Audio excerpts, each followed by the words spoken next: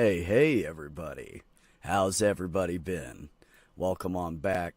I'm getting it ready. I'm scrubbing up, brushing my teeth, getting me some damn coffee, because everybody needs some coffee. Eat you a good breakfast, because this thing's about to hit.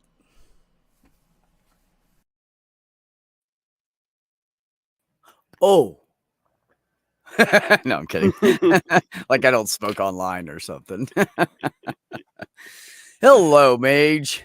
Hey, What's new in your world, my friend? not much.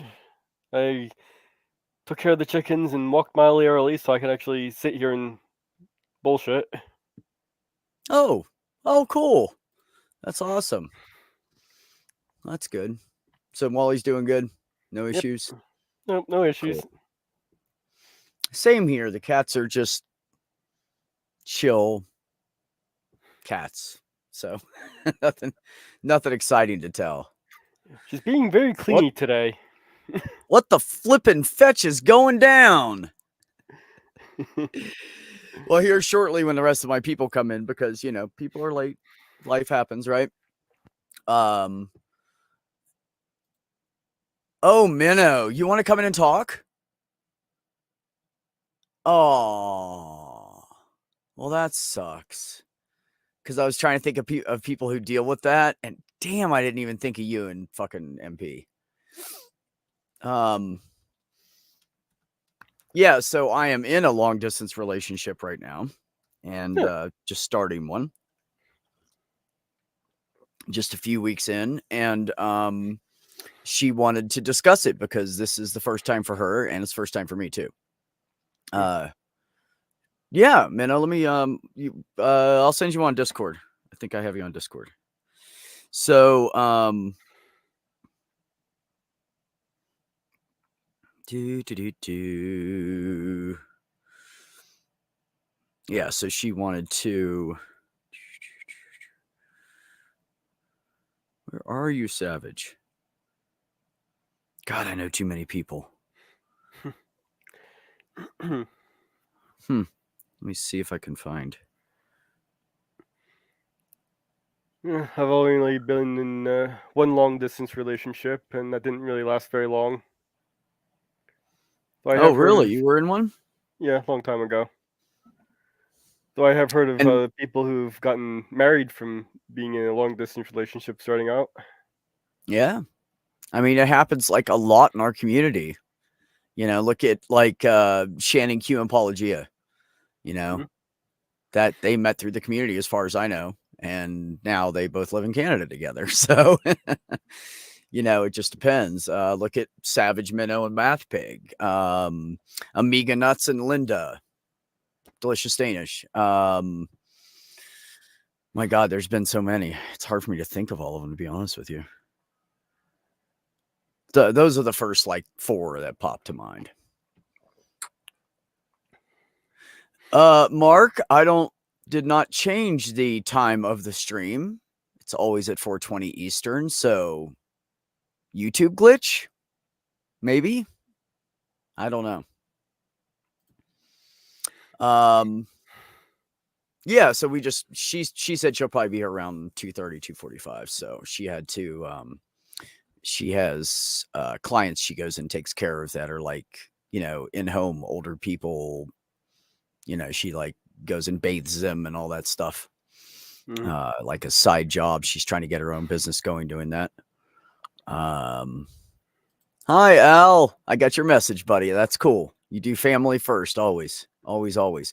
But I just figured with you being a truck driver, you live a long distance relationship most of the time. So, dude, you can't get past the turkey first? No, I know. As soon as Halloween's over, the kids want to start watching Christmas movies. I get it.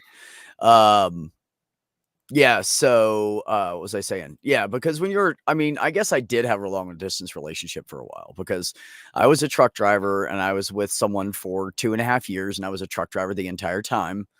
Um, and I was home on the weekends, gone Monday through Friday. And, yeah, it was hard. So, but I don't really think of it like that because that was still my home base. You know what I mean? but in a way, it is a long distance for like some truck drivers, like Al. Hey, Amber, welcome. Um, and some truck drivers like Al might be gone 2 weeks or a month at a time. When I first was with her, I was gone 30 days at a time, and then shortly changed to hi Deb. Then changed to Howdy. 2 weeks, and then it was like 28 days, then 14 days, and then it changed to but that was right at the end of the relationship, right before we split. So Miss Deb, how are you today? On a tear, apparently. Are you? Tell me. Well, apparently I was a mega asshole last night, and I don't even remember. So I think I had too much to drink. I mean, Yeah. that does happen sometimes. So It usually Yeah. happens when we're watching fights, and apparently I don't remember the last bit of the fight, but apparently I was very mean to my husband, so I've been having to kiss his ass most of the day because I was an ass. That's what happens. Shit. well, Married life. shit happens. That's right. And there's days Yeah. that he's an asshole and you put up with him, so it's okay. True that. But I feel terrible. But otherwise, yeah, no, it's going okay. Doing my usual Sunday stuff, cooking, you know, Cool. cooking stuff you can't, Okay. what do you call it? Cooking stuff you can't eat, unfortunately. Oh yeah, you're cooking meaty foods for the week. Yeah. I made meatloaf. You know, No, you don't have to Yeah. tell me what they are though. although I Unless did you make want to add like anchovies or something really disgusting in it that I hate, and then I'm like, I don't give a fuck. You eat that shit. I made what I did make that you could eat was baked potato soup. Oh, you That didn't sounds put any good. bacon or ham in it? No, That can I'll be good. top with it. You know, like when you get yours, you just put some bacon bits on top of it if you want it. Yeah.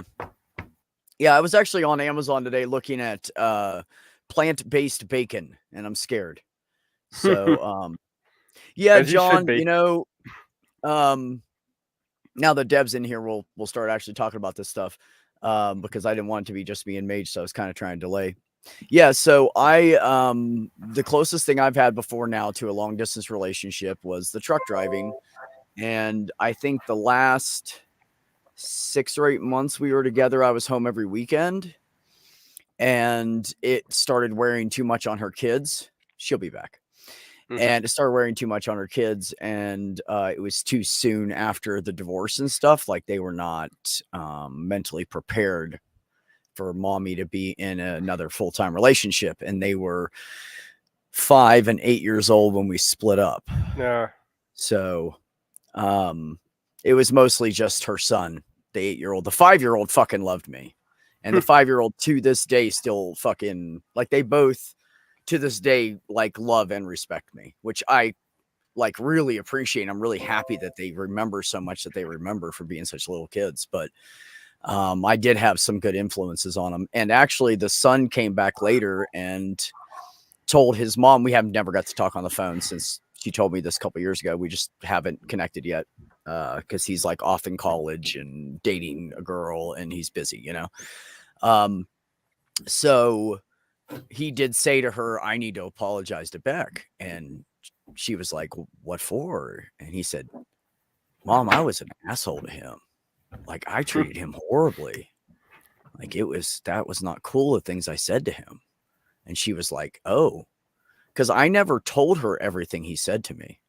I told her about the really bad instances where he was like yelling at me and stuff. Cause that was over the line of, you know, you need to respect the adult kind of thing. But if it wasn't over that line, I wouldn't tell her. And he told her like some of the stuff and she was like, what, you know? And so I saw him very briefly. Her and I were talking on a video call and he was like leaving the house and had to go somewhere for a class or something.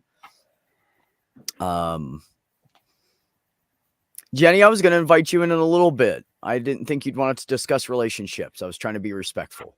Otherwise, I can send you a link if you still want in now. But anyways, so, you know, it can be hard on kids. It can be hard on the relationship itself. It can be hard on one individual more than the other. You know, you have stuff like you don't have that physical intimacy all the time, you know, or the cuddling or the sitting face to face and talking. And now we're lucky though, because it's not like we're sending letters to each other or just making Yeah. dial up phone calls. You know, we can look face to face and we can have discussions and feel more connected on that level. Yeah. Well, I think that's the only reason that my husband let me fly down there to hang out with you for a week, Beck, is because like he had seen you face to face and you guys had talked over the internet. Otherwise, there was no way in hell I was going to be able to go. Oh no. So. If he didn't know me, he would never would have been like, sure, go hang out with some strange guy for a week. No, that shit would not have happened. Jenny, if you want to discuss relationships, I will let you in now. I'll go ahead and send you a link, and then I tell you what, I'll send you a link. You come in wherever the fuck you want. How about that? I think That's how we're gonna do that. Long distance ones are really hard, especially when they're, you know, romantic feelings start getting involved, you know, because you know my story before you and I met, Beck, of the person I was involved in for years, and told me this, and I believed him, and we got together a few times, and then he ended up just absolutely just shattering my heart, and you know. Yeah. And, you know, and like I said, it depends on the couple and it depends on like what's long distance, you know. I feel like if like Savage Minnow and Math Pig going from the middle of the United States to fucking overseas, I feel like that gap is just felt more. That's a big gap. Farther away, you know what I mean? My usual standard for that is if you can't drive after the person and back home within a day's travel, it's a long distance. I think the longest one I was in was when I moved here. I think a day is still a lot. I think anything over 12 hours, not even that. Well, there and back. I think anything over 6 hours there and back is considered long distance. You don't need a motel to get there. It's not something feasible during the week. You know, 1 hour away, you can do that during the week. You know what I mean? Yeah. You can still do it. You can still spend time. Even 2 hours, like you're really crazy about that motherfucker or that chick. Like you can drive 2 hours out there and then 2 hours back to work the next day. Like that is feasible. When you get to 3 and more, it's just not feasible anymore. You know, so.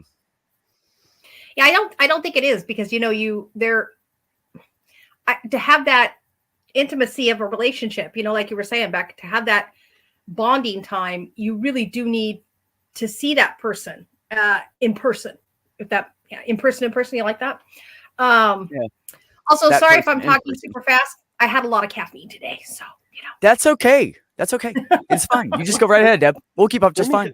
Most of us are ADD. Sorry. I had to get away from the football, man. Come on. That's a long distance relationship. 24 hours one way. One way? God damn. Yes. Because by the time you get wherever you're going to international, to layovers, to where you're going to be, to layovers, and you have to go through customs and blah, blah, blah. And there's no such thing as getting, like, as far as I know, getting like a flight like from a small airport to an international to overseas and it be just boom, boom, boom, boom in order. I've never heard of that happening. I know from Houston, Texas to, I think he said he was from China. I met a Chinese family, Asian family, but I think they said China. And because I said, they were like, oh, where are you going? I was like, oh, I'm just going here to hop a flight to Mexico. And they were like, oh, we're going home. And I was like, oh, where are you from? They said 14-hour flight from Texas to land there. Oh, no, thank you. 14 hours. And I was like, I just went to, and I'm done with it. So you guys peace out. And I left the plane for the next flight. Because that was insane. I flew to Chicago, and that's 5 hours from Vegas. And I had to fucking sedate myself because I can't sit still that long. There's no way. My back would be killing me. The longest trip I went was from where I'm at to Minnesota.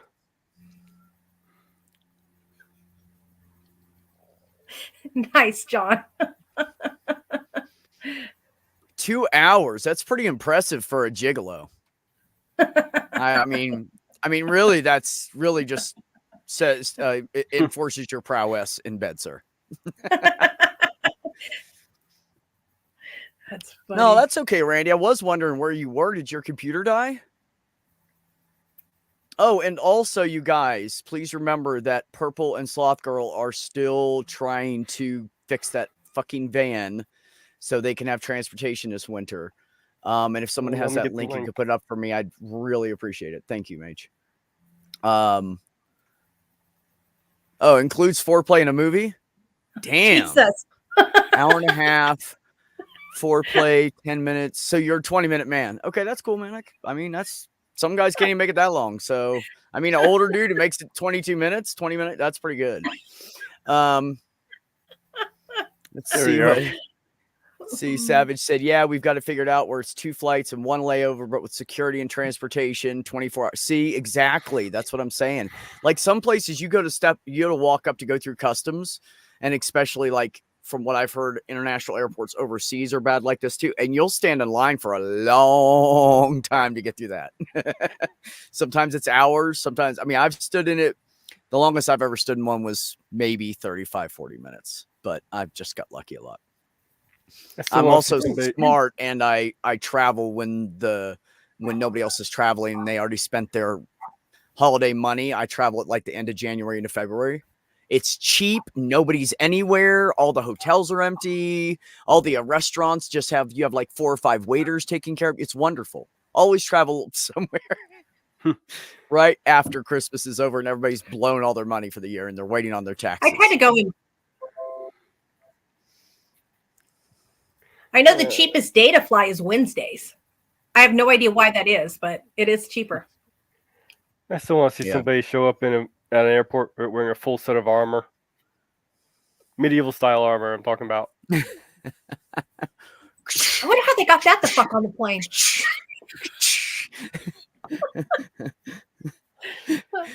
Well, they stored it overhead, but the compartments are kind of saggy now. Yeah, you think? You know, Mark, I would normally say that as well, but here's the thing about me. I am very portable. Yeah.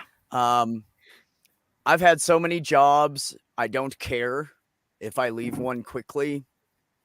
If 6 months from now or 8 months from now or a year from now, Tamala and I are like, hey, you know, let's live together and do this, and we're ready for that.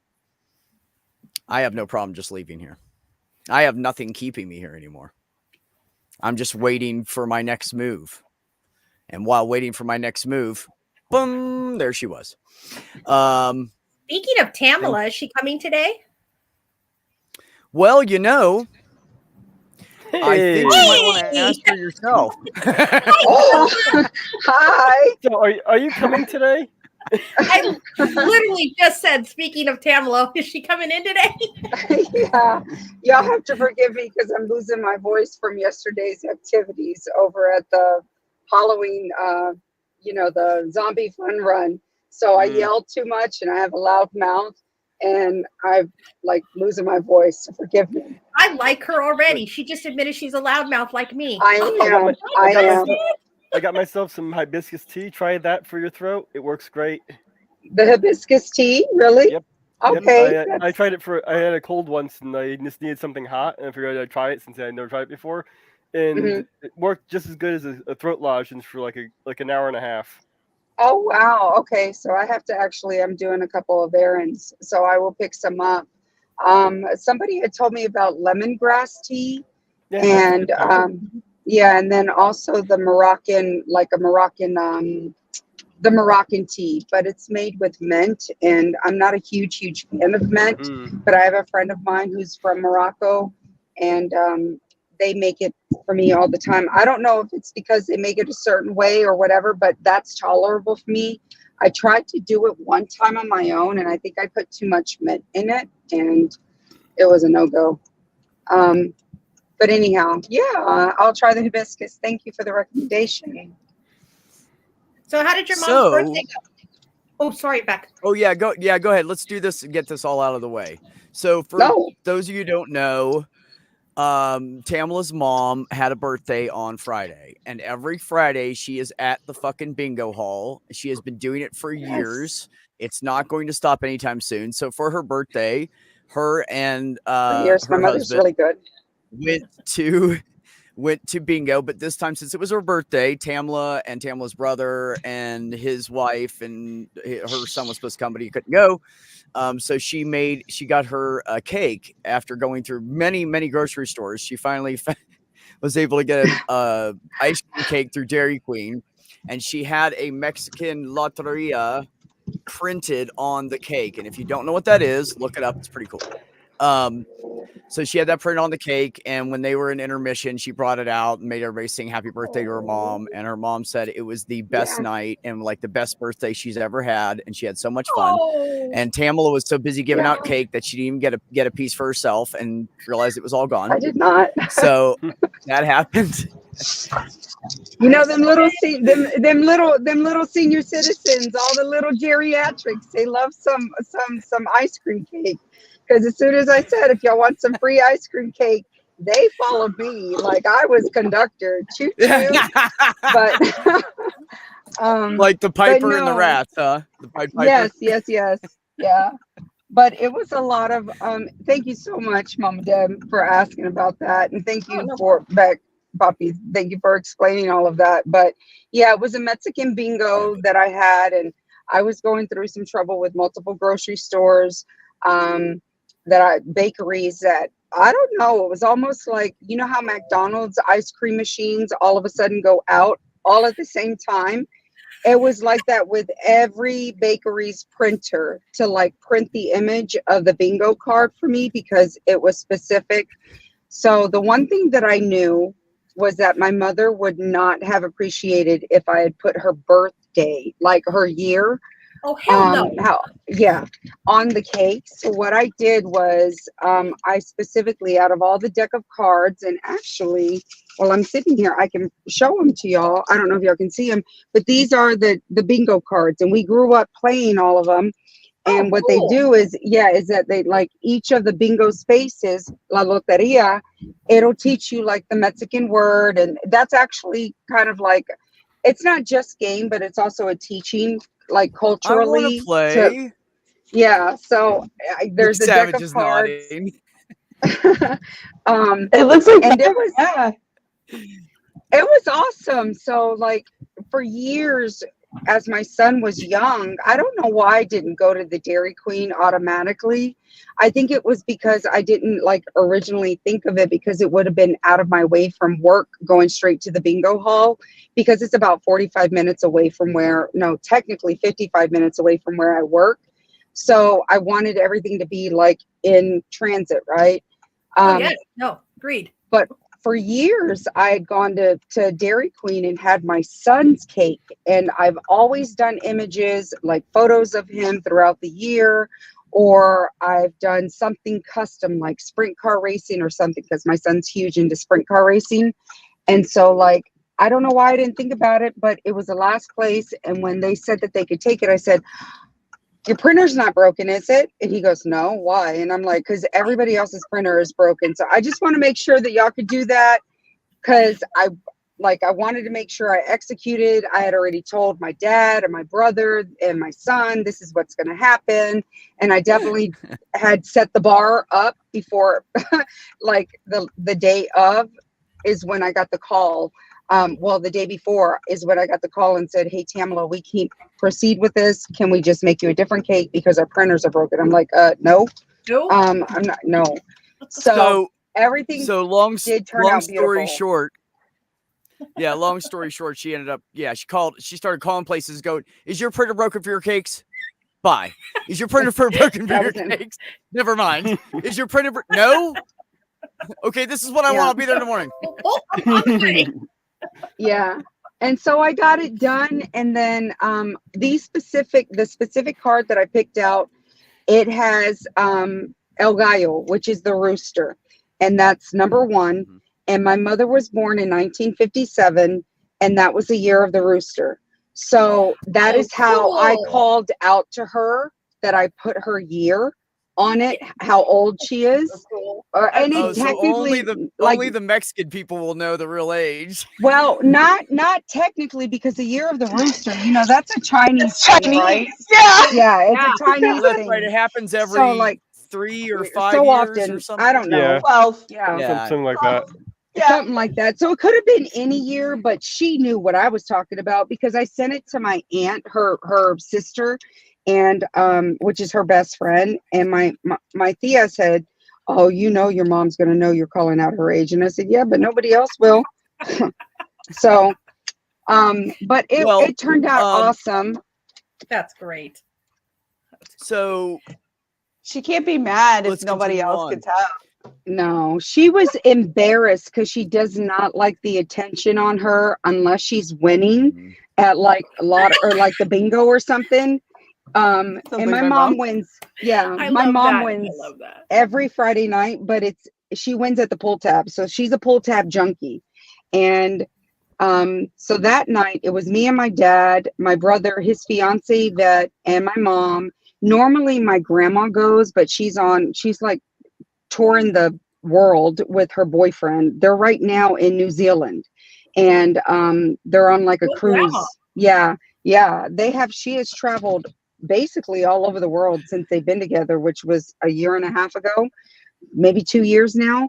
So my grandma didn't go, but my mother really enjoyed it, even though she was embarrassed because I'm loudmouth and I came out in the bingo hall just yelling happy birthday. And I'll post a little video clip that I put on the Book of the Faces. But yeah, so it all turned out great. And then Saturday it was an early day, and the zombie fun run, I volunteered. I was at the finish line, handing out snacks and everything, teaching people how, us Mexicans, we do the assembly line, and I organized everything that they had out there, from the water and all the fruit and the what do you call it, the salty snacks for the finishers.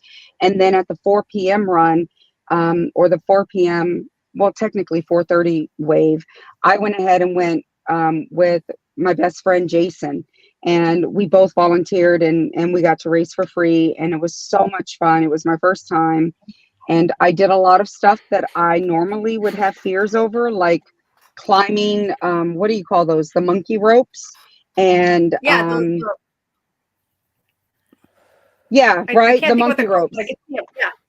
Yeah, they're because made they like got a mesh, a giant Yeah. mesh, and you Technically, Yeah. it's called a cargo net, but like if you call them monkey ropes, everybody will know exactly what you're talking about. Yeah. right. Well, cargo nets Be- technically cargo nets are actually smaller holes. Yes, So but these holes are that big. apparatus is Did you tall. see all Yes, it is a cargo cargo net. net. That's correct. Yes, that's what Yes. the apparatus. Yeah. That's what they refer to it as. Okay, so let's get this out of the way right now. Jenny just good had a for birthday, you, so you guys Pamela, missed going it. outside your comfort.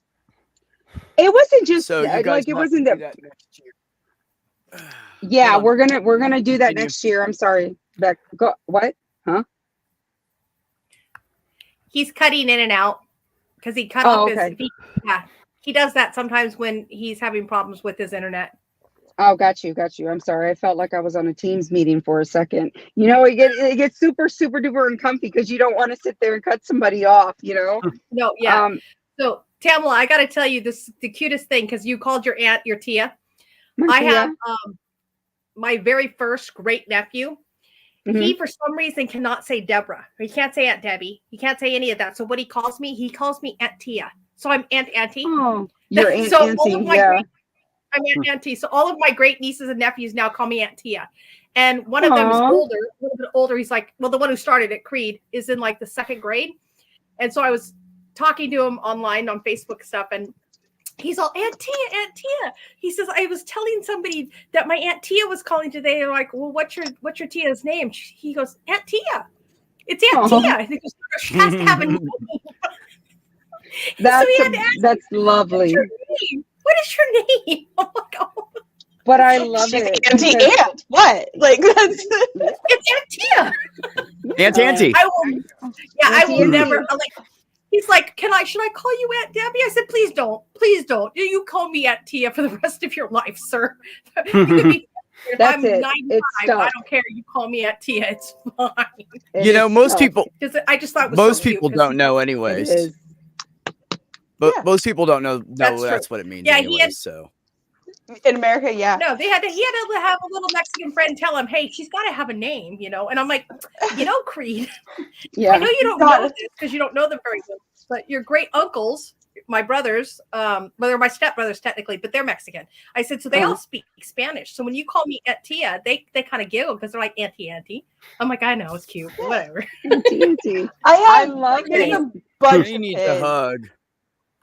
Aww, Who needs a Who hug? needs a hug? Jenny. Jenny needs Oh, to hug. You need a hug, Hugs. Jenny? Virtual hug. Hugs. Virtual. Hugs. Yeah. No. I don't know how to do So that. Otherwise, big anyways, hugs. Abrazos. we're now gonna go back to the topic. Okay. So because that was like a Friend of 20-minute segue, which is fine. Sorry. Um, I'm so sorry. So no, it's okay. It's okay. Hey, this was your topic, lady. You're the one who wanted to discuss Oh. LDRs, long distance relationships. Yep. Yep. So that's yep, what we were yep. talking about when you guys came in. So real quick, Savage, how you doing? I'm alive. It's nice to meet Tamala. Hi. Good. Likewise. Hi. Because if you're dead, you look really good right now. Anyway, I'm That's the best fully animated I've ever corpse. seen. Love it. Love it. Love it. so we were talking about long distance relationships, and that's why I wanted Savage to come in when I saw her name pop up. Savage has been. How long have you guys been together now?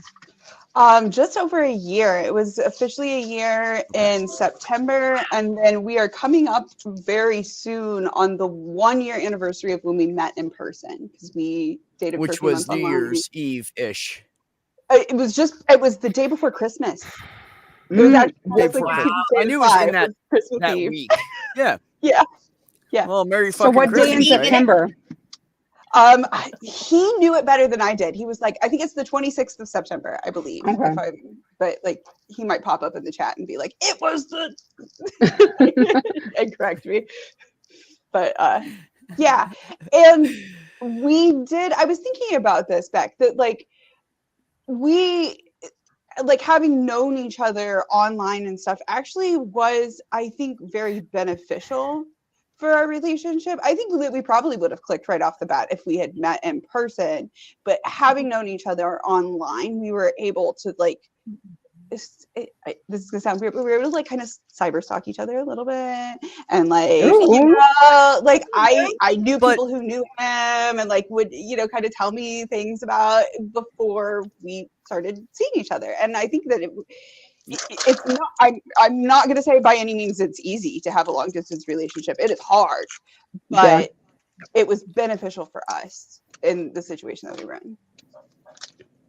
And that's all right. So go ahead.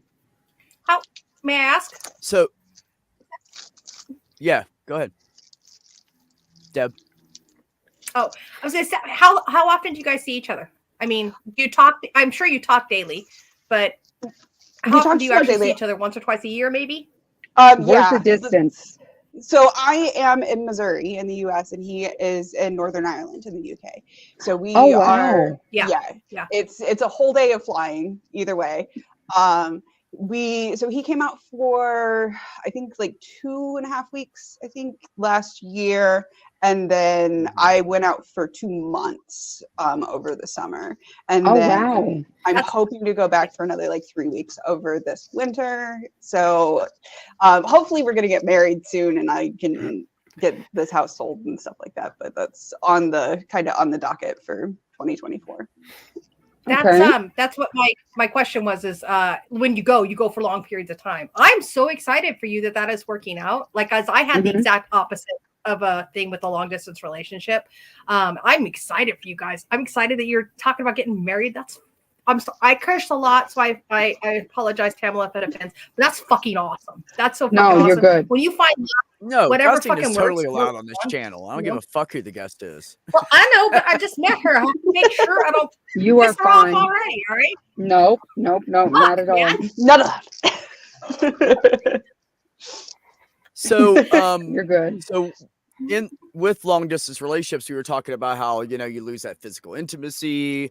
So the fact that these days we can get on a video call and have that face-to-face interaction is a big difference than, back when people just had the dial-up phones or were writing like love letters to each other, and wait 2 weeks for that to arrive, I will say 2 things on that. One, yes, it does help. It doesn't like fix everything, but it does help. No. 2, don't let the fact that there is modern technology take you away from using those old forms of technology.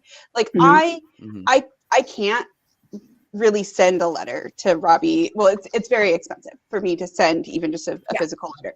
But I have been, in the months that I've been back home, actually writing cards to him that I have saved up in an envelope, because I know that is special to him, like when he has something with my handwriting on it.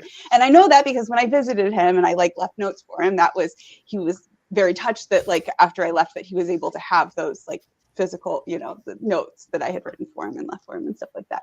So I would say nice. Don't let, just because you can get on a video call, sometimes don't let that stop you from making an old school phone call when you have there's another person can't get on a video call, so. But no, absolutely. I agree with you 100%, Savage. Absolutely. Because there's nothing that can replace something that is tangible, physical in your hands that you can, that you can touch, because sometimes that's what it takes, touching it and feeling it. And then you remember those emotions and you can get that good feeling back again. Like literally, Beck and I are like brother and sister at this point. Yeah. Go ahead. Sorry. I have like one of his t-shirts that he left here in a Ziploc bag that like I literally keep it sealed in the Ziploc bag so that it like him. Smells like him. Like because like that's guilty. Yeah. Like that's important. But at the same time, I will say that like, especially for people who are like highly, highly sexualized, and there's nothing wrong with that, it is difficult to get that type of connection. Hold on 1 second. On like a video. Like no, yes, absolutely. there are things you can do, and I'm not gonna like get into specifics or anything if people are weirded out, but like there are things you can do to like definitely help with that. But like if you're somebody who is very physically intimate, very physically sexual, it might be something that is an extra hurdle for you beyond what other people have issues with. I would say that I'm on the demisexual spectrum, and I know as far as the sexual side of it, it is harder on Matt than it is on me. It's still a little bit difficult, but yeah. I'm sorry. I need to be educated. I don't know what that means. I'm sorry. I have to ask, what is demisexual? I don't understand. If you don't want to talk about it, tell me. Too bad. Sad.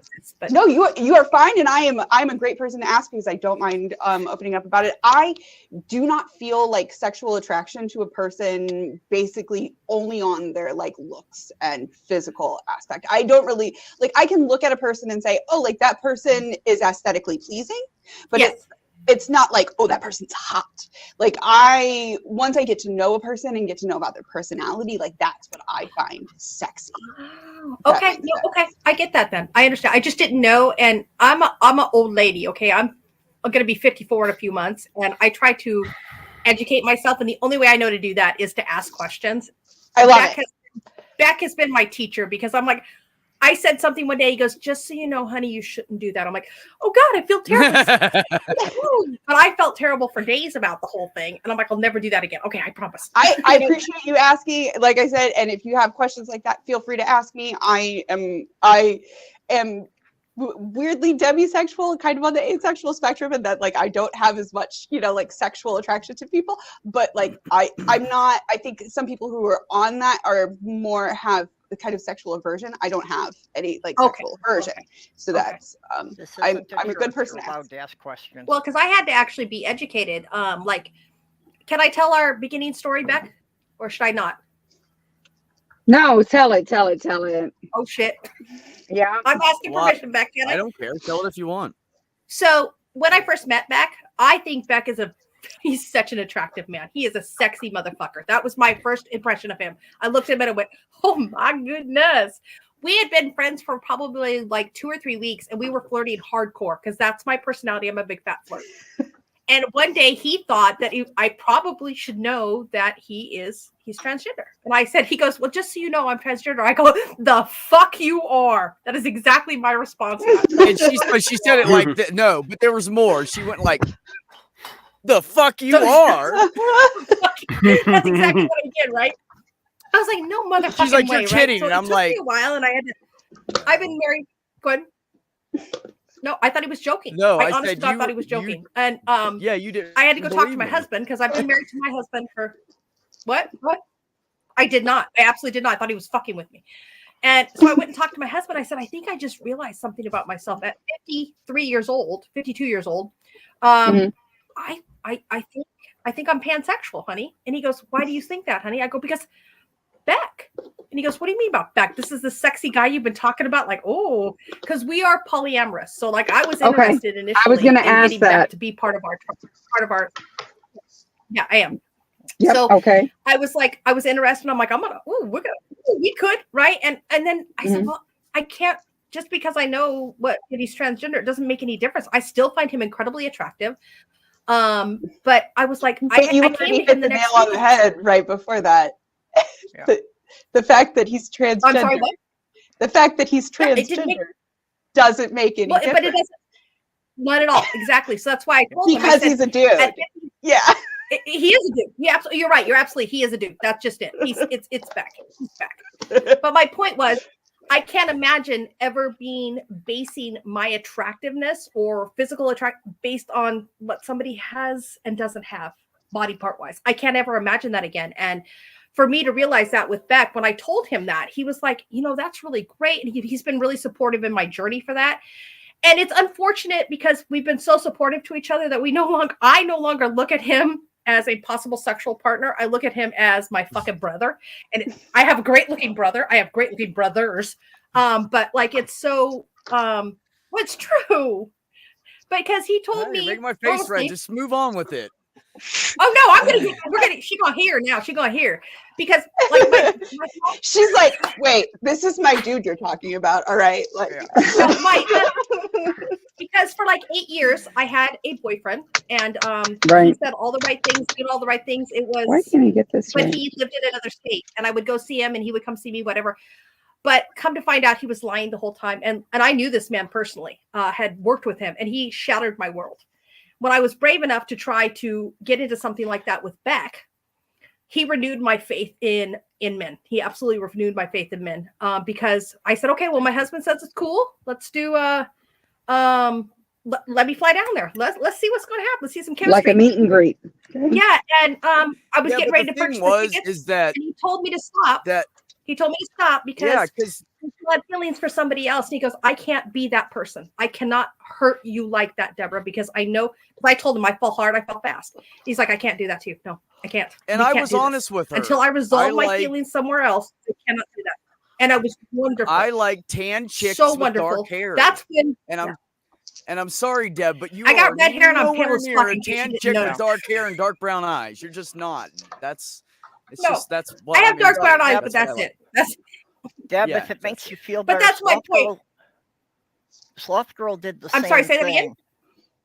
Sloth Girl did the same thing. I thought she knew because she'd seen Beck on my stream so many times. And I don't remember how it came up, but I just mentioned that, mentioned Beck and she was confused and I said, well, he's trans. And she was, but the beard. And the funny thing is I knew Sloth Girl way before I started transitioning, and she still didn't know. Yeah, actually, I'll be honest. I'm gonna brag for a second, okay? Because you have so many guests tonight. Half the people on YouTube. Oh damn it! I don't have my flash. That knew me before did not know that I was trans. They were like, "Wait a minute, you weren't already a guy?" Like they had no idea, and I was like, "Yeah, I already was." I mean, you were, and even, but Beck. Hello. Hi, Sabrina. Hi, Sabrina. Hi, Sabrina. Well, Beck, you always had the mannerisms that people associated with somebody being male. Yeah, masculine. Very. I didn't meet you properly. I don't think I really met you or got to know you well until like after you started T. But I remember seeing you before you started T, and you like a different kind of guy, but you were still guy at that time. As far as I'm concerned. I think right after you had come out and you hadn't started on T yet, and I was like, oh, okay. Like, you know what I'm so excited about though is that I've known you in every stage of your life, at least when we, from the beginning. It's true. So I've Pamela met me right before I came out as a lesbian. Yes. And then I came out as a lesbian, and now here we are. And I already knew that he had all that masculine energy before, and I just assumed whatever. And then when I found out he had been married, I'm like, what the fuck? Yeah. What? Really? Oh, okay. Like I was confused. If you have to get married to hide your gay, like it's. If you have to hide that you're gay, and by getting married, marry your best friend, and that's what I did. I'm sorry, he was my best friend. It like blows my mind that you were like in a straight marriage. Yeah. Like, because it's like, oh, well, but I'm gonna tell you, he was really nice, and we rarely had sex. It was wonderful. Okay, but it's just still like because he knew I was not. Like I know you have kids, right? Sexual person at that time, but only because it was a penis. Yeah. Like you get what I'm saying. It's like I know that you have kids. That makes perfect sense to me. I remember one time where you said something about like the female reproductive system, and like my response was something like, "Well, what the fuck do you know, Beck?" Because like that's yes, that has happened to me. That happened to me before. A child in your body, like that. Like, and also for those of you that don't remember or didn't know me back then, which I feel like everybody here did. Sabrina, I don't know if you did, but I used to go by just B-E. Nope, I went by that for years until I changed my name to Beck, and I went to Beck. So it was so non-gendered that people just assumed I was a guy, and I just stayed non-gender because I didn't want to use my real name because it was a girl's. When I knew you as B, I wasn't Sabrina yet. That's probably like because when I first came across the community you were a part of, I wasn't as engaged with it as I am now. But also when I was like engaging, I was engaging with my dead name, so you might not even realize that you've been interacting with me before. That's how a lot of people are with my ex-wife. Like she was not super active on the community, but like she was somewhat active, and then she came out and she changed her name, and like there's a lot of people who don't realize that like no, she knew who you were before. Like yeah. That just tells me, like I'm sorry, Sabrina, I walked on you. Oh no, it's fine. I mean, we both kind of this is delays and all that jazz. You know how it goes. Yeah, I was just gonna say it's like funny because people are saying the same thing with Beck. It's like there are quite a few people like when I came out that were like, yeah, we do. Like pretty much all of my trans friends were completely unsurprised, and a decent amount of my other queer friends were pretty unsurprised as well. My cis friends didn't know. Like the non-queer friends were like surprised, but like that's how it is when you're not queer, you don't really think about it very much. I got that reaction from a lot of my friends too. Was just not surprised. It just didn't faze them at all when I came out. People ask me, like, because I was married to a trans woman when she came out and transitioned, and they were like, "Well, did you have any clues?" And it's like, "Well, yeah, duh." Like one time we got a flat on the side of the road, and I was like, "No, honey, like you stay in the car. I got this." Like obviously there were some clues. Oh my God. Wait, where did Tamala go? Yeah, that's a pretty strong clue that you're the masculine one in the relationship. I mean, I'd like to push back against that particular idea that I mean, I know you're not reinforcing this, like the idea that there's a masculine and a feminine one in the relationship, it's like, let's just queer up the whole gender ideas and everything. Yeah. Like, well, I also, go ahead. Sorry, Purple, go ahead. I also have to push back on the car thing because my sister was the first girl in our school district to ever take auto shop. Oh yeah, for her. I mean, like I fully encourage like women who are like into that kind of thing to like totally do that kind. Like I'm just saying that like hey, there were clues. It was always a great thing when I was buying a used car, because I was presenting as male. So they were always trying to, tell me about the horsepower and, sell me on all these features. And I had no clue what they were talking about. And they completely ignored her. So when they were done giving me the spiel, she could rattle off a list of everything the car needed. So Sabrina, can I say something on that whole gender role thing? Yeah. It's I think I'm with Purple. I'm younger than Purple, but probably not by much. But you see, in our marriage, even though we're open, we're polyamorous. Okay, we definitely have gender roles in my house, and it's just something we've fallen into. And I think I like it. I like it this way. I like the way I am. I like the way our marriage works, but I would never define somebody else saying like you have to have gender roles should be like whatever works for you, right? So like, does that surprise you that somebody who has more traditional marriage like I do would be as open with this community as I am? Because I love this community. This community has actually been better to me than other communities that are like typical typical marriage, like gender roles assigned, like I live my life. But I mean, does that surprise you? I mean, Deb, I have to. I there was one thing. I mean, no, because you're a wonderful person. But in general, you said you're in a more traditional. You're in a polyamorous relationship. I think this is far from traditional as you can be. Which is fine. I love it. Okay, you're absolutely correct on that one. I think I know you're absolutely correct on that one because I'll tell you what, my dad would have a fucking heart attack if he knew.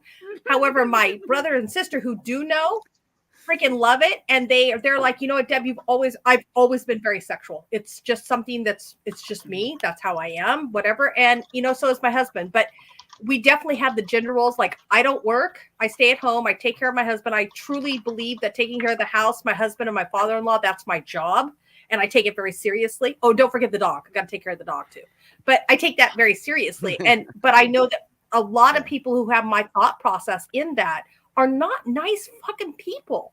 They're again, they tend to be very judgmental, and they tend to be very fucking harsh with people who live any other type of life. So like, that's something that the whole reason I was bringing this up is I was going to ask you if you wanted to sit down and have a chat about it, because I actually would like to get more trans people's ideas, you and Beck, of course, and Purple, about how you see people who live a more I don't know if traditional is the right word, but do you see what I'm trying to get at? I know what you're getting at.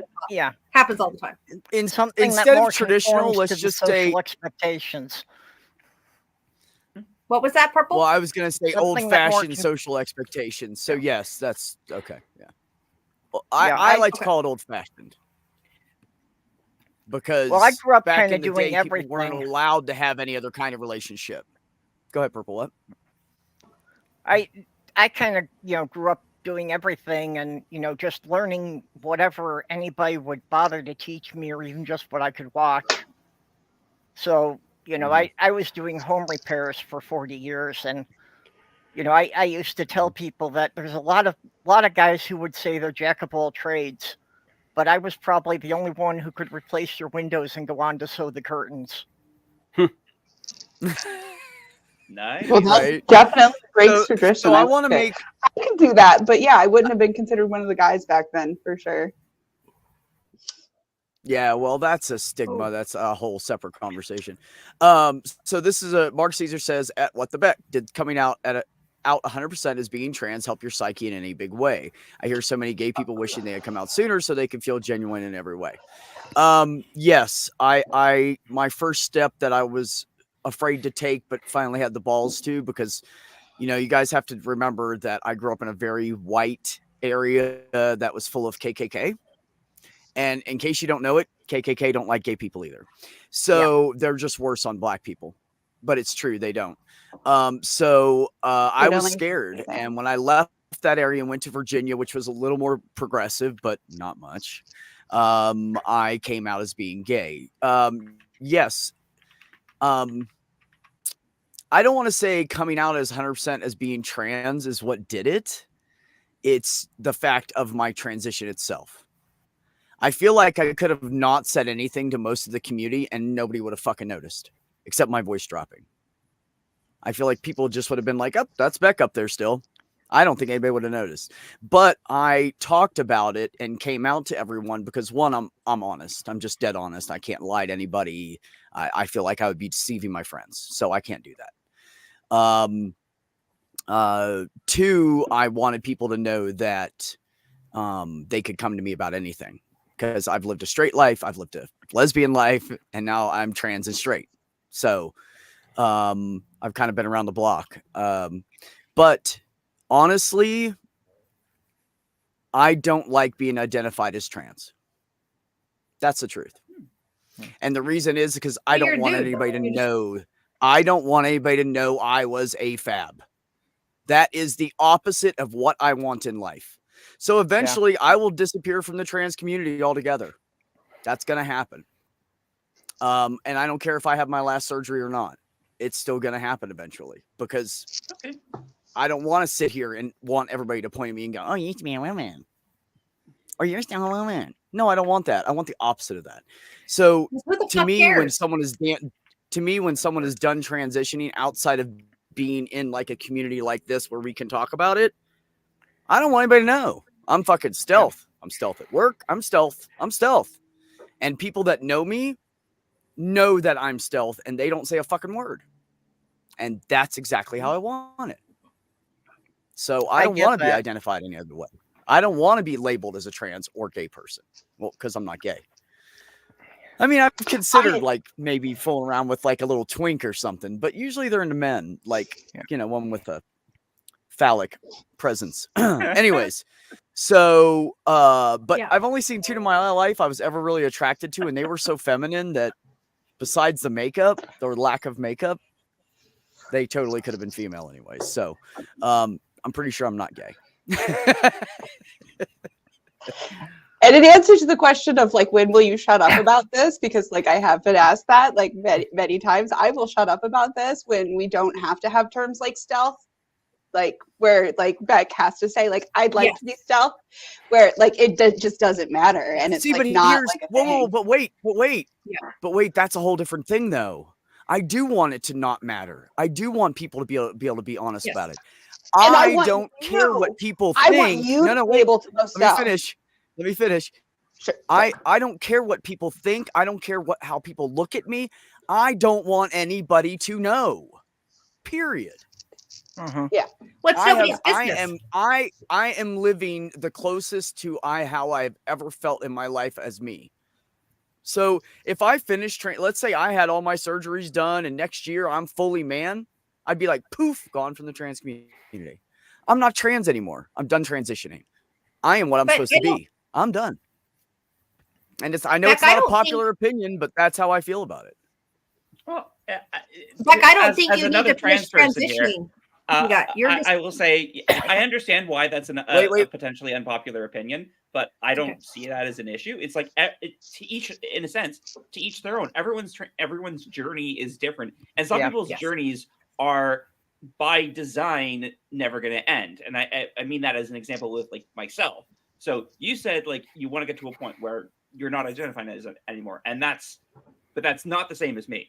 Like I will always be trans, but I'm happy about that. That's what I want to be. That's not what you want, and that's totally fine. Yes. Like if it comes to a point but where also, you're like, but also you are also, as you say, you're bi. So you're going to be in the community either way. Yeah. I don't need to be in the community. I had a very different experience coming out. Just, because for me, short of like, getting a new apartment and everything, there was no way the neighbors were going to know. The people who live in the building were going to know. So, I did just, I had to take the attitude of they'll have to deal with it. You know, and yeah, I was really nervous for a couple of weeks, but you know, after that, it really did make a big difference for me mentally. That my background stress and my anxiety levels have gone down measurably since I transitioned. Okay. You know, even my social So, anxiety, I'm just because I can present female, I'm a lot more comfortable being out in public than I ever was. That's really I great to hear. get it. I can only You know what imagine. I can only You imagine. know what I realized, Purple? When I look back at all the old pictures of me from when I was in high school and dressed up in a dress at my sister's weddings and all that shit, you know what I saw? I was like this constantly. Every picture. Every fucking picture. I was like hiding myself. I wasn't just hiding my chest. I was like down, squished, extra squish. Like this. Like someone please just make me disappear. Because that's how I felt. Yeah. But anyways, go ahead and elaborate on that, Purple. I want you to finish. Well, I wasn't just hiding from other people. And, you know, this is something that came out in my therapy after I started transitioning. But any place I'd lived, I'd never put up a mirror. And there was always the one over the bathroom sink. And I kept disabling the light over that. And I didn't even think about that consciously. But yeah, you know, for 40 years, I didn't want to see myself. When get when you said that, I just realized that like the house that my ex-wife lived in before here had a messed up light above the sink that she never fixed. And when we moved in here, the light bulbs in that fixture got taken and used for other things. And that's, I think it Purple, could be a coincidence. I'm sorry. But no, please go ahead. Purple, can I just say that I am so fucking proud of you. I can't even say enough. I don't know you very well. We're on an online community together, but I'm so fucking proud of the fact that you're sitting here today talking about that journey, because my heart just broke for you that it took so long for you to be able to be your true self. But I'm so fucking proud of you right now. I'm not even related to you. I want to cry. I'm so happy for you. Well, I want to give you a hug. Able to do it if I hadn't found this community. See, look, I'm tearing up. Fuck, I feel the same way, Purple. I'm so fucking proud of you, Purple. I feel the same way, Purple. Yeah. When you started talking about it, and then you know other people appeared in the community, and I was like, "What the fuck am I doing? I'm just gonna fucking do this shit." So yeah, I'm glad I really did. So, Purple, there's one for you. That question's for you. Yeah. Yeah, Mark. Actually, that was a couple of years before I started transitioning, and at that point, I had basically given up on it. I thought I was too old. I didn't think it was ever going to happen for me. So that wasn't specifically on my mind, but you know, Diana and I had made a connection, and you know, with her kidney condition, that seemed like she might not have more than a couple of years. So I just wanted to give her an adventure.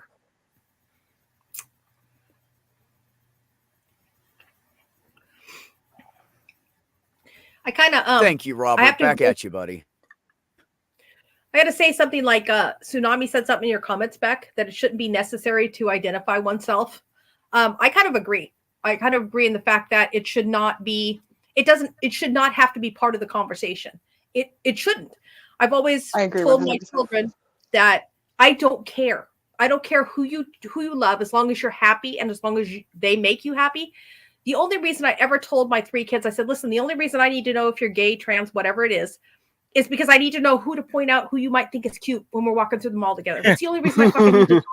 I don't know anything else. As long as you're fucking happy. That's all that's important, you know? And I'm very lucky. I fucked up as a mom on a lot of different levels, and that's stuff that I talk about on my podcast. But my kids are fucking awesome. They really are. And they're of this generation where they're accepting of everyone and they don't care. You know, like my youngest son had somebody come to me like I had been a coach to him during speech and debate in high school. And it took him, he's been out of high school and he graduated college. So he's been out of school probably about 7 years now. He finally came to me, and they call me Mama Nichols is what they call me. And he finally came to me and he said, do you know who I am? I'm like, I'm sorry. Oh, totally yeah. So, you know who I am? I said, no, who are you? Do I know you? And he said, yes, you know me. I said, okay, how? He's like, do you remember so-and-so? And I said, yes, I do. But that's not you. He goes, yes, it is me. And I'm like, oh, fuck, he transitioned. And I had no idea. It took him 7 years. He thought 7 fucking years to be able to bring up courage to tell me something like that. Why? Fucker, I loved you before. I'm going to love you now, you know? And it just breaks my heart. People are scared of that because you never know. Unless you've had a conversation, you never know how someone's going to react. And this is how I handle it, okay? I flirted with Tamla online. She said, funny you should say that. I'm single. And I said, do you want to date an old, fat, old, white, chubby trans dude?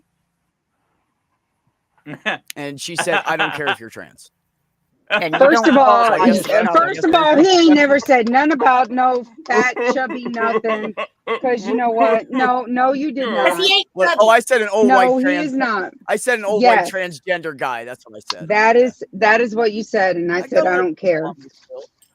Yeah, Tsunami. I agree with you, and this is something, you know, that the whole, you know, trans fear thing people bring up. It's like, yeah, unless you're expecting to date someone, what they have in their pants is none of your business. Exactly. Yeah. That's what I've been saying the whole time. This is what I tell people. Check this out. You don't like gay or LGBTQ or trans people at all? No. Hey, guess what? Just don't date or hang out with them. Done. Yeah. Done. Carol, I just solved all of the world's fucking bigotry problems. Just don't hang. You don't like black people? Don't hang out with them. You don't like white people? Don't hang out with them. Don't date them. That's all you got to do. Just move on with your life. That's all you got to do. Yeah, Carol, apparently I was never aware how other people heard my voice. But my favorite trans story with coming out is when I came out, you know, somebody had mentioned it when I wasn't there to another friend. And this was somebody I had been doing live streams with about once a month for 2 years. And when he heard I was trans, his response was, which way? So in 2 years, he had never figured out what gender I was to begin with. I mean, yeah.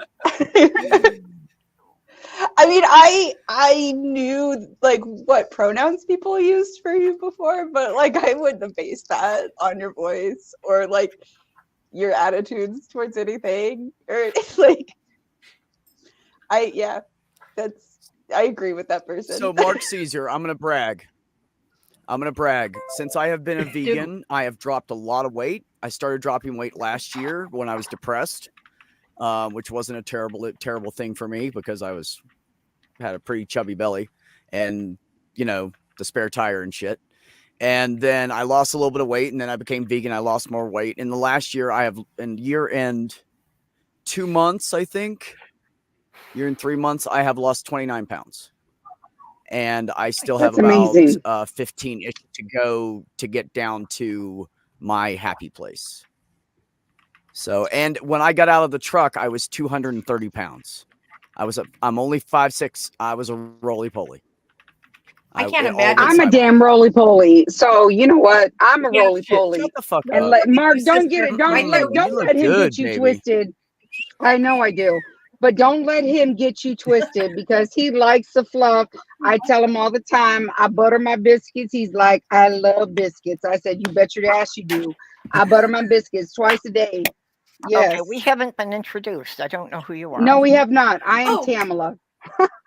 I'm sorry. I'm the one who keeps coming in and out because I was trying. No, hold on before I go, because maybe somebody can help me out because it was what I was trying for Mark, because Mark had mentioned about how the angle of my camera, because I have it horizontal right now and it should be the way everybody else is, but I'm on my phone, not on a laptop, and I don't know about anybody else. But if y'all know how I can change to where it's sideways.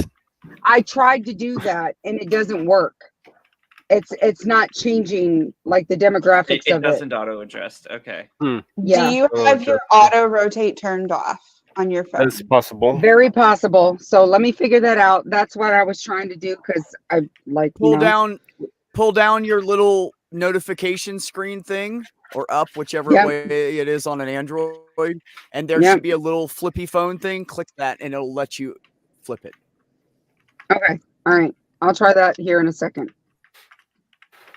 Thank you. And yes, Same, I Maynard. am Tamala. Same. I fat shame myself, but not anybody else.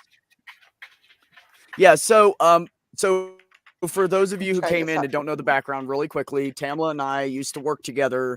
We were friends 23 years ago.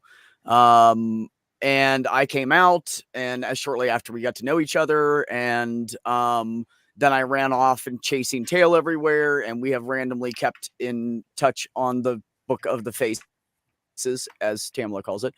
And I happened to have seen a short on Facebook Messenger because I hate that little notifications thing, and I clicked on it, and she was there, and I was like, damn, she still looks fucking good. So I flirted, and here we are. And so we're doing this long distance thing for right now, and gonna see where it goes. And yeah, it sounds very similar to a story that I know about another long distance couple. That's the reason I brought it up, because I wanted to get everybody's perception on LDR. So, or like if you've ever been in a long distance relationship, how does it work for you? Because I'm in Pennsylvania. I'm sorry we weren't addressing that topic, but yeah, I met my fiance when I was living in Minnesota and she was living in New York. So, New York, Minnesota. Okay, so but it's still okay. Yeah. So it was over 1,000 miles for me to go and see her. Oh yeah, that's much longer distance than me. So my boyfriend and I, we're only like one province away from each other, so it's like about a 5-hour train ride kind of thing. Where do you live? So I live in Ontario, Canada. I love Ontario. Yep, love Ontario. And I and my partner, he lives in Quebec. I've been to Quebec. Yes, I love Quebec. Yes, wonderful. We used to talk on the phone every night until my phone would overheat and shut down. Then I got the idea to hold an ice pack against my phone, and that gave me about an extra hour. So, out of curiosity, for those in LDRs, and this is going to sound, I don't know, maybe odd, whatever, but have y'all ever actually like fallen asleep on like video chat? Like, do y'all go to sleep on video chat with your partner? I have a Chromebook that's like in my bed specifically, like on the pillow that my partner slept on when he was here. Yeah. Oh. He has a specific charger that he uses so that it's not like a fast charger on his phone that he uses so that it's like giving a slow charge to his phone so his phone won't overheat, like Purple was saying. Yeah. Yeah. Oh. I think when I stayed with Diana, like she was a little bit weirded out. The first night that I was there, like Robbie was just like on the phone. I was just like, he's just hanging out. Like he's not. He's just hanging. Yeah. Yeah. Oh.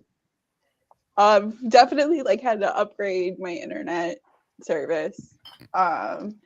There's like things like that that's like you don't think about it, but like yeah, it's just like you wish they were there. Like I said about the t-shirt that I have that I keep in a Ziploc. He has like some of my clothes that for our anniversary I sent him a pillow with my face on it. Oh, did you? That's awesome. I actually love that idea. So he said he snuggles that sometimes, and it was the one that I got. They let me put 2 different designs, so it's like 2 different facial expressions on each side. Yeah, you got to send me that link because I'm gonna. See, I want that. Oh, yes, I want that. I just said it. I'm gonna use it. I don't know if I need it'll work. The link that I used because he's in the UK, because it was a link to send. Oh, okay. Which I was gonna ask. If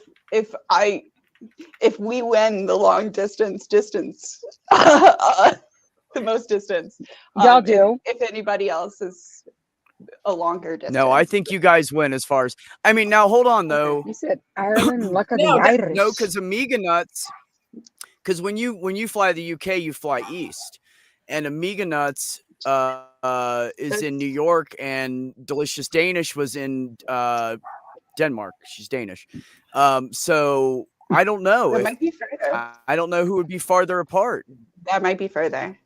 Okay. That's the only other really long. Well, no, because then there's Phoebe, and Phoebe has a partner in Minnesota or no, Michigan. So I That's don't know. You right. guys have to figure out the miles. I think Phoebe I probably forgot wins. about that. I think Phoebe probably wins. Yeah. So, But I do think it is particularly more difficult when it is over a day's travel. Like I think was it Mary that was saying like it's one thing when you can like get in the car and you know like by the end of the day that person will be you're there. going to be there. But even like if there was like an emergency right now that happened at Robbie's house, like it would be over 24 hours before I could get there, even if I was like, okay, jump in the car right now and get to the airport. And like that's difficult. Like there's shit that I'm going through like with my family drama and stuff, which like Beck knows a little bit about it because he's been there through the whole fucking thing. But like it's known you for a hot minute there, Red. Yeah. And there's been more shit that I've been going through. Yes, Carol, Phoebe J. Rose. That I've been going through like with my mom and my family recently. And it's like, I really wish that I just had like Mathwig here to just like cry and like hug him and like, you know what I mean? Like, I just wish that I like had his shoulder to cry on, like physically. Like, I know that I emotionally do, and then I can like, you know, call him and message him and stuff like that. But like, it's not the same. How long do people in long distance relationships think that they will stay in long distance? That's actually, Tsunami, that's actually a really, really good question, because that's probably a fear that I have, so Beck is the furthest. Originally, just a little bit of background. Originally, I'm from Texas, from the Panhandle, North Texas, right? Moved around, Navy brat, and wound up. I now reside in Pennsylvania. And once a year, I drive down to Texas to visit my family, and I love to drive. So I know that me personally, I have accomplished doing 1,832 miles one way within 24 hours down to Texas. A lot of monsters that I drunk, right? Should have been a truck driver, never was. It's too big of a rig for me to drive. Yeah. But I have traveled to New Mexico and Arizona and all of, you know, the Southwest side. And I know how long it takes to get from like New Mexico up to where I'm at right now, and that's in PA. I'm in central PA, like near the Harrisburg area. And it's a lot. Like I completely understand if something happened, it's going to take me over 24 hours to get to you scenario. Even if I hop in my car and I drive one way without stopping, it's still going to take me that long. Yep, it's gonna be about 26 to 28 hours, depending on how fast you drive. Yeah, and I got a lead foot. I've already said that. So the question of how long is long enough, that's why I brought this up, because I'm like, at what point in time, because even if we were 20 minutes away from each other, 30 minutes or an hour and a half away from each other, I still want it to go slow and in a steady pace, organically, naturally, and I want everything to not feel rushed, so to speak. But at the same point, we're not physically seeing each other every day, and it kind of like puts in the back of my head, I wonder where he's coming from. Like, is this not fast enough? Is it not like, do we not talk enough? Even though we message each other 24/7, we talk to each other video chat, every day on the day-to-day. It doesn't matter. Yep, every night. It doesn't matter if it's like a couple of minutes before we fall asleep, because we do sleep together over the phone. That's my comfort. That's why I brought it up. We do. I'm not even going to sit here and lie. That's normal. If I may jump in for a moment, I think part of this is actually, I mean, definitely a specific facet of LDRs, but also just a facet of how different people handle different relationships. So me and my partner are a little bit different. well, actually, you know what? I can't speak for his personal taste. He seems to be tolerating my distinct lack of frequent contact, because I don't like being with anybody for a long period of time. Not relationship wise. I mean, like just in each other's space, kind of thing. Yeah, physically. So we're not necessarily messaging each other every night. We message like infrequently. Usually I use up a lot of like my social energy when I do go see him, which is about monthly at this point. He's not able to come see me as much. He's got some health conditions and everything, which different topic I wanted to talk about as far as the anxiety of someone being far away and there being an emergency. I mean, like, he'd get end up hospitalized, and I'd be like, I would get on the train and like get there, but like it'll take me hours to get over there, kind of thing. That's a worry that I have, but in the opposite, yeah. That's a real worry. Yeah, but back to the original point I was going to talk about is like, this is a personal thing. So even if the person I was in a relationship with is like my neighbor, like in the same apartment building as me, kind of thing, I would still be approaching it about the same insofar as like we're not messaging all the time, everything like that, because that's just how I do relationships. I'm on the aromantic spectrum, and so I see we've got. I was going to say, Sabrina, you are towards aromantic, which changes a lot. yes, being arrow, but so is he. We're both on the asexual spectrum and the aromantic spectrum. Can we clarify for mom and dad real quick what arrow and ace are? Thank you so much for bringing that up, because I need to know too. So aromantic, just so like as a general rule, is you don't experience romantic attraction. Being on the spectrum, of course, you can have like partial amounts of this, so it's like you don't experience it very strongly. In fact, what was brought up, I can't remember who brought it up earlier about demisexuality. Demi is on. There's demi-romantic as well as demisexual, and Demi is on both of those spectrums as well. And I was going to say, I'm demisexual, but not demi-romantic. I get the butterflies and that, but I don't. I'm probably demi-romantic, demisexual myself. And with me, Demi, it's like you can't experience, at least for me, you can't really experience attraction unless you already have a strong pre-existing relationship, kind of thing. So for me, this is usually presented itself as a case of I fall for my friends. Like I and even with that, it's like what we have is what me and my partner have is more of a queer platonic relationship. Again, another extra term I'm adding there. A queer platonic relationship can be different for different people. The thing that's queer about it is that it's an atypical relationship. It's a straight, like queer being not normal, not standard. It's an atypical relationship, not old fashioned. It's like it's a little bit. It's a little bit. Some people might characterize it as being like stronger than a close friendship, but not exactly a romantic relationship kind of thing. Somewhere in the middle there. It's like your best friend, but you also really like cuddling kind of thing. Which, hey, wait a second. Nothing wrong with that. Hey, this fits me. Demi-romantic. Yeah. Hey, Beck, can I address? I'm sorry. Did I cut you off, Sabrina? Fuck, I'm sorry if I did.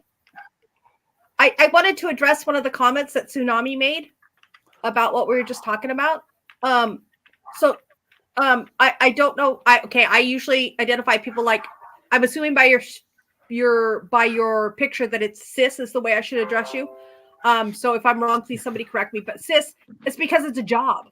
It's a fucking job. It has nothing to do with what you are as a person. It's a fucking job. You go get paid for it. So why would anybody, again, I must be different because I don't see any problem with the statement. I don't think people. I think there's a lot of ace and demi-sex workers. And it's, I think it's because how do you tax it's transactional, right? Whatever. Who cares? Yeah. Like, I as long as find they're it strange not that people find it strange. Yeah.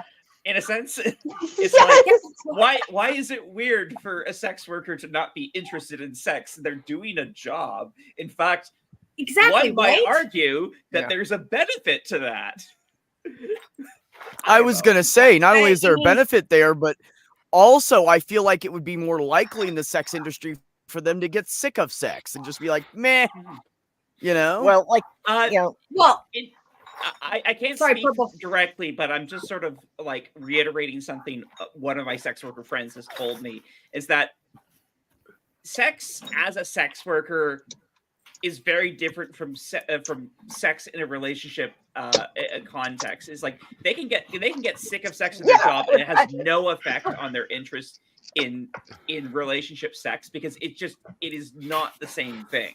Yep. Well, I think it's lacking the empathy. But now you have to put that line between sex and making love. Yes. Right. Well, yeah, because Like that's the intimacy. Relationship That's absolutely sex it. versus That's it. just sex. That is Oh, absolutely. no, she said it. Intimacy. So intimacy is emotional, physical, spiritual, like sexual connection, all of the above, Yeah. every aspect of it, not just like you want to just you're in it to win it and you want to hit it to quit it, you want to bump some damn uglies, like you're no, intimacy, making love. Oh, absolutely. Robert. Yeah, I definitely, fall under the demi-romantic that, I can enjoy casual sex very easily, but it's very difficult for me to really make a connection with someone. What? Can you really actually? Like that's a legitimate actual question, because do you really enjoy casual sex? Like, can you get off? Do you what do you consider enjoyment for yourself? Actually, that's my first question. What do you consider enjoyment for yourself with casual sex? And I know we're streamlining here and like going off topic, but I completely see this as an opportunity to like school people. Well, not for nothing, personally, I have a point to make on the topic, but I am in favor of a sidebar. I personally have tried one night stand shit. I don't find it very much fun. It's usually involved with someone being really drunk with me, and then you got to deal with the drunk person on top of everything else. People don't listen when they're drunk. You say you don't like something, causes problems. This is all I've experienced. Have I ever gotten off with a one night stand? Fuck no. Not even. Like, leave the room. I'll go think about somebody else and do it myself. Like, that's how it is. So when people say, "Oh, well, just go get laid," Beck, I'm like, why? So the other person gets off? Fuck that. Yeah, that's like I'm putting in the fucking work for nothing. There's no kickback for me. Casual what the sex is fuck? boring to me. I'm so sorry. Yeah, what do I get out of it? Literally, the other person gets whatever, but what do I get out of it? Yeah, and I'm not trying to sound greedy, because that sounds very selfish, but you know what, bro? We're in a goddamn one night stand. If we're in a one night in it, I want my kickback too. I'm gonna be selfish and greedy. Yes, and yes. You better get this off, because if not, you can kick it off. Like, I got toys for a fucking reason. I don't give a shit. I don't need this. It's a physical touch. It's all of that shit. See, for me, it's more about the love aspect and the intimacy and making love. I'm not interested in just sex. I'm interested in the intimacy that comes with a relationship while we're having sex. Yeah, well, I can have casual sex easily. Cuddling and kissing is very intimate. That's a totally different thing. It is. Now I'm with you, Purple. Now I'm with you. And that's that's exactly what I'm saying. There's a huge and BDSM groups, that I went to sex parties where I literally had sex with a dozen people in one night. But even though I hadn't consciously processed all the trans stuff, in retrospect, it's like I was never interested in getting off like a man usually does. That some of the best sex I'd ever had, I never took my pants off, but if I can make somebody else moan and lose control, I can get a better head rush than I could orgasm. I can see that. No, I can see that, because it's a mental stimulation for you. Yeah. I have a comment as a person who's on the asexual spectrum. I'm sorry, who's speaking? Me. Savage. Me? I'm not okay. Savage, I'm no. sorry, Savage. Right now, I'm struggling with my damn phone, so I cannot see Gotcha. any of the. Yep, got it. Hey, As somebody, T, the turn off your asexual- camera and go to your icon, and it'll save bandwidth, Yeah, that'll help. Ooh, yeah. and then you'll be able to see everybody talking. Thank you. Well, or even Go ahead, if you want to Savage. be on camera, if you lower the resolution of your camera, if you can do that, like knock it down to Thanks. 480p, then it only uses like Yeah. half That'll the help as well, bandwidth. yeah. Thank That you. also, yes. So I wanted you, to say Brooks. I wasn't like laughing at you, but I was laughing at you like in a loving way because it's like y'all are like talking about Scrabble, Oh, yeah. and I'm sitting here like it's fun to play Scrabble sometimes. Scrabble's always great fun until somebody loses an eye. Yeah, like, some people get very over Facts. Scrabble, like Facts. some strong opinions. I have to say, Yeah. Minnow, you're looking exceptionally good today, and you seem to be happier and more animated than I've ever seen you before. I'm doing okay. I'm not doing great, but I've been going through some shit and really working through some shit in therapy. And yeah. Thank But you. sis, I it gives you a light. Like when you work through that shit and you're starting to feel a little bit better and you get some more understanding, it fucking makes you look better. Because this is right here, because I've been working through some shit. I thought I was this awesome mom. And I wasn't. I was an okay mom, and I'm making amends, and I'm doing things right with my children now. Fuck yeah. I feel so much better about myself because I've acknowledged what was going through. So I applaud you for that. I'm a big proponent of I love therapy. Therapy is like the best thing ever, Yeah. ever, in my opinion. I think everybody should see a therapist at least a couple times a year, just like you have a physical. Yeah, if you can. Hell Yeah, like a yes, check-in. Purple. Hell yes, Purple. And it should be free with your insurance because otherwise some Oh my people can't God, afford yes. to do it. It should be free Yeah, with it should insurance. be part of basic health coverage. Which I have to say, Absolutely. I have a question though. So Beck, can you address the one question? Oh, sorry. What? oh, I was gonna say going back to like long distance relationships and like Oh, choosing where you're gonna go and Savage how long Pope. you're gonna be. That was a big conversation that Matthew and I had like starting out was like how long is this going to be long distance and how long are we okay with that? And also along with that, like where are we going to be? Because that was something that was like I was very clearly from the start okay with leaving the country. And if I hadn't been, that would have been an issue because like he And has that's- obligations there and like yeah. And that's exactly what Tamala and I were talking about. And she said, well, I wouldn't ask you to quit your job. You just got this job you like. And I said, yeah, but a job is replaceable. I have nothing keeping me Person is here. not.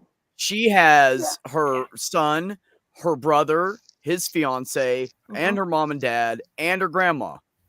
All And that's right he there. has family there. He has So a kid I would there. never. Yeah, and I have no reason to stay here. I have no family. He has here. the I have no- NHS there. So yeah, I'm sorry, there's with that, the there's NHS. that, you know. National Healthcare National System. Health I'm chronically Care ill, and I that they have am- overseas that comes out from their taxes and they get the health care they should. and it And, covers yeah, blah, blah, blah. 4 visits to a therapist every year. So, all right. And Good stuff. I just Good like stuff. I X'd out and I'm coming back in and I don't know where I came back in at, but to Beck's point, because I heard all of that, as much as I love the fact that you are so selfless because you have no reason to be there. Like you're owning that, whatever the case may be. But my son is 24 years old. My parents are older, and I understand that. But I cannot live the rest of my life adhering to the fact that I've been so close to my family, and it's what's keeping me in Pennsylvania because I have a life to live. Like, I even thought about it. So, Beck, I didn't share this with you yet. But 2 months ago, I was actually offered with my company to take a position in Brazil as a project manager. So my company that I'm with is like worldwide. All right. And I have so many opportunities for development, career development, like globally. And it's not in just Brazil. There's, there's the UK, there's Switzerland. I mean, like it's all over the place. Places in Canada. Like my dream is to travel the world. I want to experience all of the world. And with this company, that I thought I was going to get it with my old company, but, and I was offered a lot of opportunity with Wreck-It. And I traveled a lot of places. That's actually what that company took me to Canada and allowed me to experience for years, the joys of Ontario and Quebec, and be able to learn more about culture and diversity. It just opened up my mind to a lot of everything. So I don't want you, and I understand where you're coming from, and I appreciate it, and I love it about you. You are just so, you're an amazing person. What I don't want to feel is that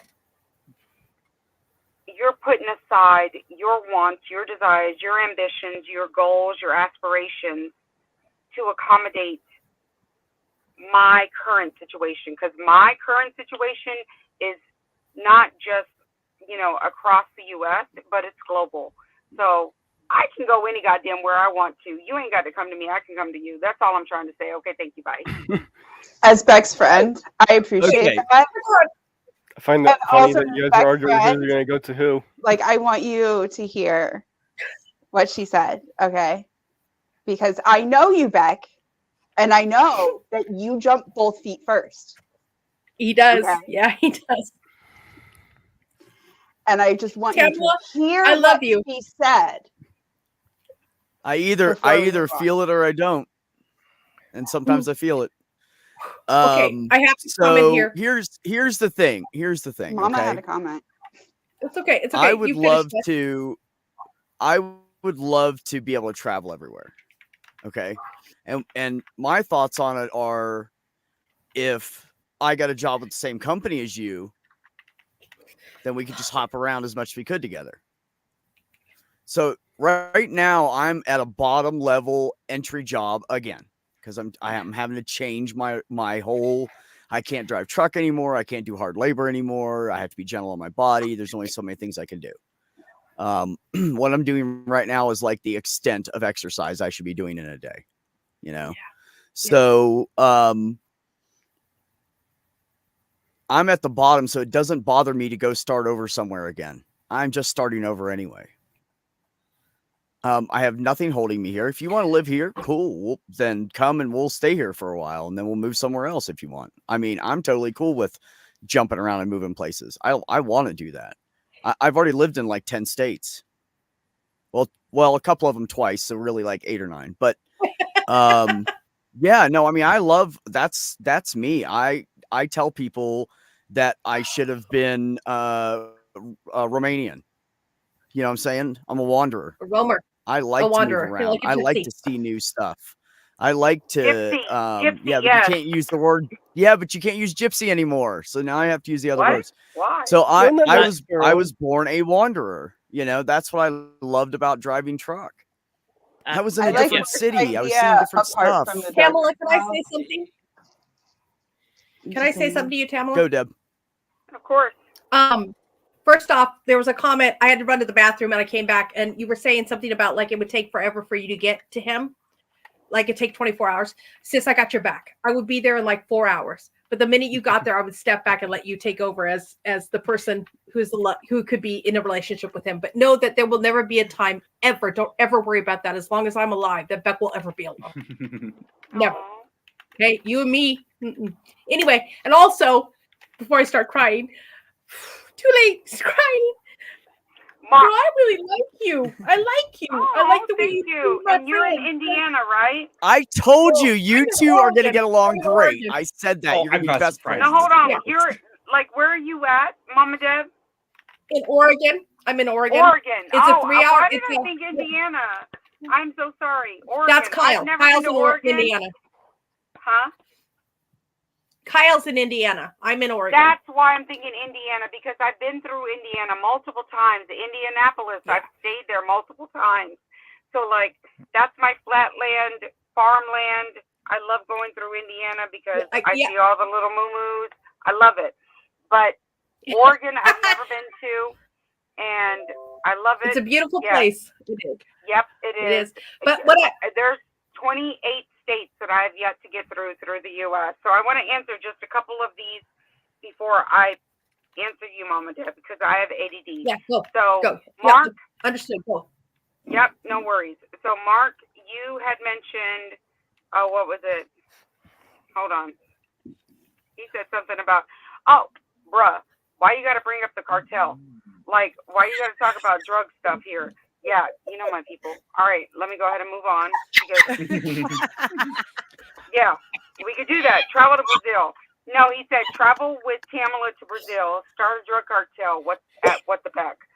Okay, we ain't gonna do that, but it's okay. So let's see. We ain't. About Canada, I don't run very Tom, well. Cops can catch me Carol, really let's quick. talk about that. Oh, Canada. Yes. Oh, Canada. Can we talk about the maple syrup? Can we talk? You know what? Don't even get me started on Canada because I can go forever on Canada. I freaking gravy love on French fries. Canadian. Go to Colombia and bring back a hippo. They're trying to give Gravy them and away. cheese poutine? on French No, hold fries. on. I know about poutine in Canada, and it's just gravy fries with the cheese curd. I love poutine. Poutine is best. Poutine is the best. You are damn right. Yep. I love Canada. I'm lactose intolerant, and it's still my favorite food. Yep. You bet your damn ass. There's ways around that, my friend. I know. There's dairy-free cheese, among other things.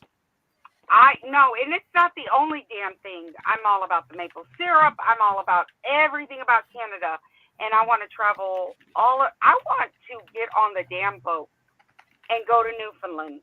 I want to go to Newfoundland. I want to go everywhere. So if you know people out across all the provinces, Tamala wants to travel.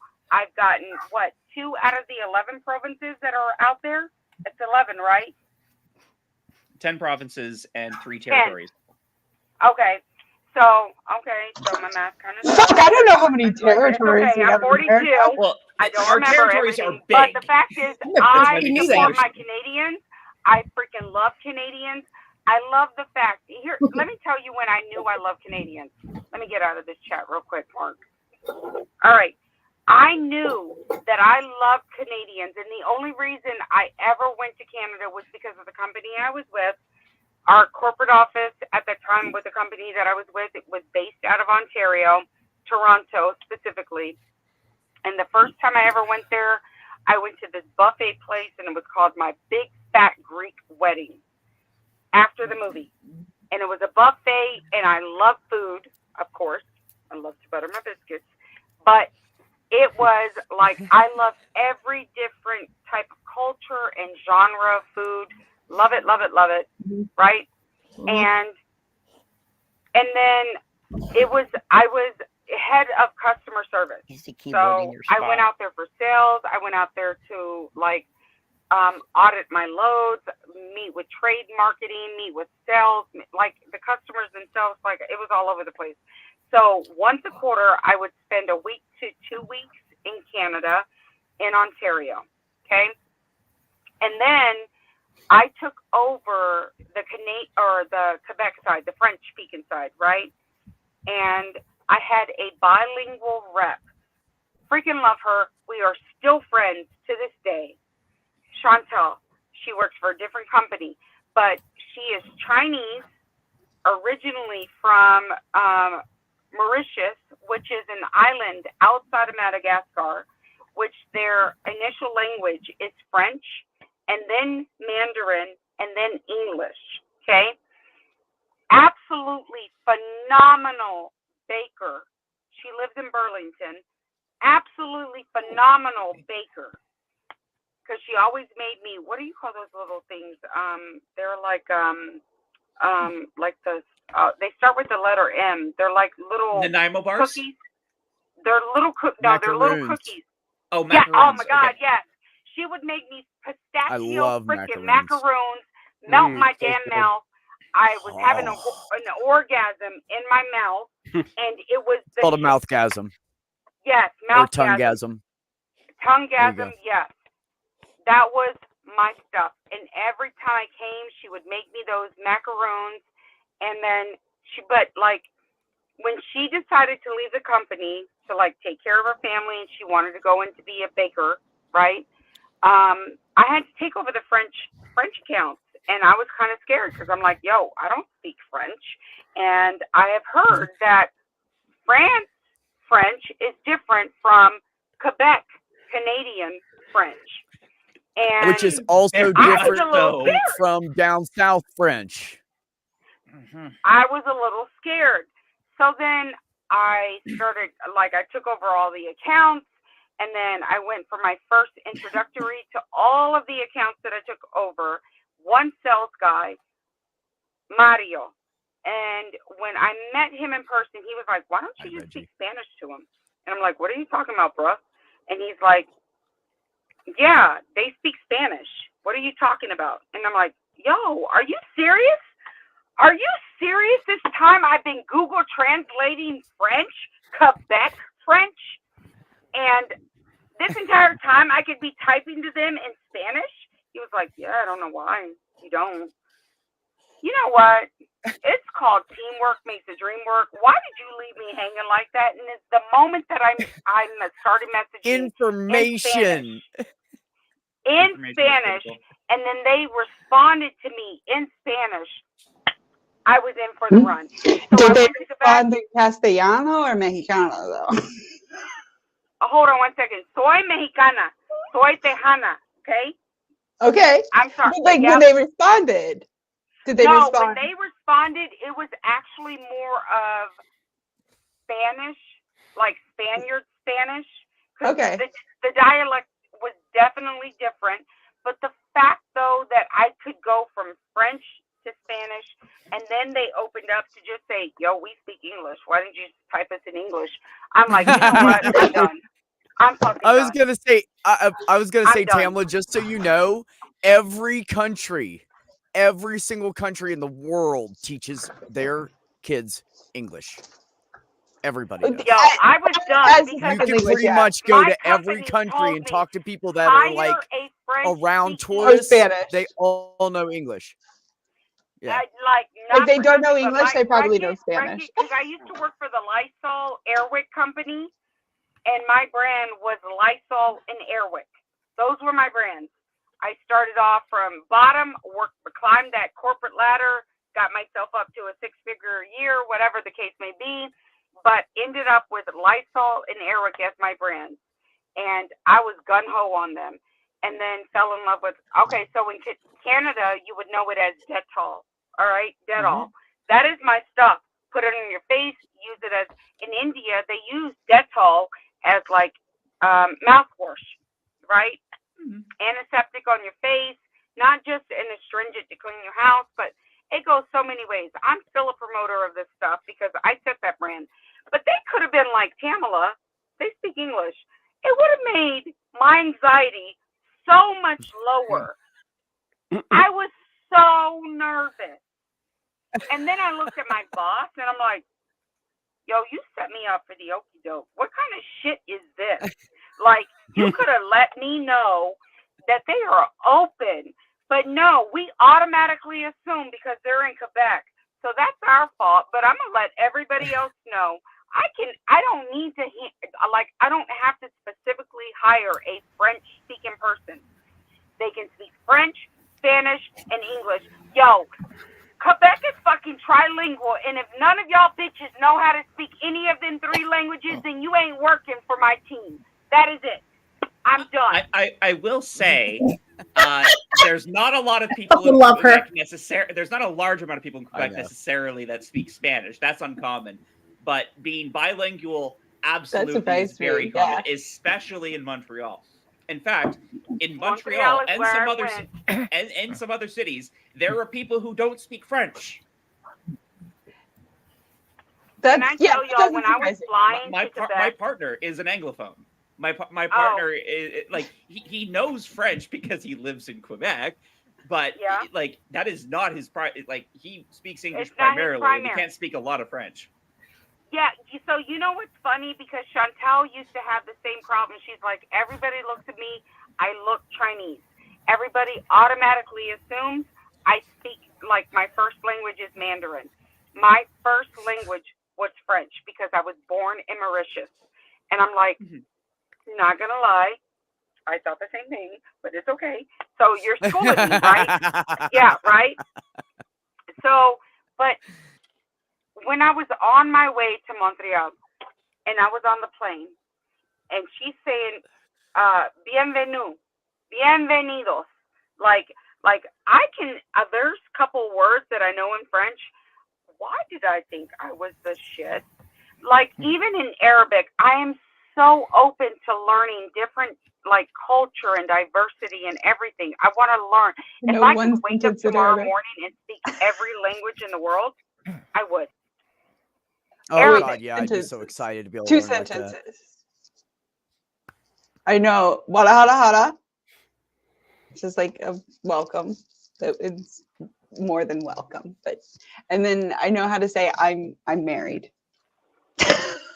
I used to know how to say I'm married. That's the word. That's the phrase. That's hilarious. That is the phrase that you know how to say. I'm married. And you're talking about in Arabic, right? Yes. Tell me right now, because I can't tell you. I've never been married. At 42 years old, I had not been married. I had not been married when I learned that. Girl, please tell me, school me, because I can't tell you how many damn people who speak Arabic try to slide up into my DMs and say, and I want to say I'm married, but I don't always trust the Google translator. Oh, there's another one. Thank you, Lady Avon. Thank you and Commandant Avon. They were in the United States and I think Canada, right? Nice. Tell me if I'm wrong. And I just want to brag really quick because she wanted to change a while back. She wanted to change her YouTube name, and I knew his YouTube name, and I said you should go with Lady Avon. And I'm very humbled that she used the name I gave her. Lady Avon. All right. So, all right. It suits. And yeah, that's the last moved name. Yeah. To the US, or you moved elsewhere in Canada? Love Canadians. No. Yeah. Yeah. I can't imagine. I live in the US, and I can't imagine leaving Canada to come here. If I can get my van back and save up some money, I need to do a Canadian road trip specifically so I can meet a bunch of people up there. Yeah. And also because the Royal Tyrrell Museum has been on my bucket list for longer than I've been on YouTube. Sorry, which Hold on, Lady Avon, where in PA did you move to? You know, that's really funny, Lady Avon. Because Pamela's in PA. Well, we don't discuss, Avon, where are you we don't at discuss cities unless it's a big city. Oh, Let's yeah, we don't. Talk about Pennsylvania. He couldn't come to Canadian and as hopefully Canada it's as not an in one of immigrant. those like southern country, whatever type of country, like backwoods. You sure do got a pretty mouth. Gettysburg. Yeah. Gettysburg. Okay. Oh, girlfriend, I work in Hanover Monday, Tuesday, Wednesday. So I'm like maybe 20 minutes away from you. We should connect. Okay. Oh, that's awesome. That's so awesome. But I got a question. It's definitely maybe 35 minutes away from where I live. I live in between York and Harrisburg. So awesome. She works in Hanover here. Oh my gosh. So Lady Avon, Me just too. Where do you? Lady hold on. Avon, just so you know. I'm sorry. Beck, what? Papi, espérate un momento. Where do you work in Hanover? Okay. You might want to keep that private.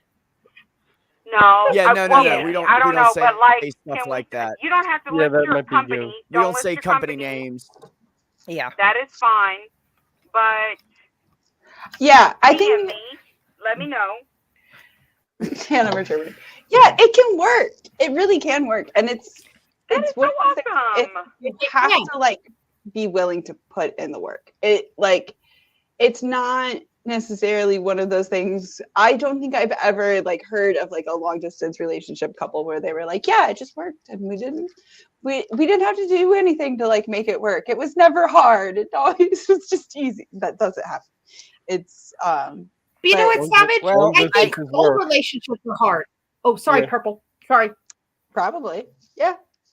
I have to say that my long distance relationship was pretty easy, but you know, it was less than 6 months before I went and moved in with her. So You know, I can't even make close range relationships. And you know, work. that's the thing that's I kind can't of either. That's the just thing it that's was kind of just tough such a about special it. connection. I Go was ahead. gonna That's say kind of for the a thing lot that's of tough guys about who- it for me is at what point do one of us say, okay, I'm gonna move over there, and at that point do we get separate places or do we move in together and try it? Like, you know what I mean? Oh, good question. How much there's different levels of easing Well, into it. So that's one of the things that I'm kind of like, I don't know what to think about it. But But Beck, you know, like if we moved either way, I could stay in my tiny house and just be like nearby, and then we could see what happens after that kind of thing. But that so doesn't there's sound like a options, bad but idea. you know, stuff well, like that for I think about. for us, what cemented it is I actually don't like chairs. I prefer to think- sit on the floor. Do you So the really? first time I went there to visit her, her cat just walked up and curled up in my lap. Oh. And that cat would always hide from strangers. She just couldn't believe that. So that was basically the point that she decided I was okay to move in. Yeah, immigration is not going to be fun to deal with. Yeah, but that can I ask you a question, Savage? sure. That was my question. Have you looked into what it's going to cost? What not what's going to cost, but what you have to do to move? Because you're going to a whole nother country. That has got to be Yeah. a huge freaking endeavor. I mean, to be like what Beck and T are talking about. T, it's okay if I call you T, isn't it? I hope so, because I'm gonna call her that. But that's got to be a whole nother endeavor because it's a different country. Yes. And there are a lot of legal hoops to jump through.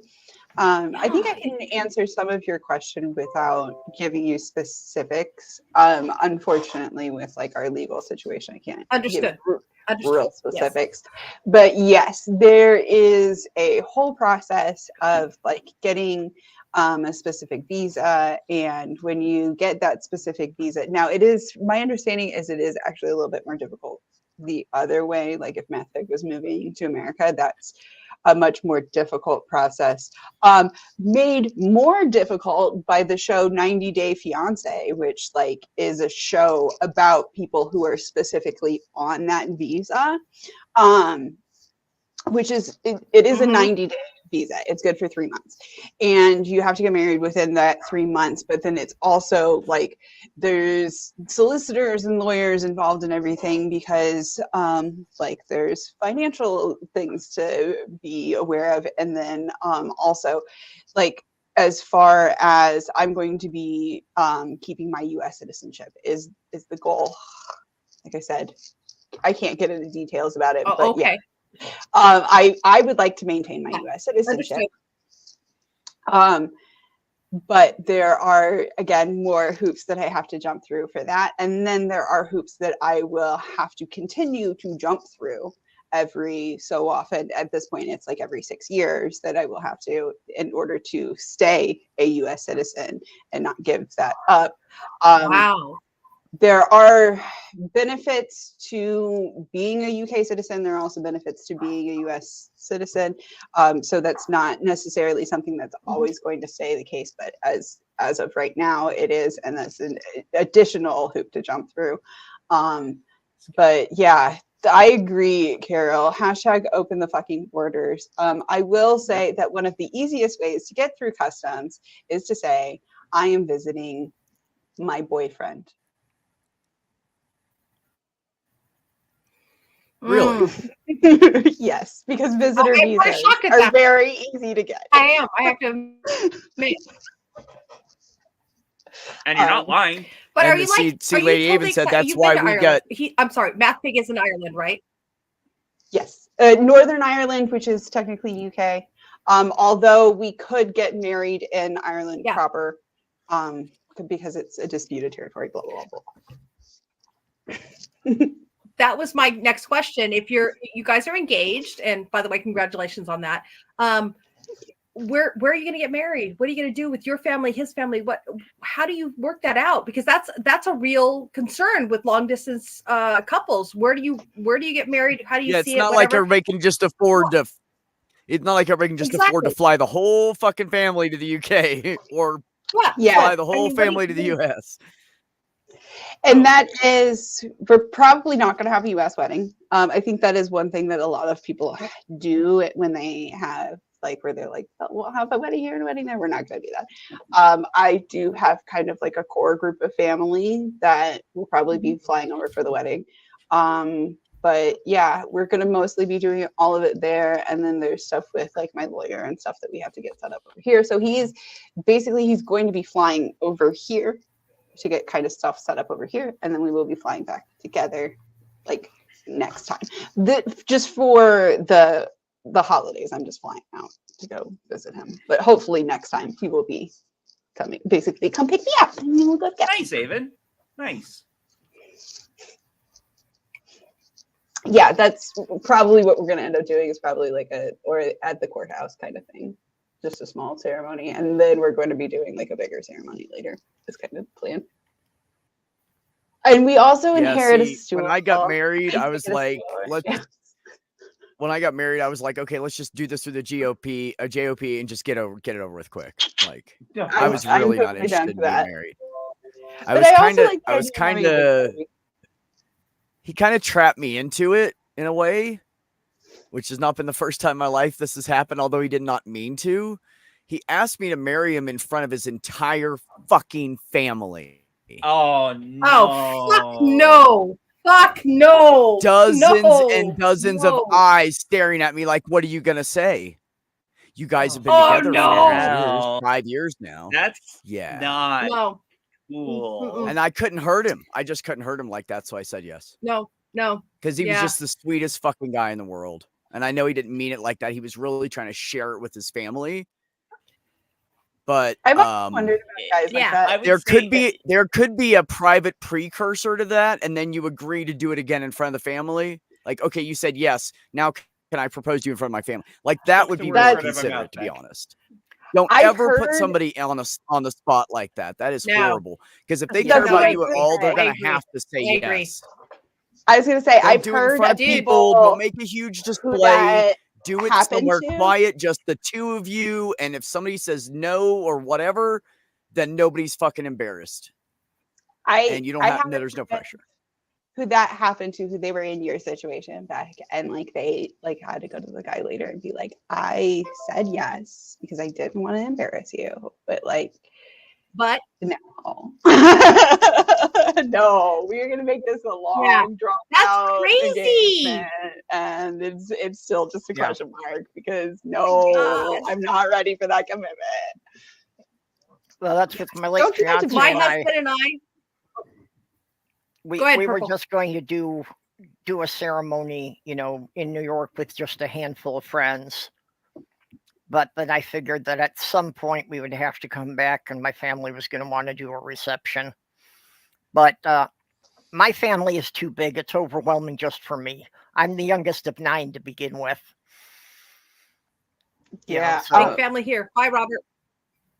Yeah, I can't deal with that many people at one time. I wasn't going to ask her to do that. Although I think after they met her, my family probably liked her better than they liked me.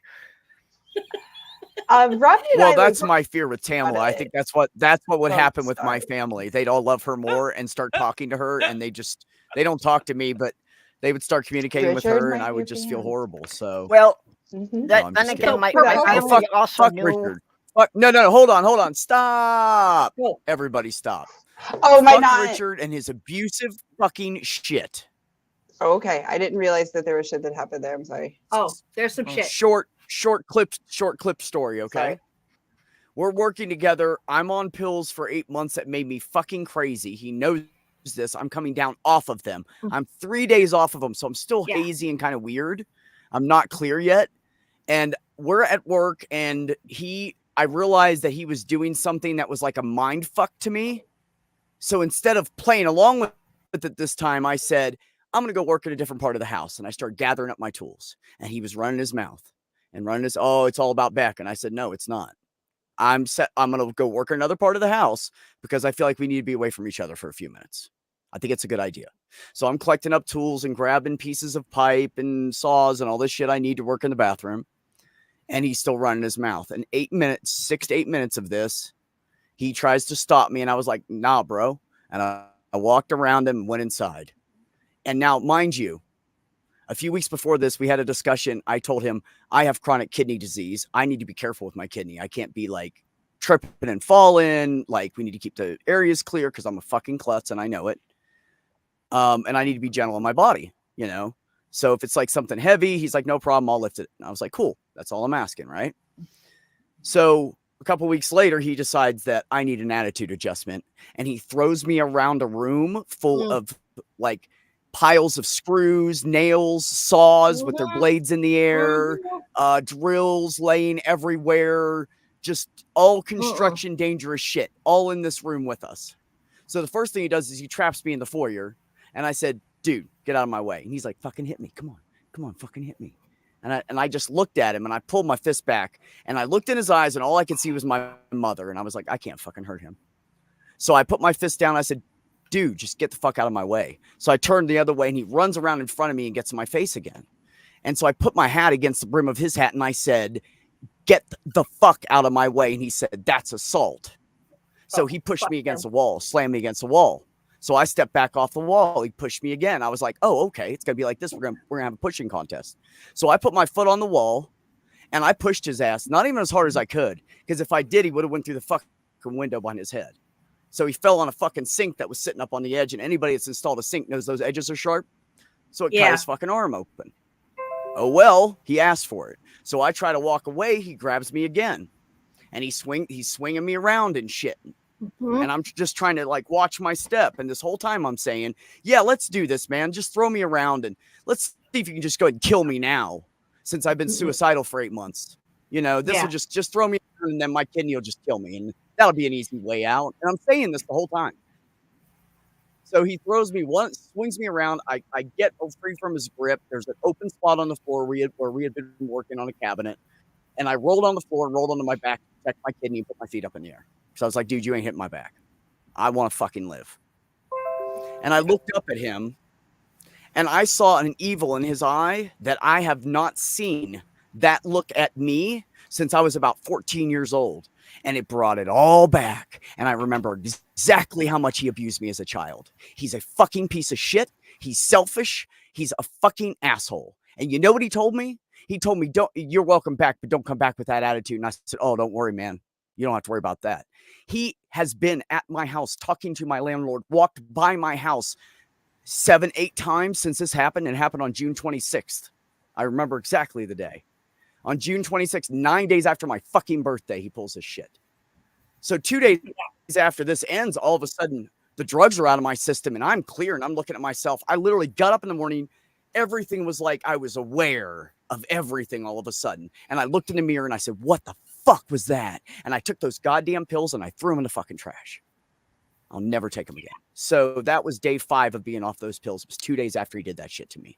He is still waiting for me to go to apologize to him. Fuck him. And just for Beck's, what does he do? He gets a hold of my friends. Yes, he gets hold of my friends trying to get a hold of me because I blocked him. So he texts Deb because he had her number from when she was in town for my surgery because they were communicating. Like he was taking care of my cats, she was taking care of me. And it was lovely. But when people tell you, I found God, I don't have PTSD anymore, that dude needs to get some help. And he ain't getting it from me. I'm done. I just lost a fucking 36-year-old friendship. That's unfortunate. Because he reminded me of I remember all the times where Keel was beating me up and he was standing there watching him and fucking helping him. Fuck him and fuck Keel number 1. He is now Keel number 2 to me.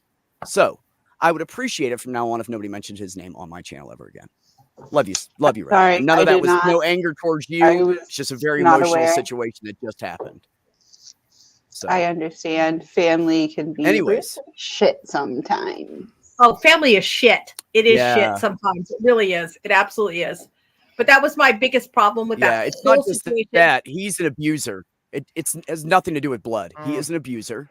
He did it to me my entire life until I stood up to him at like age 12 or 14 and held a 1x2 that was like 8 feet long and started swinging it at him. And I said, I'm fucking done. Yes, Lady Avon. And he said, okay. I'll never hit you again. And there was minor altercations after that where he would push me and shit and like push me down and say, stay down. Like that's where I belonged. Oh, it all came back. Oh, I remember all of it now. Tamala. So he lost a brother. Yeah. Yeah, No, that's and unfortunate. It is unfortunate. Well, but what's Yes, unfortunate also Lady is that he doesn't have enough. I'm sorry, just to say he doesn't have enough cojones to go to his own brother and say, hey, listen, brother, I wronged you. Let me fucking let me apologize. Let me be the better person or the bigger person in this whole, not the bigger person. Let me apologize for my fucking mistakes. No, he comes to me, a friend that lives thousands of miles away, and says, hey, can you get him to talk to me again? No, I'm not fucking doing that. Nah. Beck called me shortly thereafter. I'm like, I fucking got your back no matter what. No, that's the key, y'all. This is just Beck and I, and actually, I consider everybody in this community my family because y'all have accepted me for all my proclivities and all my silliness. But there's love there, right? I will stand by Beck no matter what. There's one of my brothers I won't stand with, but I'll stand with Beck because he's fucking open. He's honest. Just he's there. You know, we don't fucking do that. Here was the icing on the cake, right? This was the big icing on the cake for me. I was grabbing all my tools and I was putting them all in my truck and I was looking for a charger for batteries for cordless drill, right? And I picked up one of them. I picked up the oldest one he had. He has 4 of them. He lost mine. I had that old one for months because he lost mine. So I picked it up and he said, that's mine. And I said, no, you lost mine. So he started to ridicule me and act like I didn't know how to look through my own truck for a tool, even though I did it right in front of him. I dug through my entire truck, front and back, and reorganized it. It was not there. He stood there with me for 2 hours talking to me while I did this. So first he puts me down that way. And then the charger is the most important thing. So I said, this is what you're worried about? Not that you threw your brother around the room. Bounced across the fucking room. I said, you can fucking have it, bro. Yeah. If that's what you're worried about is a goddamn tool with this falling apart right now. Okay. I got you. Anyways, Tamala. Moving on to better subjects. Tamala, I have to tell you right now by your reaction to the fact that what Beck just said, I fucking love you. I just fucking love you. I love that you are so into him, and this is a public podcast. I can't even say this shit. I'm sorry. We'll talk later. Sis. We'll talk later. Yeah. I can't. Well, I can't. I consider family the people you choose to surround yourself with. Relatives are just accidents of birth. Oh, fuck yeah. Yeah. Thank you very much. Yeah.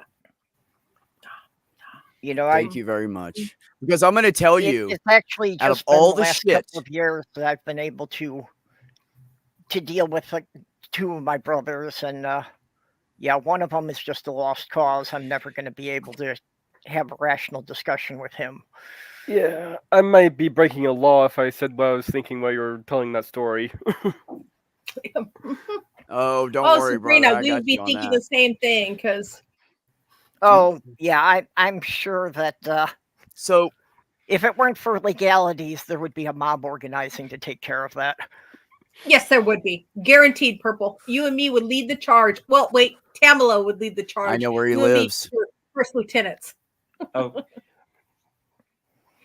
So anyways, I just want to say, you're right. You can pick your family, and I have had a family here for 4 years now, and it has grown, and the horrible people have disappeared, and we are left with nothing but amazing, kind, considerate, giving, fucking accepting community, and I love everybody in it because of that. You guys are amazing. I've gone through so much shit sitting here behind this fucking microphone in front of this camera, and I have lost my shit, and I've been funny and happy and advocate and everything, and through all of it, these people are still here. So I love all of you. I just want to thank you because you truly are my family.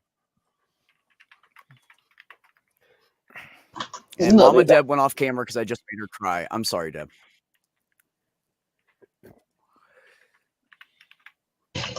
Yeah, you made me too. Wow. What a party. What a party pooper I am. You just killed the whole room. You kind of hit me when you kind of talked about, well, my situation with my mom. And that when you said about, I think it was what Mama Deb said about not, like him waiting for you to apologize. It's interesting. I think, like I said, the situation with my mom that's like going on 2 years ago now. I think 22 months.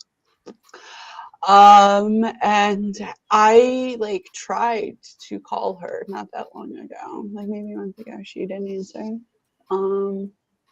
She didn't return my call. And yeah. Like it. Is she waiting for me to? It's like, is she waiting for me to apologize or not? Like, is that because I recognized that the way that I handled it wasn't good, and there are things that I can apologize for. I would like people have to allow the apology to happen. Healing can happen. And that's apologies are probably the hardest social interaction there is. Yeah. And let me clarify something really quick before we get too deep in that subject. You guys, like, really, the love all of you guys have shown me, and you show up randomly for my streams and you pop in and have great discussions like Savage. We haven't seen you in a while. And, Deb's on here, hasn't been around a while. And Sabrina, but like through it all, we all have each other's backs, and that's what really matters. And I didn't even know that. So that makes, I'm honored. I'm humbled by all of you. I really am. Great crowd tonight. So carry on. What were you going to say, Red? Hey, I was just saying that it's hard when it's like Mama Deb was saying, like when they won't even like accept the apology, or and it is still a constant thing. I mean, I have heard through the grapevine that the situation is still going on. That was the situation that started the whole thing, and I don't know at this point if she doesn't recognize how much it's hurting me, or if she doesn't care. Possibly.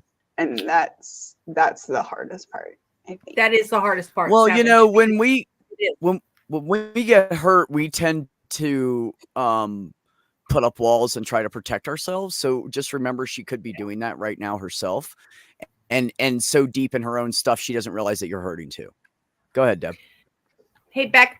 There's a comment in the comments. Carrie Ann was saying she has quite a few channels, and she'd like to post the thing for Purple on her channels. So maybe you could put that up so she can get the okay. She wanted an okay to post it. So Carrie Ann, we would love that if you could do that. That'd be fucking great. Yeah, that'd be so fucking great. Go fund me. You're welcome to post anything here that you're not encouraging people to leave my stream. I don't care. Sorry. Just to go fund me. Really loud. Sorry. Yeah, no, I'm just trying to get the money to go and get my van. It's almost ready, Purple, but I just don't have the money for it. Can I be just ask a really, really honest question right here? How short are you, sis? So we have an idea.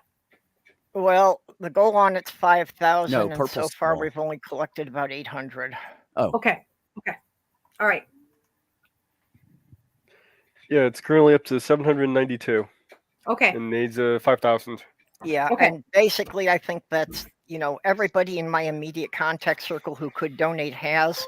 So what we really need is just to get it reposted in more places so more people see it. I got your back. I did put it on my Facebook, and I put it on Twitter and Facebook, and I did get some reposts and stuff. So Yep, So I appreciate Savage, that. Anybody who can, put it so even one more person can see it helps. Pine Savage, Creek can is I? a will douche share canoe. that. You are correct, Carol. Hey, Jenny. I think the only reposts I got on the shitter was just bots. I put it on Blue Sky and I had a half dozen people repost it. I will share it. There is I wanna comment. There's a very good, very active trans community on Blue Sky already. Right on. Good. Yeah, That's I have found a couple dozen trans so- people over there already. I appreciate that, Lady Even. That's good. I don't know that I am in the place where I'm able to forgive her. Like I said, this is a situation that's continuing. It's an open wound. Yes. Yes. Yeah. So And- Savage, can I comment real quick? Can I say something to you? Sure. I just want you to remember something. Like as somebody who is not, I don't talk to my mother because of her toxic shit, but I'm rebuilding my relationship with my children as a mom and the things that didn't go right in the way I raised them, but whatever. But since you don't have to be responsible for her shit, you only have to be responsible for yours. If you're healing and you're doing well, then fuck anything else, because you can only work on you and you can only be the best version of you that you can. You're not responsible for anybody else's shit. And I hope that makes you feel a little bit better about it, because you're not responsible for your mom's stuff. You're only responsible for your stuff. And as much as I can tell, as much as we've talked in the couple of years I've been in this community, you're a fucking awesome human being. And you should not feel responsible for her shit. You should not. And if you ever need a mama, you fucking come see me and I'll fucking be your mama for the day. I will be. Absolutely. Beck will back me up, because I'll be your mama. I will be your mama. She's everybody's mama, Deb. She loves people. And she loves all my friends. So it makes me so sad that people would exit their children's life based on stupidity.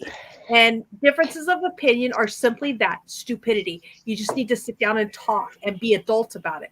I would absolutely fucking never exit my child's life because of something that they did that I didn't agree with. That's my child. Never. So you need me, Savage, I'm fucking there. You fucking call me. You got anything come up. I'll be the mother of the bride at your fucking wedding if that's what you want. I've always wanted to see Ireland. Actually, Red. Yeah. What's that? Red, do you know what Mama Deb talks about on TikTok? I don't know if I follow you on TikTok. I don't think that I do. She talks about different mental health issues. Yeah. And dealing with it, and dealing with like narcissists or people with ADD or autism, or she talks about all this. That's me. And that's part of the situation is I do live with actually ADHD that was diagnosed when I was a kid, and autism that was diagnosed later, which when I was a kid, they didn't think that you could have. Oh, no, they didn't believe it existed. Yeah. Especially in like AFAB people, like, oh my God, no. But yeah, so like within a few months of like the time that I got my diagnosis, my mom told me that she was having an affair with my ex. And what the fuck? I lost my mind. Kidding. I'm not kidding. That's Jerry Springer stuff. And that's exactly purple. That is Jerry Springer white trash right there, motherfucker.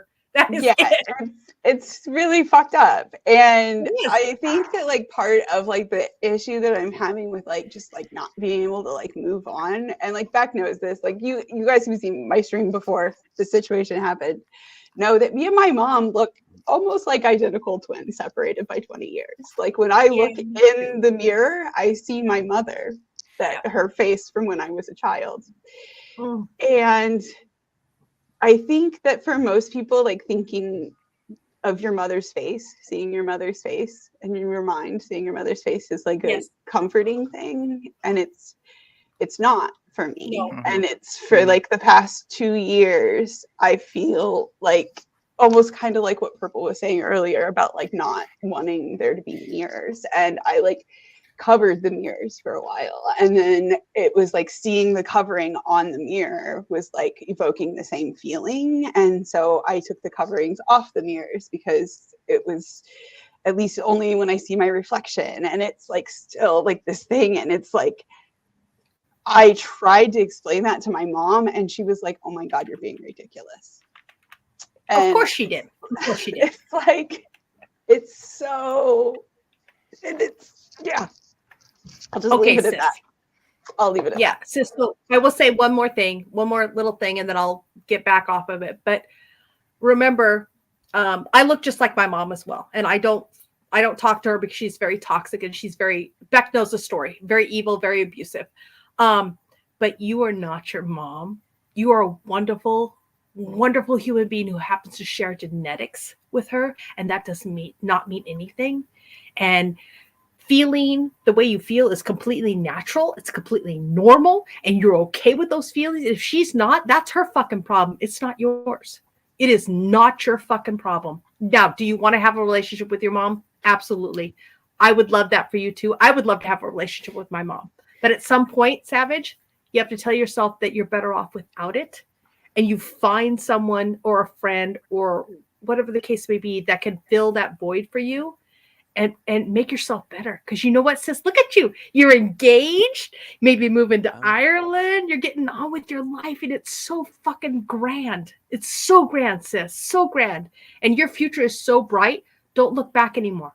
I want that for you. I want you to be so happy in your future.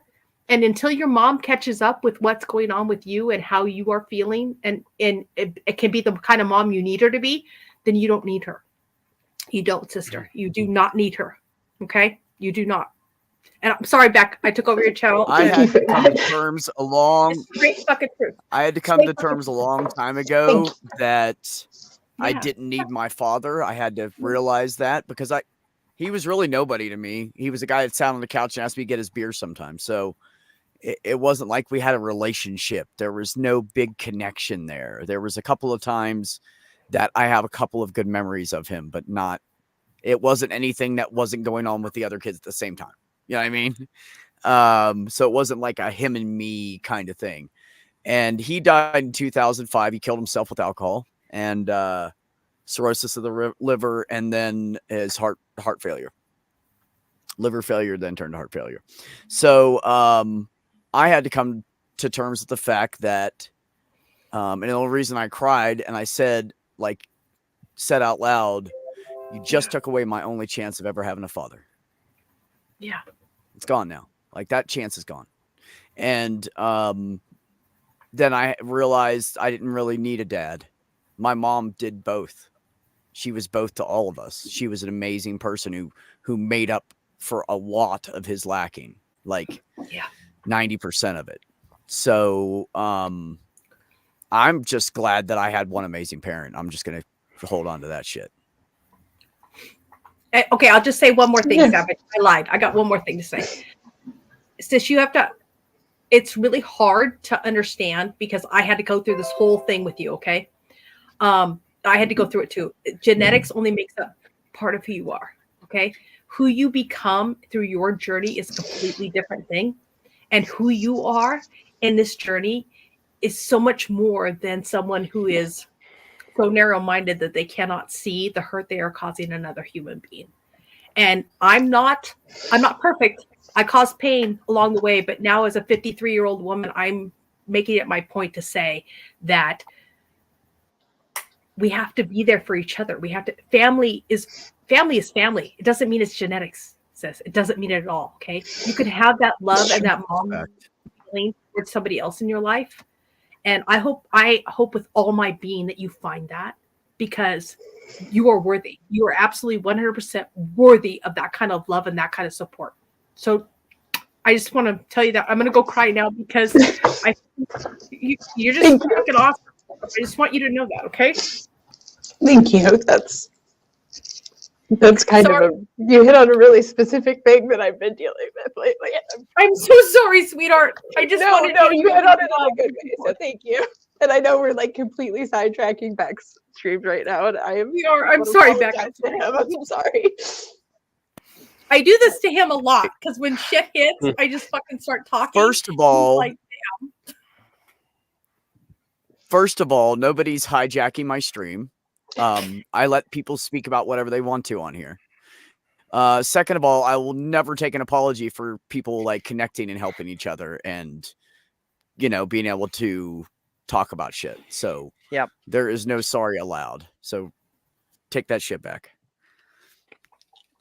There's no. I just came back. Yeah. There's no sorry allowed. Wait, are you not letting Canadians here?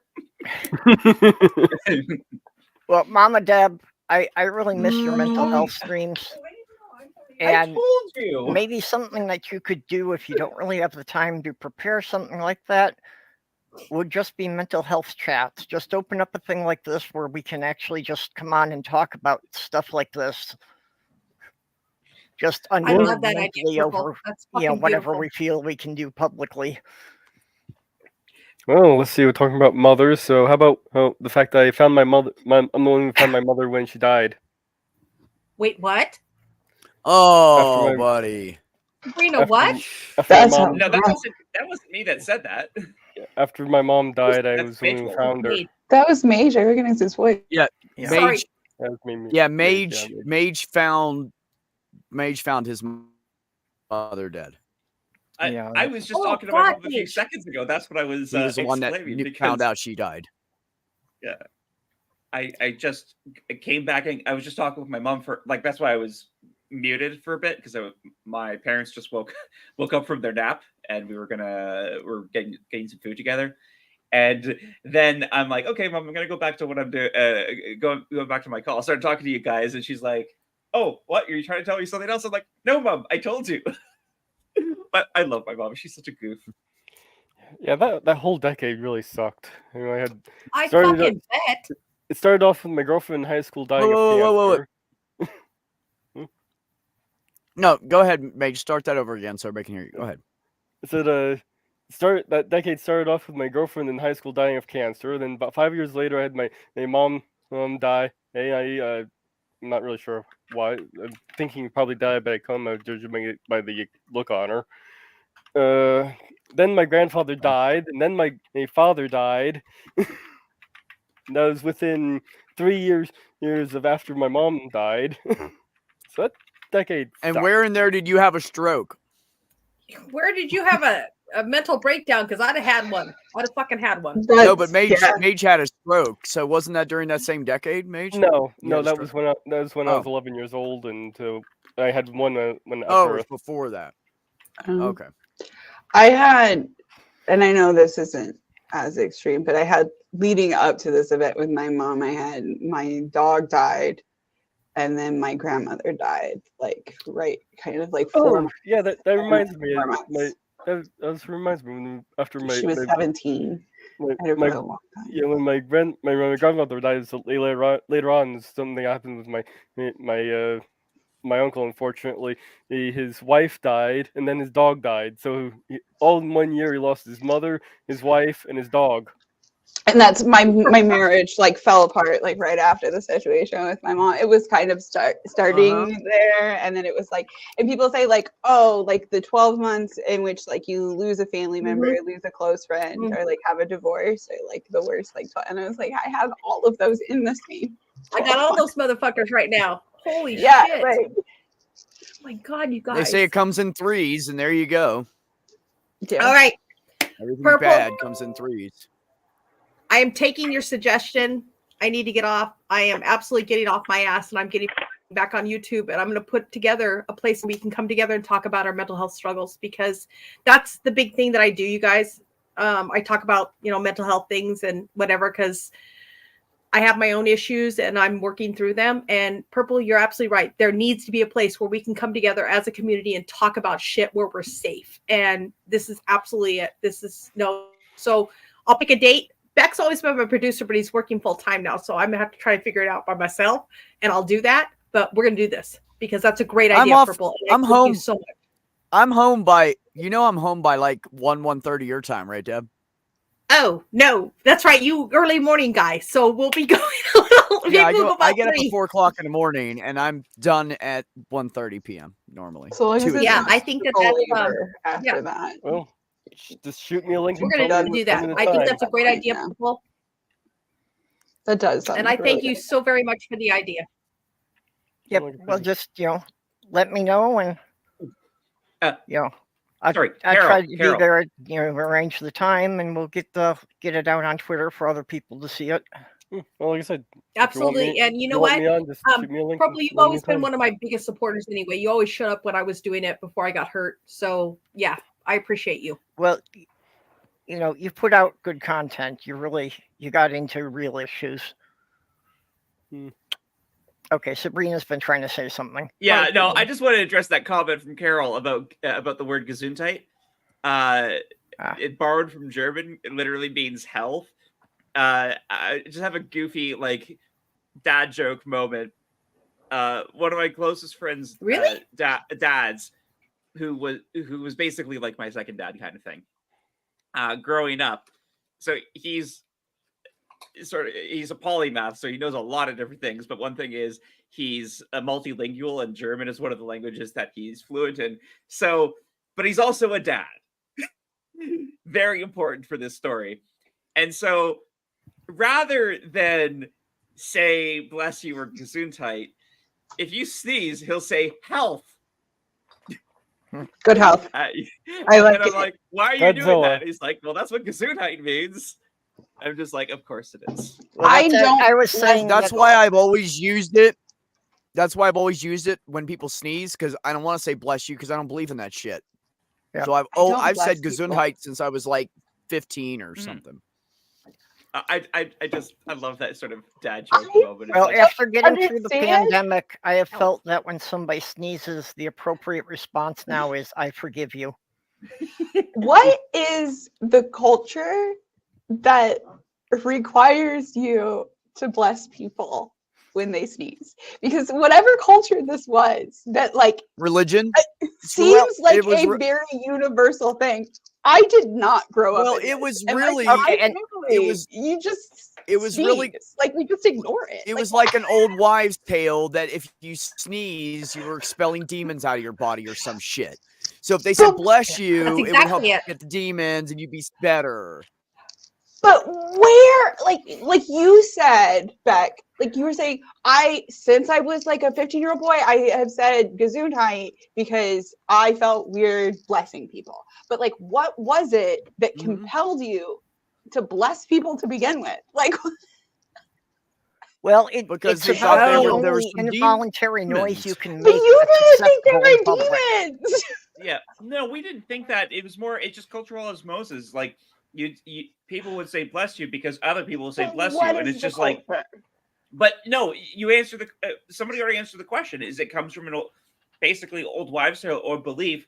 Absolutely. That either you're like expelling demons or something like that. So, blessing the person is sort of like to basically keep them out, kind of idea. Because like if you don't bless the person, then they're liable for the demons to just like go right back. So you bless them. So after they've expelled the demons, I get that. Yeah.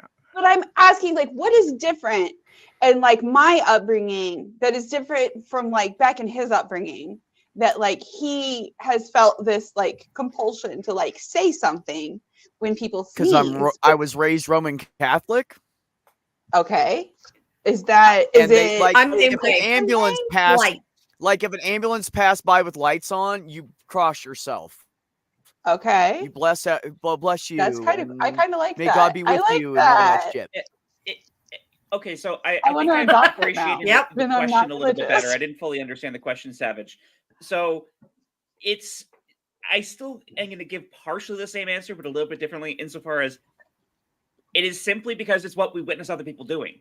The compulsion to respond at all to a sneeze is because we constantly witness people respond to a sneeze, whether it's "bless you" or "Gesundheit" or whatever. Yes. Like, we don't do the same thing with So coughs. silly. Usually. Are you okay? We don't do the same thing with coughs because there was no culture around saying something to a cough. The only reason we feel compelled to say anything is because we have constantly witnessed it. And so even if like you don't believe in any of this stuff, you feel the compulsion because you've like basically absorbed it through the ambient Thank culture, you. basically. Okay, because I dated a guy who was like weird about like, he was like, why don't you say bless you when I sneeze? Like, that's rude. And I was like, okay. And then I was like, But is it? But then I like had like this weird thing where it was like, if you like hiccup or cough, do I bless you? Like, I don't know. And it was like, I just want Hey, Beck. It's funny you mentioned this, Savage. I'm gonna take a long shot and assume that you're also neurodivergent in some way. Yes. Yeah. Okay. Oh, absolutely. Yeah, and because it is, though not exclusively, it is typically among the neurodivergent community that like we get people who are like, wait, but why? But why do we do this? Because maybe we don't absorb. Again, different for everyone's a bit different, but we absorb like the cultural like ideas maybe a little less completely, and so when we're being compelled told to do something, it's like, well, why though? Is like, because we didn't just take everything that we are like experiencing around us for granted, kind of thing. It's like, no one, neurotypicals typically, excuse the double use of the term, won't question why you say I bless you or something, because there's, in a sense, there's no functional reason to question it. It's like, okay, well, we're not losing anything by doing it, so why bother thinking about it? Why spend energy thinking about it? There's also no functional reason to do it. Yeah, well, exactly. That's what I've always felt about my autism, is that one of the biggest things is most of the things that people do automatically without thinking about it actually require it to come up to my conscious thought level for me to do it. Yes. Absolutely. Yes, that is. Thank you. Yes, I appreciate that. Can everybody read that up there? I find that interesting. They have originated in 14th century Europe during the bubonic plague. People who fell ill with the deadly disease were offered a benediction through the phrase "God bless you," and the Roman Catholic Church, well, the Catholic Church in general, does that too. Like, you know, that makes spritz you with some fucking goddamn oil, God bless you, or put a fucking ash on your head, may God bless you. It's always may God bless you, may God bless you, may God bless you. Yeah. You have like the special water, right? That's like holy water. Yes. Yeah. I was The raised Catholic. priest said some weird prayer over it, and then they run around with the incense and they got the holy water they're spraying on you. No, it's not a cult. It's a whole thing. Have you watched you? Have you watched you? It's literally a cult. The Catholic Church. It's funny you bring up the ritual dunking people in water till they're almost drowned.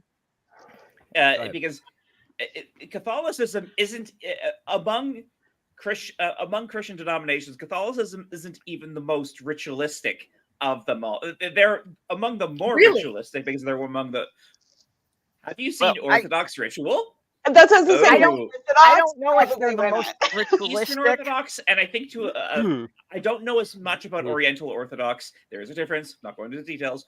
I don't know as much about them, but as far as I know, like Eastern Orthodox is even more into the ritual than Catholicism is. Mind you, a number of the people who follow it are like sort of like they're aware it's just ritual, so they don't necessarily take it to the same seriousness, but the ritual is a lot more is a lot more not overt. What's the word I'm looking for? Performative, I guess. Well, that's why I was going to say that I don't know if the Catholics are the most ritual, but I think they are the most performative. You know, they are. It is a huge thing. Yes. Of the way they're dressed and having, you know, all the right little elements placed exactly so. But like Sabrina was saying, like Greek Orthodox, they don't have all of that, and then they have like there's a thing that like the wine like passes through, and like when it passes through that, it like becomes the blood of Christ. Yeah. Have any of you ever sat through a Catholic high mass? Oh yeah, I love that shit. It's fun. Yeah, my sister wanted that for her wedding. It was a 3-hour mass. Fuck that shit. I could be married 15 minutes. Kneel. Yeah. Sit. Kneel.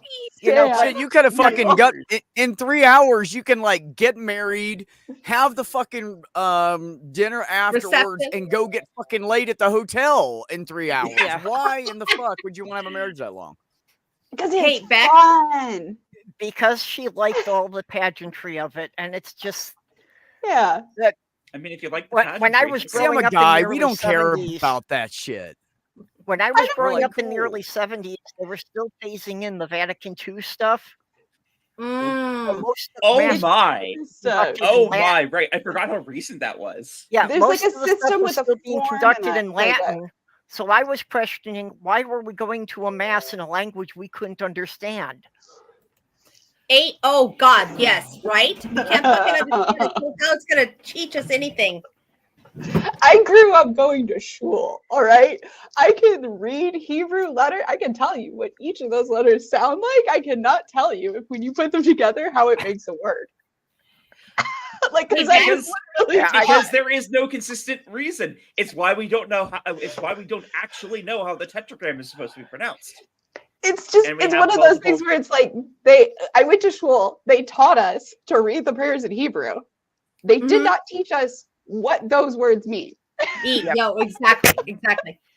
I Hey, grew Beck, up in can a I mostly hijack the Jewish stream for a community. second? So, yeah, I had, went to the bar mitzvahs and bas mitzvahs for all my school friends. It's fun. The preparation, the amount of memorization they had to go through for all that. See, and for me, it's like it's a system, and if I can like adhere to the system, I like it. Yeah. I will. I tap when they tap. I got it. Like.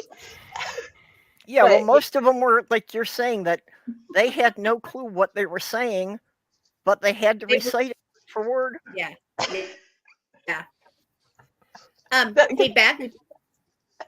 Yes, Deb, go ahead and talk Can about I whatever you hijack wanted your to say. first? I just want to hijack your stream for like a second. Carrie Ann said something and it like hit home with me. I just want to reiterate this. I'm sorry I'm doing this so much today, but Carrie Ann, it is never selfish to do self-care. It is never fucking selfish to do self-care because you cannot be the best version of you unless you care for yourself. That's why she was saying there's a difference between wants and needs. Taking care of yourself and stuff is a need, not a selfish want. A selfish want is fuck my kids, I'm gonna go get my nails done. Or fuck my kids, I'm gonna go soup up my fucking pickup sorry, shop. I cut out. I'm sorry, you guys. But it's never selfish to do self-care. Right. For people who have undergone trauma and specifically abuse, that is a very difficult distinction to make. But I encourage you, if you have difficulties making that distinction, to like go ahead and do the self-care thing, even when it feels like you're maybe being a little bit selfish. I'm still learning. Absolutely. Yeah. Because I was. Oh, she just said their needs are not selfish. She said it in the chat. Kids, that it's like it was the whole hierarchy.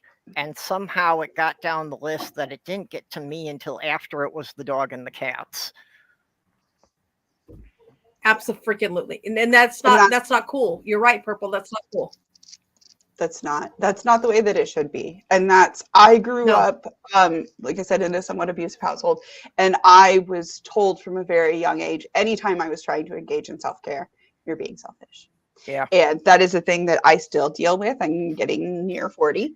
And it is a thing that I still deal with, that I have to like tell myself like, no, like it really is self-care for me to do this. And like, yes, I am putting my needs ahead of this situation because that's what needs to be addressed first. I have to be reminded of some very basic things that I've said many times, that it is Sloth Girl's job to make sure I don't go consecutive days without eating. Because I literally won't think about doing that much self-care if my mind is on something else. Mm-hmm. And it's good that you recognize that, and that's you're working in the right direction. And that's all we can do. My ex used to bring out to the garage. She'd bring out to the garage on the weekends. She would come out. I'd get up early, right before her. Make a cup of coffee, take it outside. I'm in the garage. She gets up a few hours, like an hour or so later. Brings me a fresh cup of coffee. Want breakfast? Sure. Comes out later. Breakfast is ready. Comes out a little later. Becky missed breakfast. Oh shit, I'll be in a minute. Comes out a little later. Do you want lunch? Because now it's lunchtime. Sure. What are you making? I'm making sandwiches. Okay, sure. So she finally just figured out if she just brought it to me and said, "Here, eat this," I would just eat it. And then she'd go take the plate away, and then she would just go back inside. She'd leave me out there. It was wonderful. Just feed me when I need to be fed and leave me in my garage. Yeah. I have to get it to Robbie and school. who fed me. I was out there on the weekends Robbie, because we when he weren't came getting out, along. fair enough. When Go ahead, Robbie Robbie, came to what? visit, he made me coffee every morning. And when I went to visit him, he did have to work while I was there. I was there for like 2 months. But he did make sure every day that Stool had something to make for me for food. And like Stool cooked every day. Really now? Yeah, so I have to hand it to Stool Yeah, and Robbie, the two of them. Stool 'cause cooks and cleans I and does don't eat laundry meat. and shit. That's his part. He does. And I was a challenge for him because I don't eat meat. So like they're very like those two boys are very like meat and potatoes like every night. And like I came into their life and they're like, potatoes. Hold on a second. When you say stool, we're talking about very stable milking stool? Yep. Yeah. Yes. Oh, okay. Okay.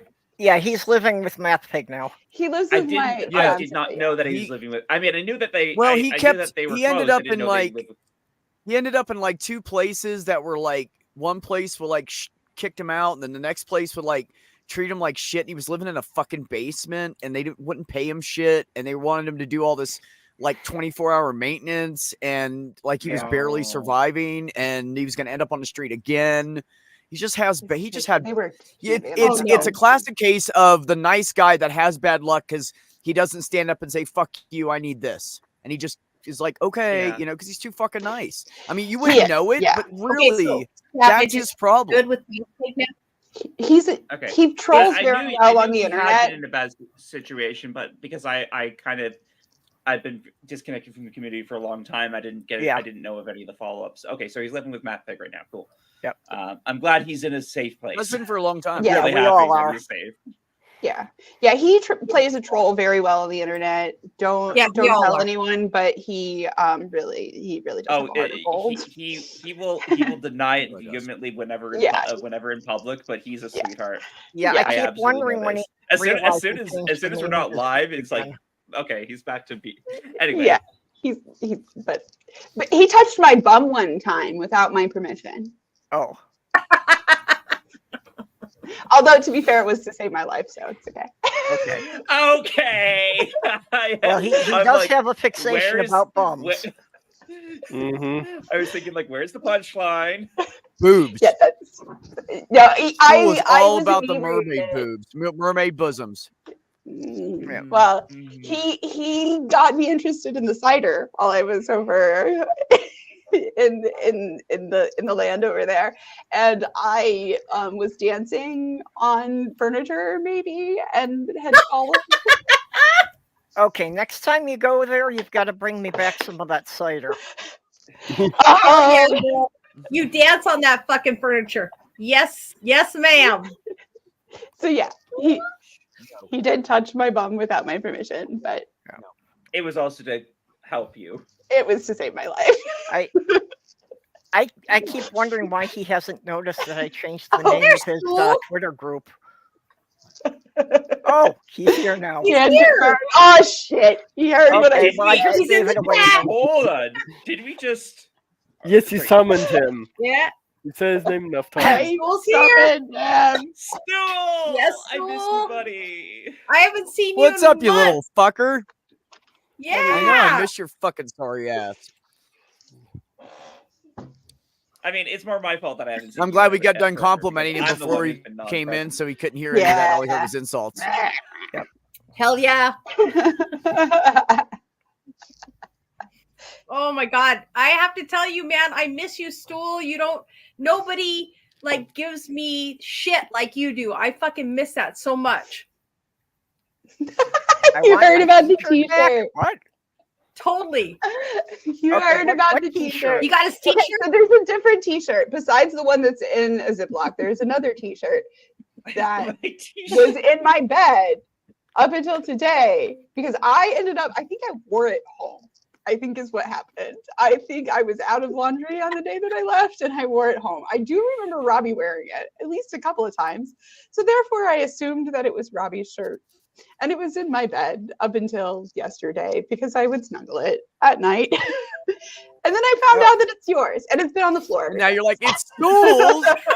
Ew. So you're studying friends? I was cuddling with Stool's t-shirt. Robbie, how could you let me do that? Oh, hey, We Al. got a Farron over. Farron Salas. Farron! Oh, hi, Wait, Farron. Farron's here too? Holy shit, what's going on, y'all? And Al Somebody Trucker. else's chat must have just ended, and they're all flooding in now. Oh, is that it? Oh, right. Well, Al's also no, here in honestly, Ontario. I Purple, forgot because about that. Beck is so fucking cool. Probably. Yeah. No. Yeah. I forgot Al's the closest one to me. How many times he's got to ask for treats? How many times I got to say no before he realizes I mean it? Well, he's cute as fuck. How could you say no to that cat? So he's just cute. he said if you're Western, he's Eastern, but if you're Eastern, he's Western. I usually see He means that. Ontario is kind of like Ontario and Manitoba are kind of like Center Canada. Eastern Canada starts with Quebec. Okay. I mean that this is personal. This is not the universal. I don't know if people consider Ontario Eastern Canada. I can't remember, but like I don't know. I look at the map and there's a lot pretty far. There's quite a few provinces east of where I'm at. So we seem to have the same problem with the state of Ohio. That in Minnesota, everybody considers Ohio to be an eastern state. But when I lived in New York, everybody considered Ohio part of the Midwest, so nobody's willing to claim it. I love you, Jenny. Love you, Jenny. See you soon. See you, Jenny. Wish you well. Hi, Jody. How have you been, Jody? Seen you around in a while.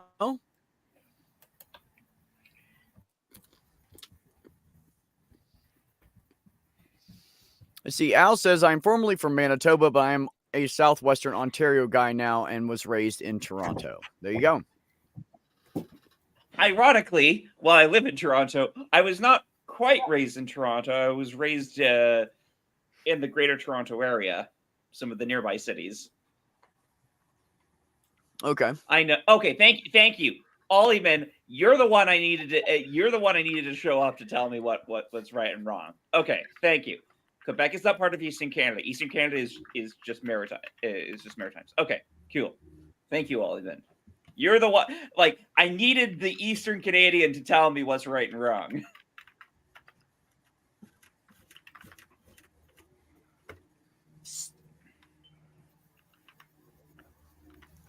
I'm gonna pop that cat in the head. I'm not just hard though. Ignorant, I just kind of ignorant Ontarian. That's all. I don't know my shit.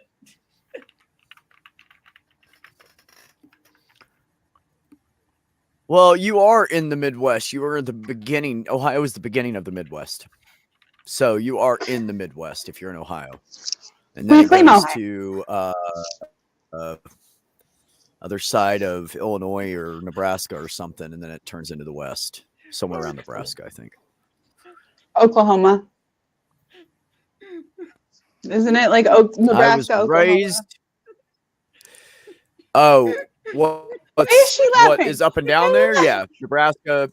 Yeah, and then it goes down into the eastern panhandle of Texas. Where is the middle of the Midwest? The middle of the Midwest is like Missouri, or Missouri and St. Louis and Iowa, maybe. I would say right. I don't know what is middle Midwest. Illinois and St. Louis. I would say. Yeah. Right at. Illinois and Missouri, right at St. Louis. Yeah, the Illinois-Missouri border, I would say, would be the center of it.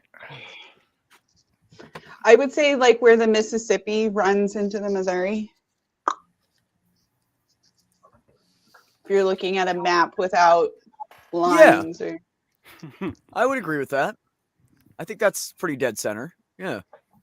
I've been to Missouri. That is a trippy place to be Canadian. Interesting now. What do you mean by that? Why is it trippy for Canadians?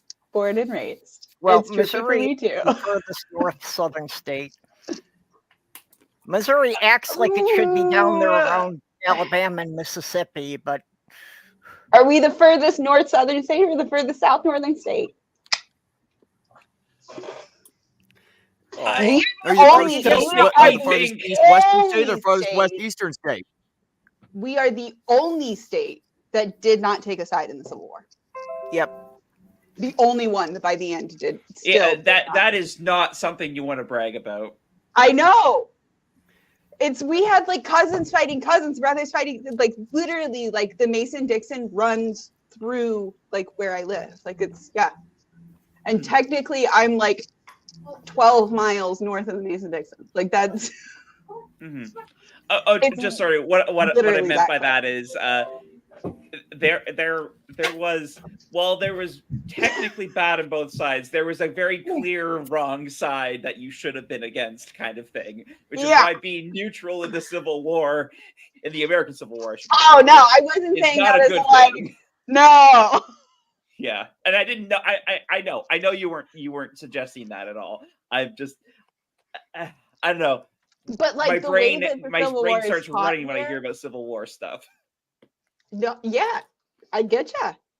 I was telling somebody the other day, literally, I remember we got new textbooks. Now like I said, I'm nearing 40. So you can figure out about when I was in grade school. But I remember 5th grade, we got new textbooks and they were the McGraw-Hill textbooks. And I remember the page that was like the chapter on like pre-Civil War US. And I remember there was like a paragraph where slavery was mentioned. But the paragraph was not about slavery. It was about immigration. And it mentioned that some people immigrated from Africa to be slaves in America against their will.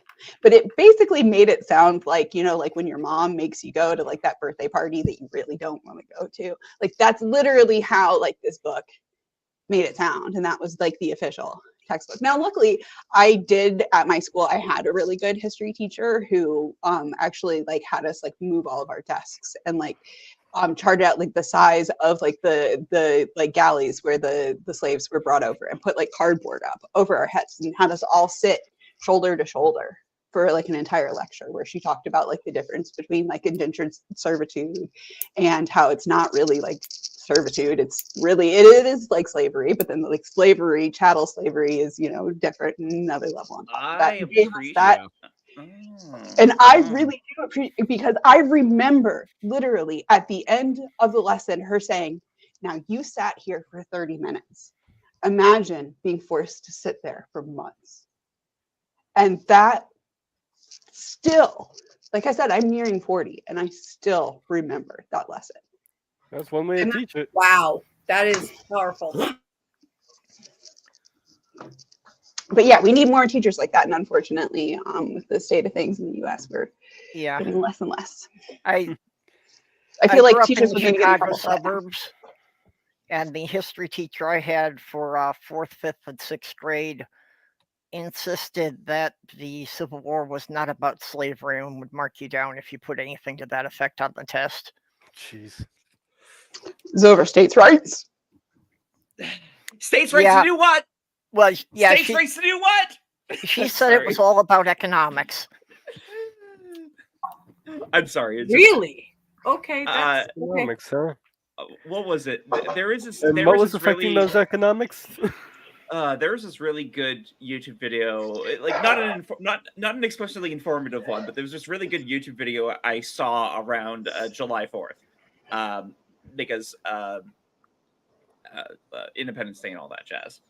And it was just like one of these YouTubers who just does like animation stuff, and he just like a lot of goofy stuff. He decided to make this kind of slightly more serious post where he has this caricature of somebody who's like, a lot of history isn't black and white. There's lots of shades of gray.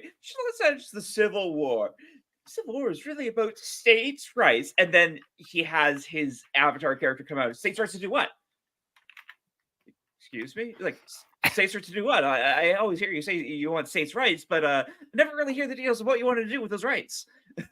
And it's this like little like mini argument of just basically like, you're a bunch of fucking hypocrites. Fuck you guys. This is good about question. slavery, and the guys who founded their constitution, founded the Confederate Constitution, put it in there that it was about slavery, and all the big leaders are saying, yeah, this is about slavery, and it's like, because this whole states' rights thing, this is not what they were talking about at the time.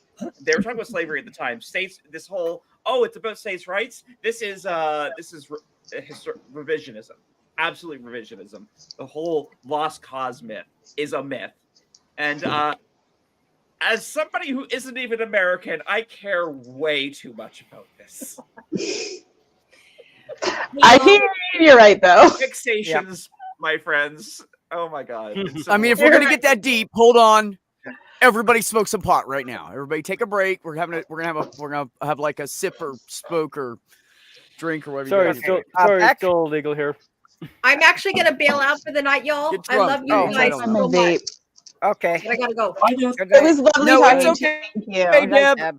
Deb, we know you just wanted to hang out with Tamala. We know. Go on. Exactly. Well, no, I'm just kidding. I love y'all so Look, they much. can do the same hand motions. I'm gonna get this whole thing together, and I'll Bye, send guys. sweetheart. Beck will send links to us getting together and chatting once a week about mental health. I think that's a Yes, fucking please. good idea. Let's do it. All right. I love y'all. Bye-bye. Bye. Love you too. Bye. Yeah, Beck, Laura's Hey, in the Purple. side chat. I think she was looking for. Oh, you gave her a link now. Okay, there she is. Laura's already in here, but I was gonna get to her in just a second. Purple, do you mind if I add Deb to your Twitter? Oh no, DM? no, go ahead. Yeah, you Okay. want to put her in my DM group? That way no she problem. can communicate with you guys, see if anybody Yeah. wants to come on, talk, blah blah blah. Yeah, okay, cool. Rock on. Just want to ask. Well, mostly that DM group. Go is ahead, just, everybody. You know, all the people who want to know when my chats are going to be. So.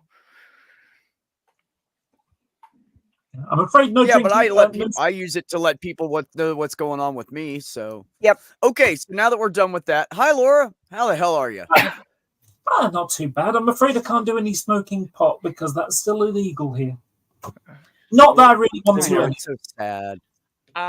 So Laura, sad. I've got a question for you. I see that Sure. your tagline is a vast suppository of information. Yes.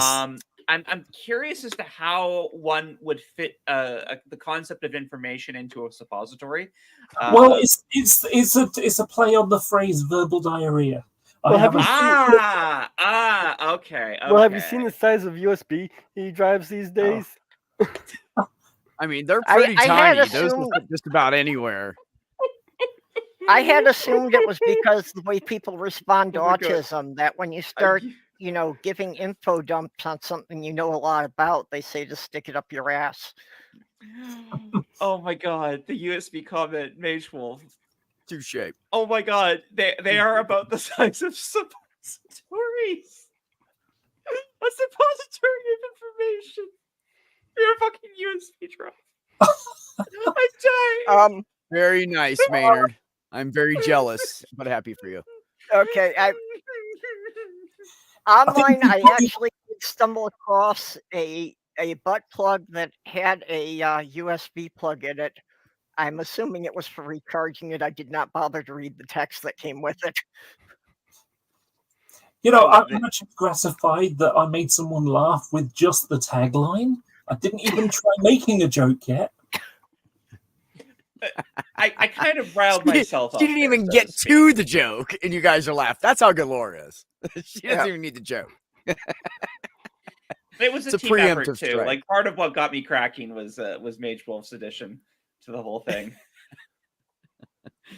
Yeah, no, we always enjoy a couple of you brains when you get on. And Laura and Sabrina are just like dangerous. Just go ahead. I'll just let you have the stream. Go ahead to both of you. Well, and Carol is Wait, what? definitely right What did about I do? cats. It was Well, interesting. I'm saying that you and Laura are so brilliant, you could just sit here and have a huge conversation I and never see. not need the rest of us, is what I'm saying. Well, there you go. You should You're the same co-host kind of show brilliant, together. that neurodivergent thing. Guilty Huh? as charged.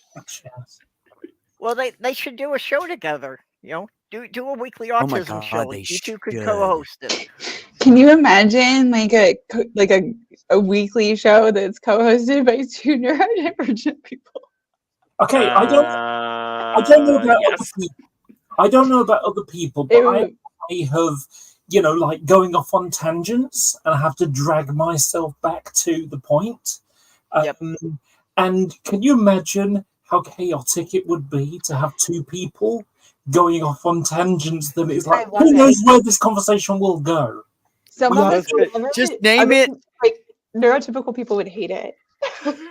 Isn't that basically what you'd have to do we is say Purple? this is for ADD people only because we go in 20 directions. Just make your title something like that, and then I'm the right literally working on like a flash screen for my streams for like side story, like Well, like time Mage for a potty says, break if you don't like the side stories.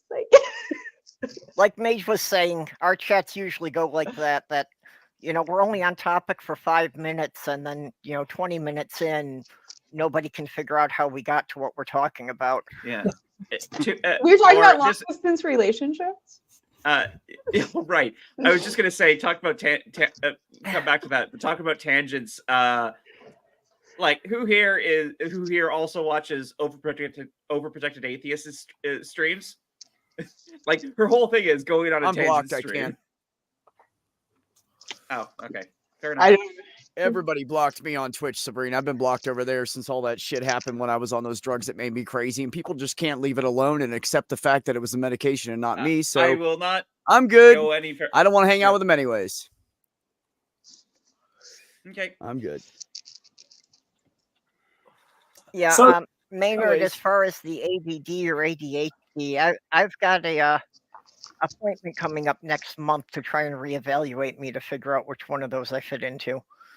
Could be both. Actually, it will be either ADHD or neither, because the most recent version of the DSM, they actually dropped the ADD entirely, and it's all under the okay. ADHD umbrella now. Well, Reggie, there are exceptions. Sabrina's an exception, and HH is an exception, and BB never blocked me on anything either. So I never blocked him. Yeah. I don't think I blocked you on anything. I didn't want to dwell on this, but like since we're bringing it up, there's like those of us who are like kind of more on the fringe side. Not fringe is a weird way to word it, but like on the sort of the edges of the community where, like, of the in a clique, sense, we never got involved in any of the. Never got involved, like still friends with everybody, but never got involved in the drama. And so like myself, HH, and BB are really good examples of that.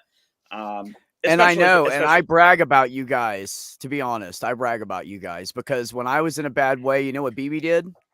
BB sent me a Christmas card because she knew that I was going to be here by myself.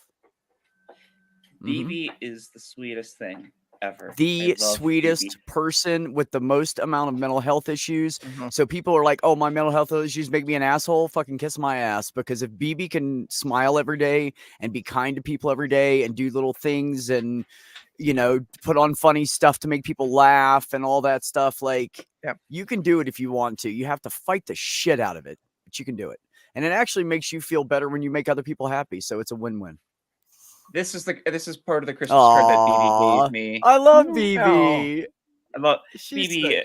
BB and Edgar are both great. I love them both. Yeah, they're just and good people, every man. single card I've gotten from them, I keep. I don't. I'm very much not a card keeper. I usually toss everything, but I'm keeping them because I kept the card she sent me. Yeah, because it meant so much to me. Like I was in a. Like that Wellbutrin made me nuts, you guys. I'm not fucking kidding. I was suicidal like every day for 8.5 fucking months. It was so fucking hard. Like I can't even. You were on that. You were on that too long. I mean, that's not the only issue, obviously. Like no. Oh no, I was on it 2 weeks and it started. When it built up in my system, I started going crazy. And by the time I was on it for a month and a half, I was fucking nuts. Sorry. What I'm saying is, as in, it started 2 weeks. You should have been off it. Like, no one fucking noticed anything. I'm like, how do you not know that I'm fucking suicidal? And people were like, oh, my friend's going to die of cancer. And I'm like, I'd die for him. It doesn't matter. Like, I was saying shit like that on the daily. And people were just... My understanding, correct me if I'm wrong. No one said anything. The prescriber wasn't in a position to properly assess you, if I'm correct in that regard. Was that the situation, Beck? Well, because we split up after that. Yeah, And she broke my but, heart, like, and all that shit happened basically, right when that medication went in my system hard, so I didn't see her. Yeah, so you didn't have a doctor this doing is what follow-ups. what I'm saying. Yes, No. thank you, Perp. Basically, ideal course of action is when you're starting a new psychologically active med like Wellbutrin, is you need to be followed up with, because in a lot of cases you cannot rely on yourself to self-assess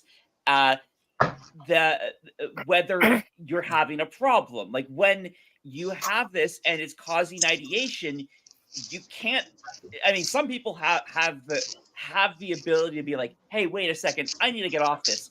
But a lot of Not people me. don't. That's really, really, really hard. So you need to be followed up with aggressively to be able to assess for those kinds of See, I am situations. usually and because of the circumstances, here's the weird thing. Your situation fell through the cracks, which sucks that you had to deal with Here's that. the weird thing about it is normally I can catch shit. Like when Zoloft was too strong for me, and I had her switch me to. I'm the one who decided. I came to her. I said, I think this is too strong for me. I think the side effects are really bad for me, and they're causing more problems than it's worth. Can we try something not so strong or whatever? And she was like, well, Lexapro is the same thing without the side effects. And I'm like, so why aren't we using that? So she put me on Lexapro. I've been great since. But when I was on Lexapro, I thought, well, Wellbutrin was just like a anti-anxiety thing. I didn't know it had the depression end on it, and I didn't have depression at that time. So it threw me into depression because I did not need that drug in my system. And I even said to my therapist, like, I don't know what's going on. I don't know what it is. And he never said, well, you know, have you seen your doctor? I do no one said anything. I quit going to him because of that. And he told me with the thing with my brother, I mentioned it 2 sessions in a row. It happened. I talked to him about it. Came back again, went to talk about it. He goes, why do you want to talk about it? You just have to get over it. And I was like, oh, dude, I'm out. I just talked to you about it twice. I brought up the second time and you're telling me to get over it? This is a guy who emotionally scarred me for most of my childhood. Yeah. No. Okay. I'm sorry to interject again, Beck. Just one thing I want to slightly correct there is in a sense, the reason Wellbutrin wasn't good for you has nothing to do with the fact that it was also indicated for depression. The reason Wellbutrin wasn't good for you is because Wellbutrin isn't good for you. Everyone's bodies are different. Lexapro is indicated for primarily. I agree with that. I'm just saying, I think anxiety. I was just saying, I think because of that point is why. Let me finish. I think because of that was why it was so severe for me, because it was a double whammy. You know what I'm saying? Like I should have been taking the drug, and on top of that, I didn't have this one thing that it's indicated you need both things to take that drug. No, that's not. You know what I'm saying? Like it was not the case. Yeah, but that's what it's indicated for. That's all I know. But when you're taking drugs that are designed to adjust your brain chemicals, you really can't tell yourself the effect it's having. You really need an outside opinion. Oh, I agree. Yeah. I agree. But that's what I'm saying. Like everybody I knew, everybody was around me every day. The ex-brother, my landlord, no one was like, hey, how can I help you? Or are you on any new med? Like no one said, did something happen? What changed in your life? Like no one said a thing. They just let me be fucking crazy.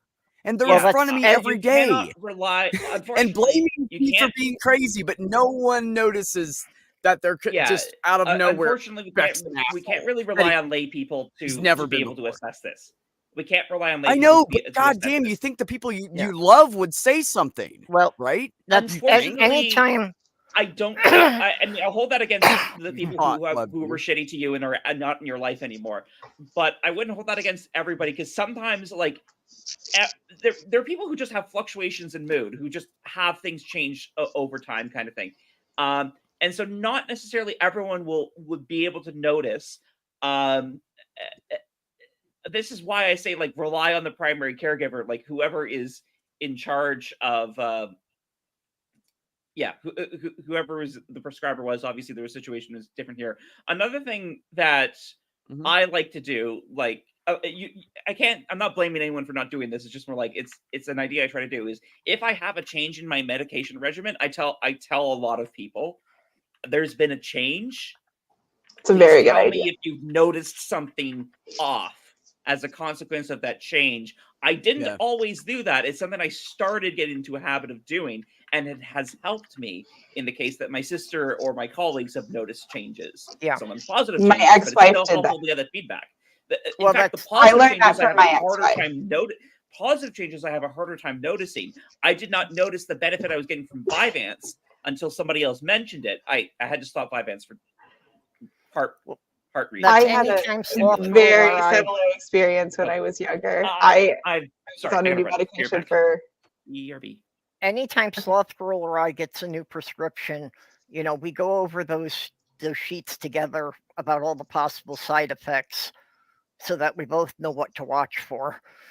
And my ex-wife did that with me and actually continued to do that with me after we divorced. And that, I think, was kind of what made me realize that that was a good thing to do.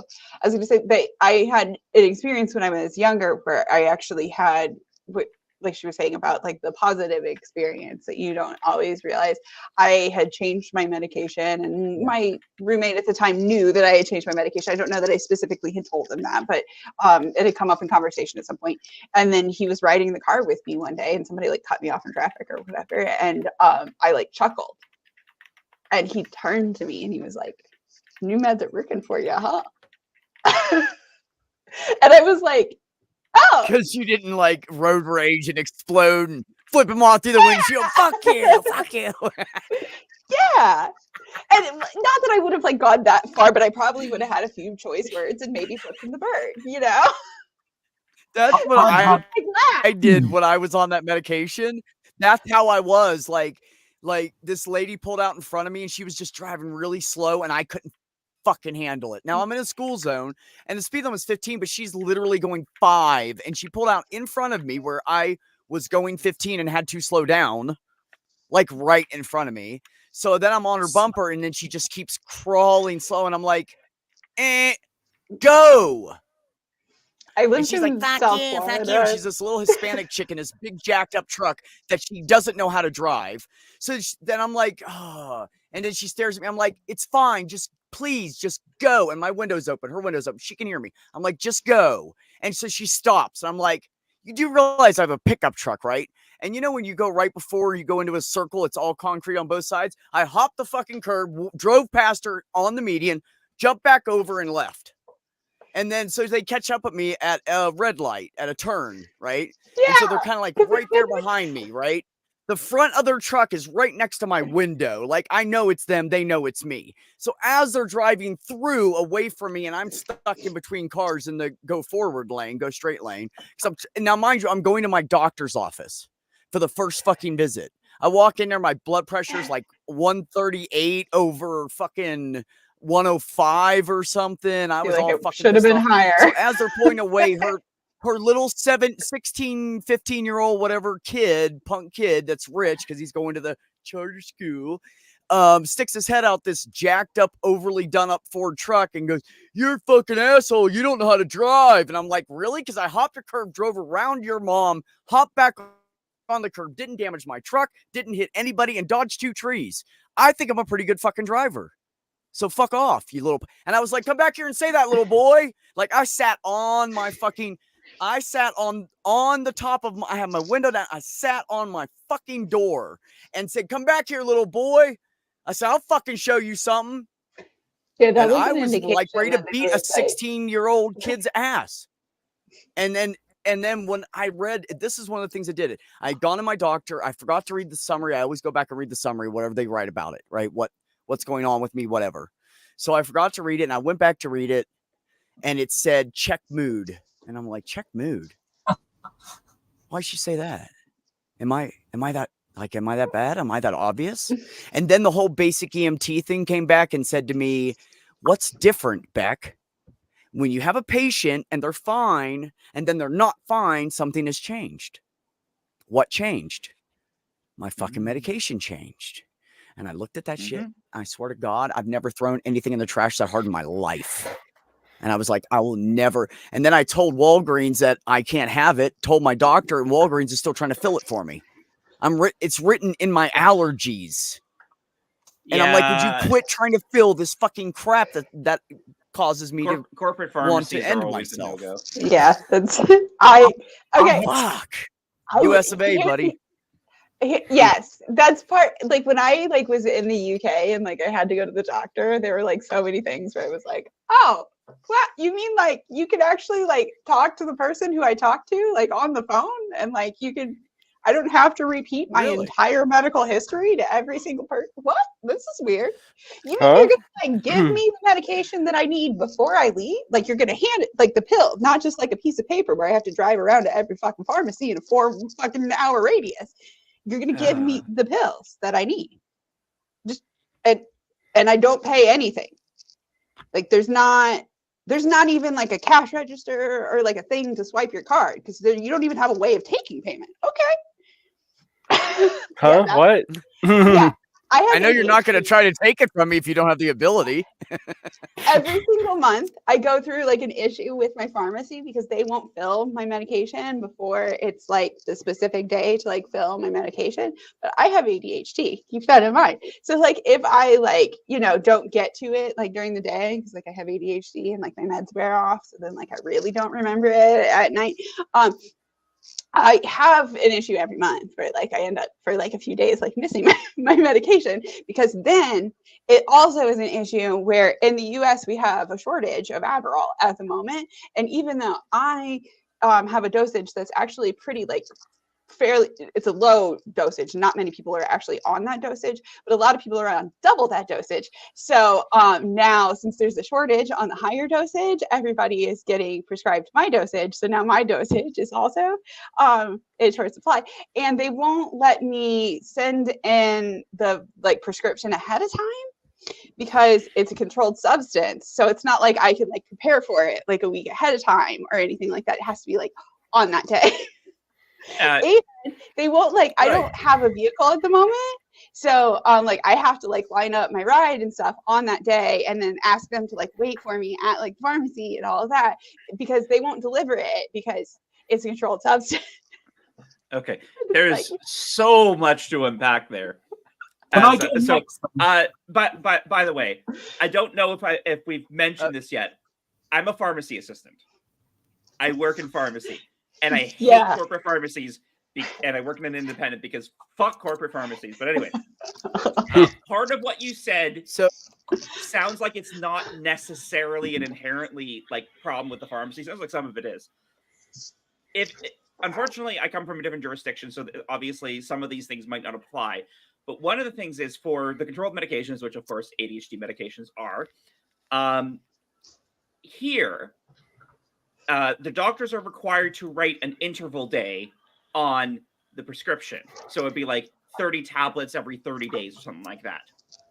Doctors don't have to write it exactly equaling the number of tablets you're getting. So a doctor can write refill 30 tablets every 25 days.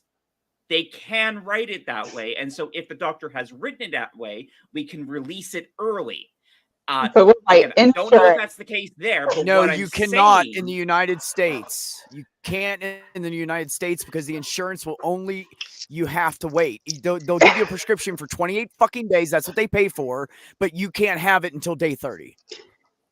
And the other fun thing is that the pharmacy will tell you we can't hold on to this because I've literally had a pharmacy tell me, I'm sorry, we can't hold on to your prescription and fill it in 5 days because we've had too many issues with people telling us that their Adderall and Ritalin prescriptions have disappeared, which to me says that you have an issue with your staff in the pharmacy.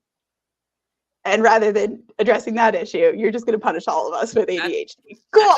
That's a different. Okay, hold on, Sabrina, because Laura's been wanting to talk for like 30 minutes. And she's been patient. Go ahead, Laura. Okay, so you were talking about mental health stuff and antidepressants. So I've struggled with antidepressants for a long, long time. And so the first time I went to my doctor and he prescribed me some antidepressants, I was given something called Seroxat, I think it was.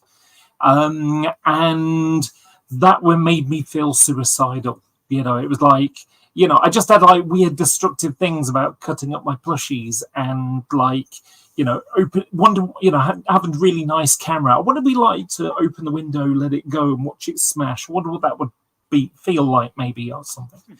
And even, you know, sort of listening to Bjork and you know, a Bjork song, you know, it's like I want to be like to have my body slam against those rocks or something. It's like, you know what? This is not good thinking.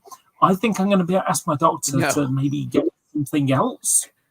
So the next thing I got was gave me insomnia, and you know, and like you were talking about the instructions, you know, sort of what it does, and it's like looking through, and two of the things that it could give you side effects was insomnia and drowsiness, and it's like, well, wait a minute. How can you have both of those? These are opposite things.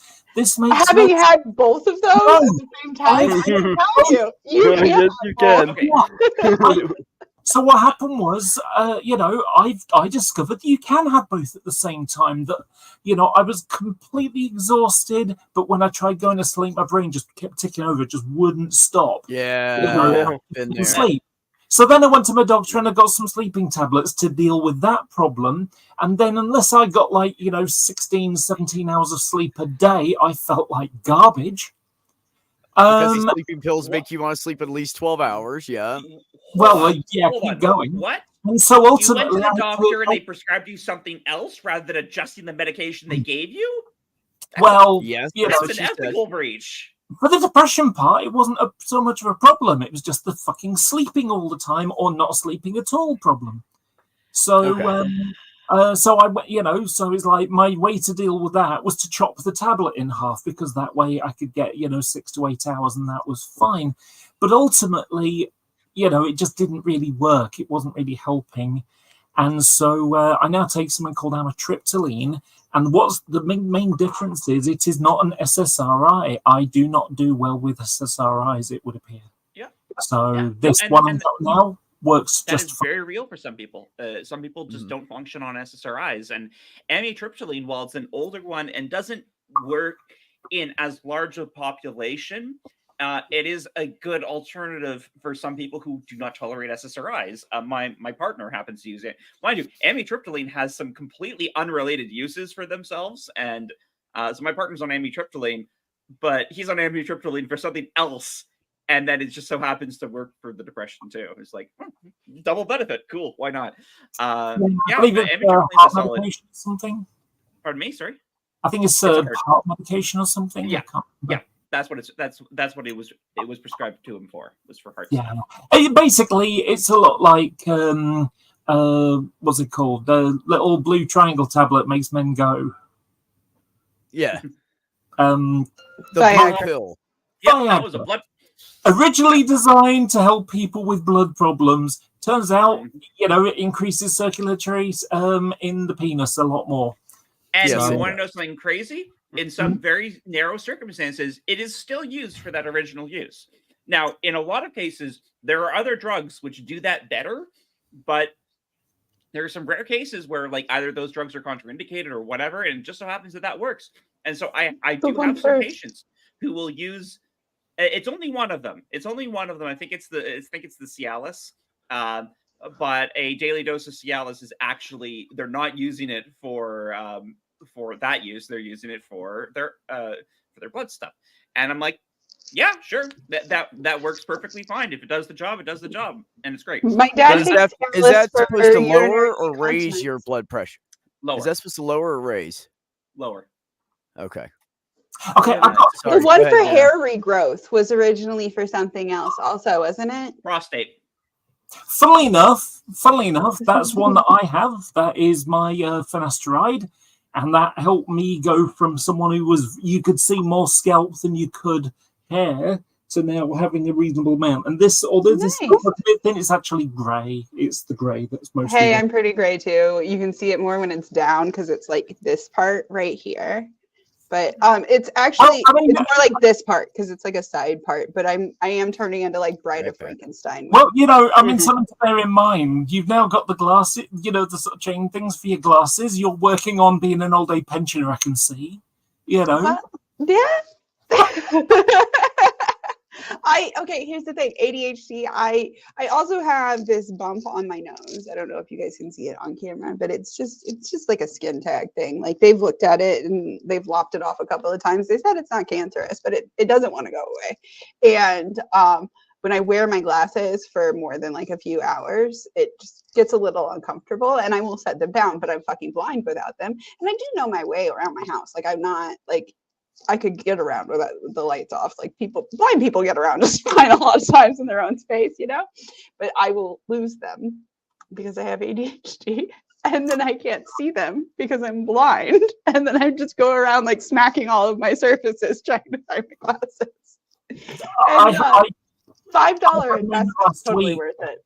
I had a moment last week where I'm looking for my glasses, like, where the hell did I put them? They were there. I do that a lot. Yeah. I found that it was like just not always efficient to like put them on my head, or they were falling off sometimes and stuff like this. But yeah, $5 investment, and it was good to go. I'm happy with them. I actually, the picture when I ordered it, I think I need to do a little bit of fixing because the chains, like the gems go in opposite. Well, like it's the same order, but it's like black to like green. You know what I mean? So I think I just need to like take this part off and like switch it so that they're both the same. So I have a couple of anniversaries coming up. Nice.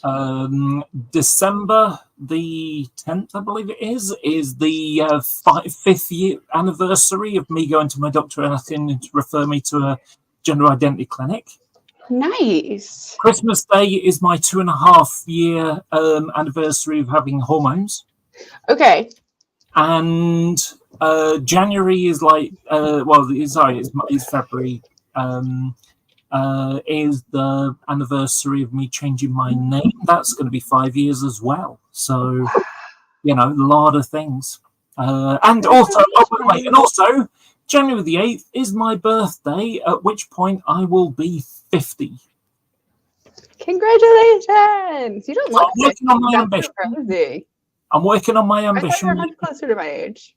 Yeah, my ambition is to be an old lady, so I'm working well on that. 5 years ago. I was wearing my my grandpa sweater yesterday, and I was like, somebody was teasing me. I was like, I don't care. I'm ready to be a grandpa.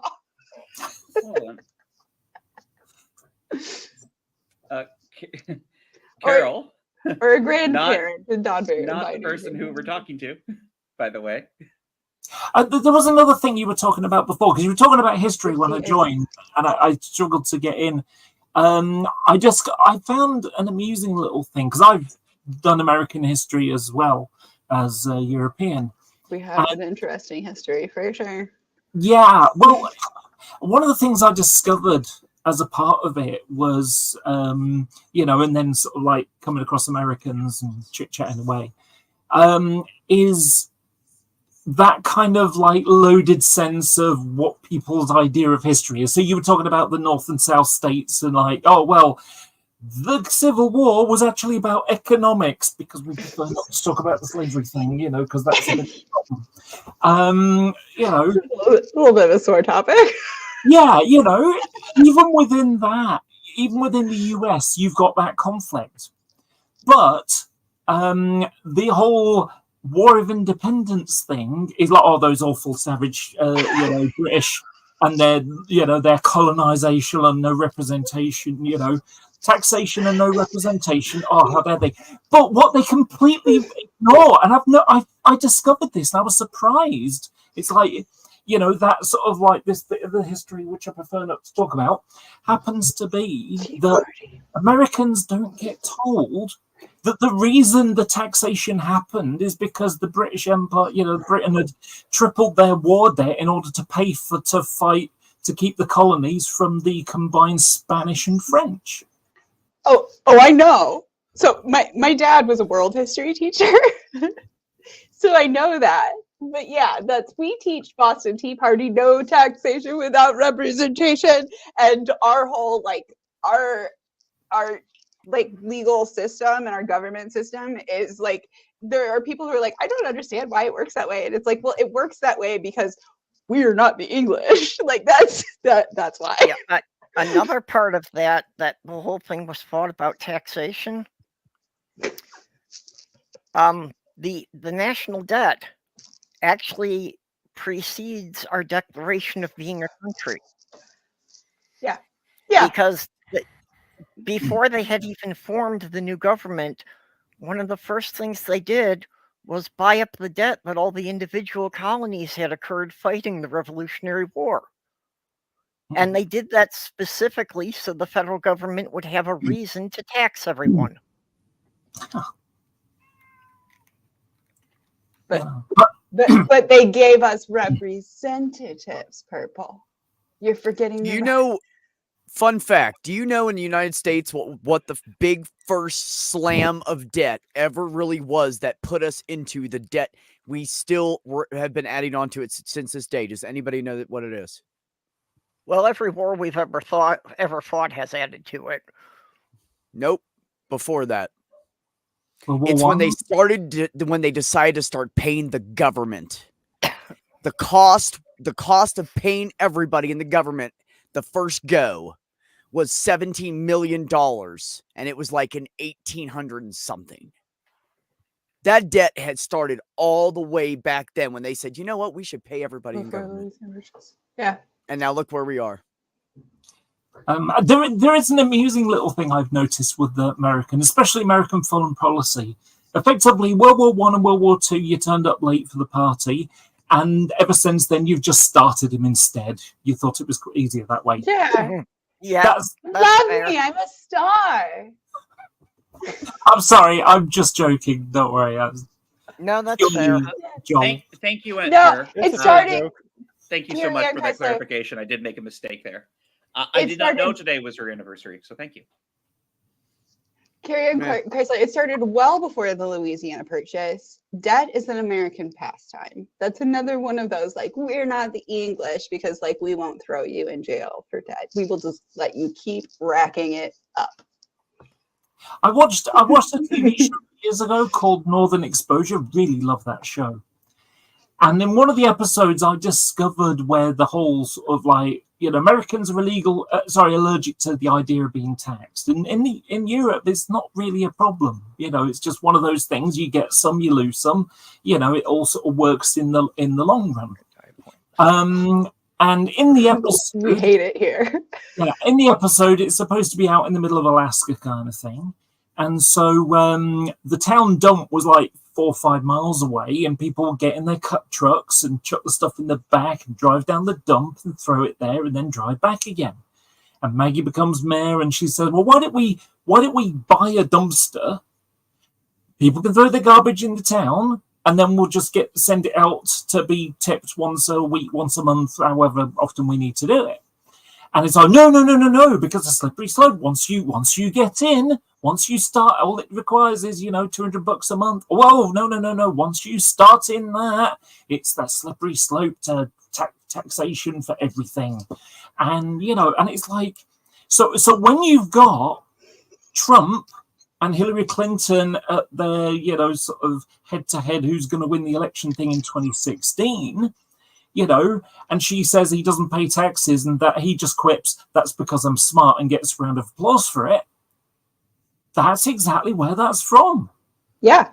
Oh, that cheating the system, cheating the government, cheating we don't on you out of just is a good thing. Yeah. So every time we talk about the government offering a service, they start screaming, that's socialism, that's communism. Yeah. Not that they have any idea what those words mean. Getting the fuck out of here. Government. You understand, Laura, why I'm jumping sides of the pond. I'm headed to Turf Island. It's better than this. Oh my God! Why?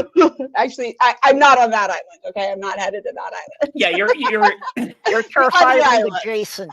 Yeah. Oh, you're going to Ireland. Yeah. Well, not Ireland. UK Ireland. Northern Ireland. Ireland's hat. Yes. Okay.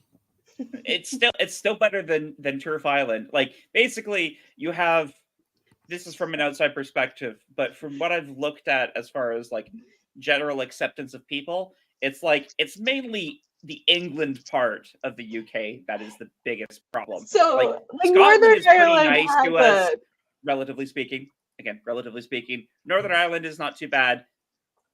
Again, relatively speaking.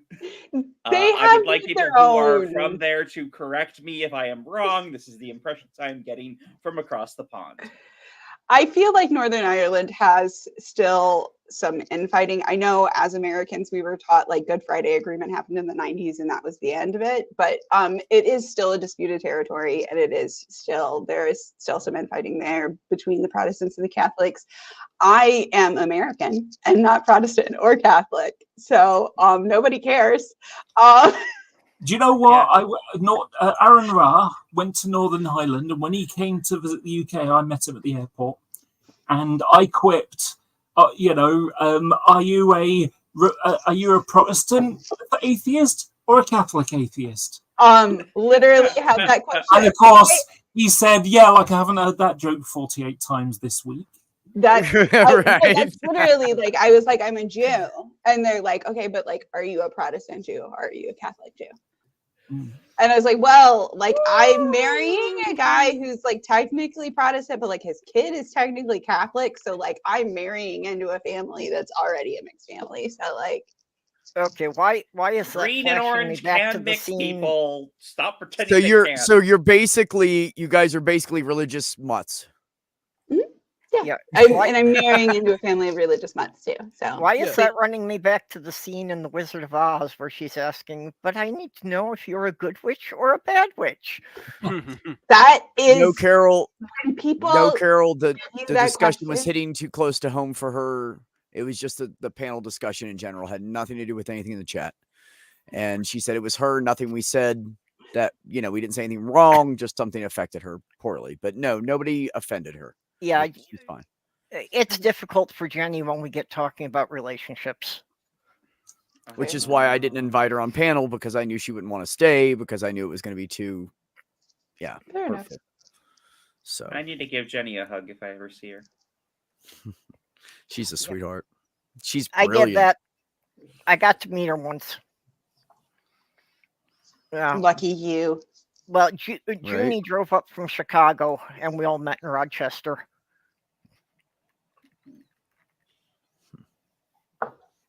But so actually, I remember when you guys did that. I was super fucking jealous, to be honest. Yeah, Jenny Morgan's fairly close to me. She's about 2.5, 3-hour drive.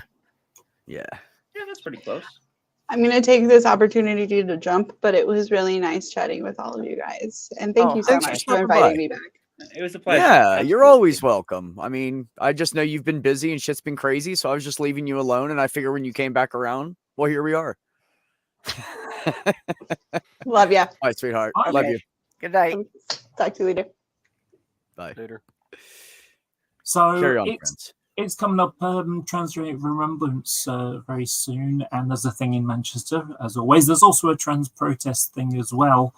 And so I'll be doing that, and I'll be giving a speech at that then as well. So I gave a speech about a month ago now, and it went down really, really well. So I'm kind of in the swing of that.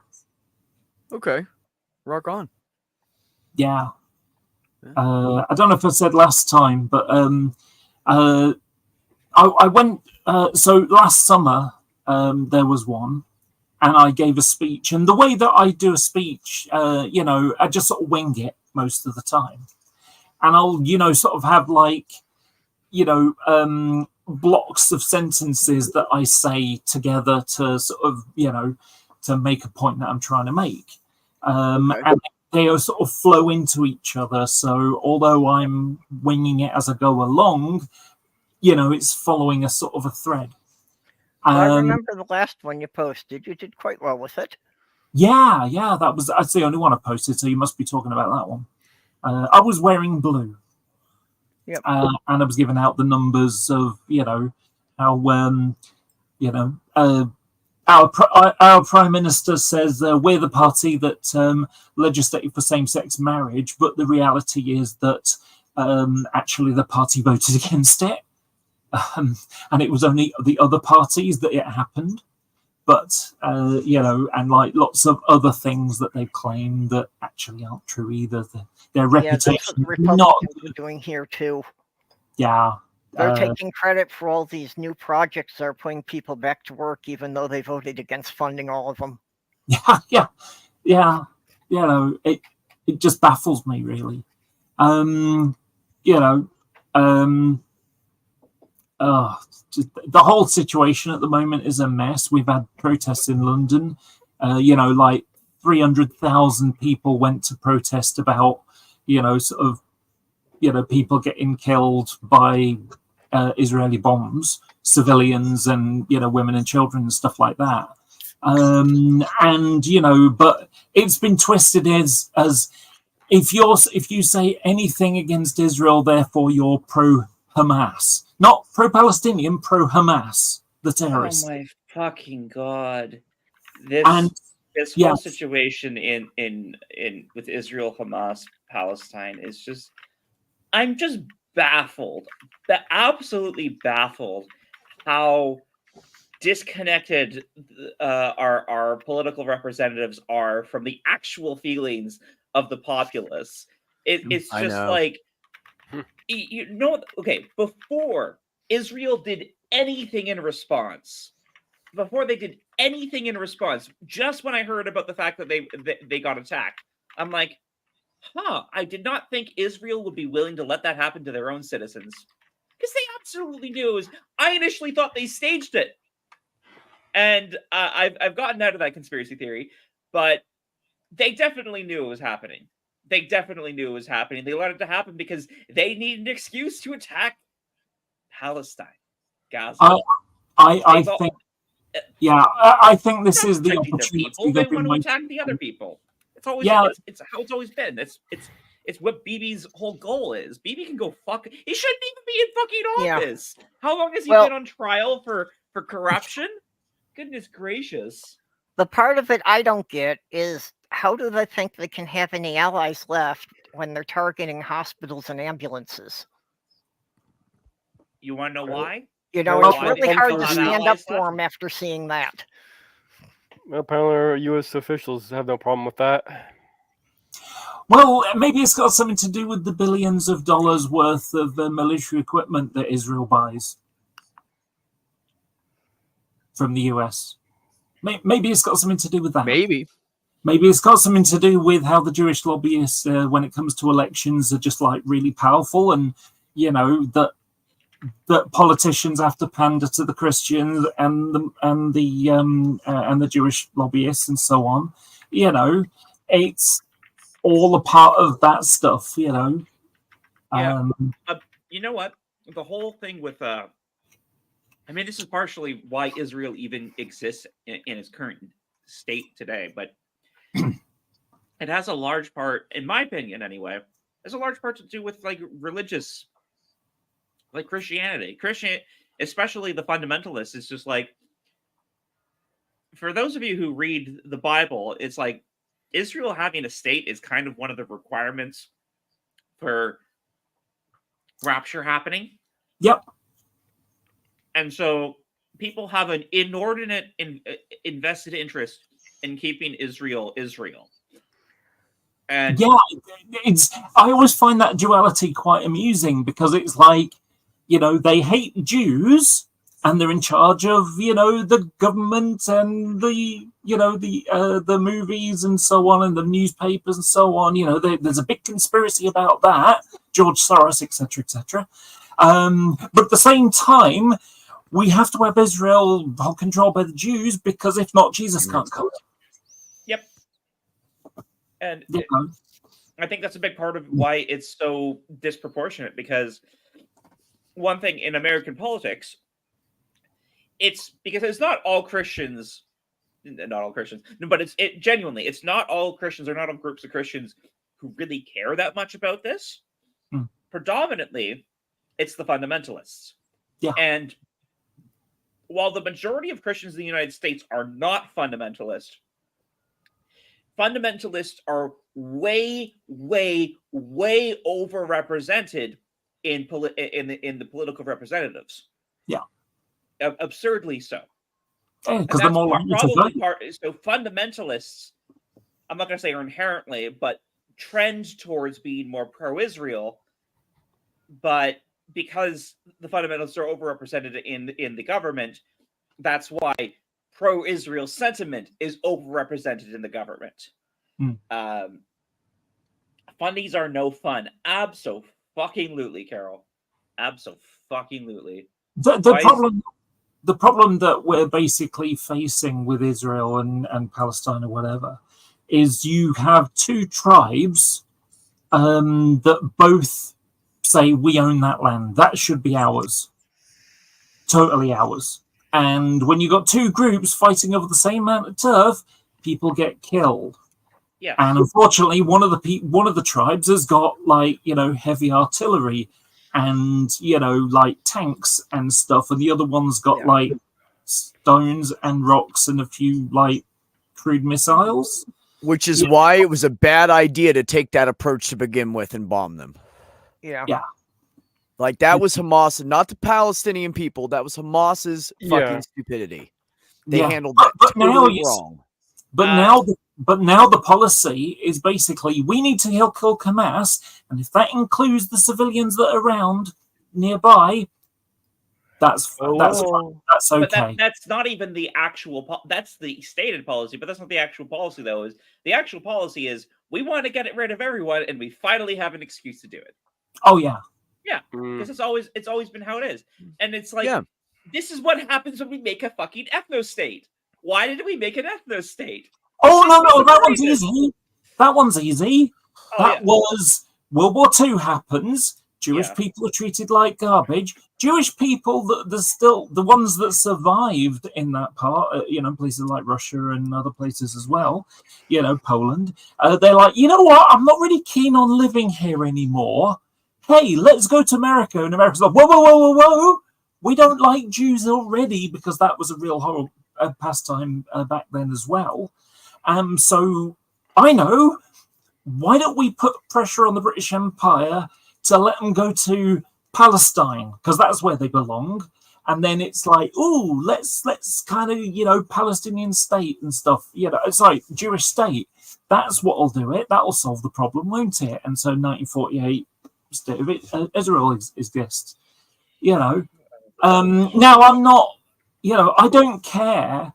I'm not, I don't care what someone's religion is. I don't care which side. Really, all I'm against is killing each other.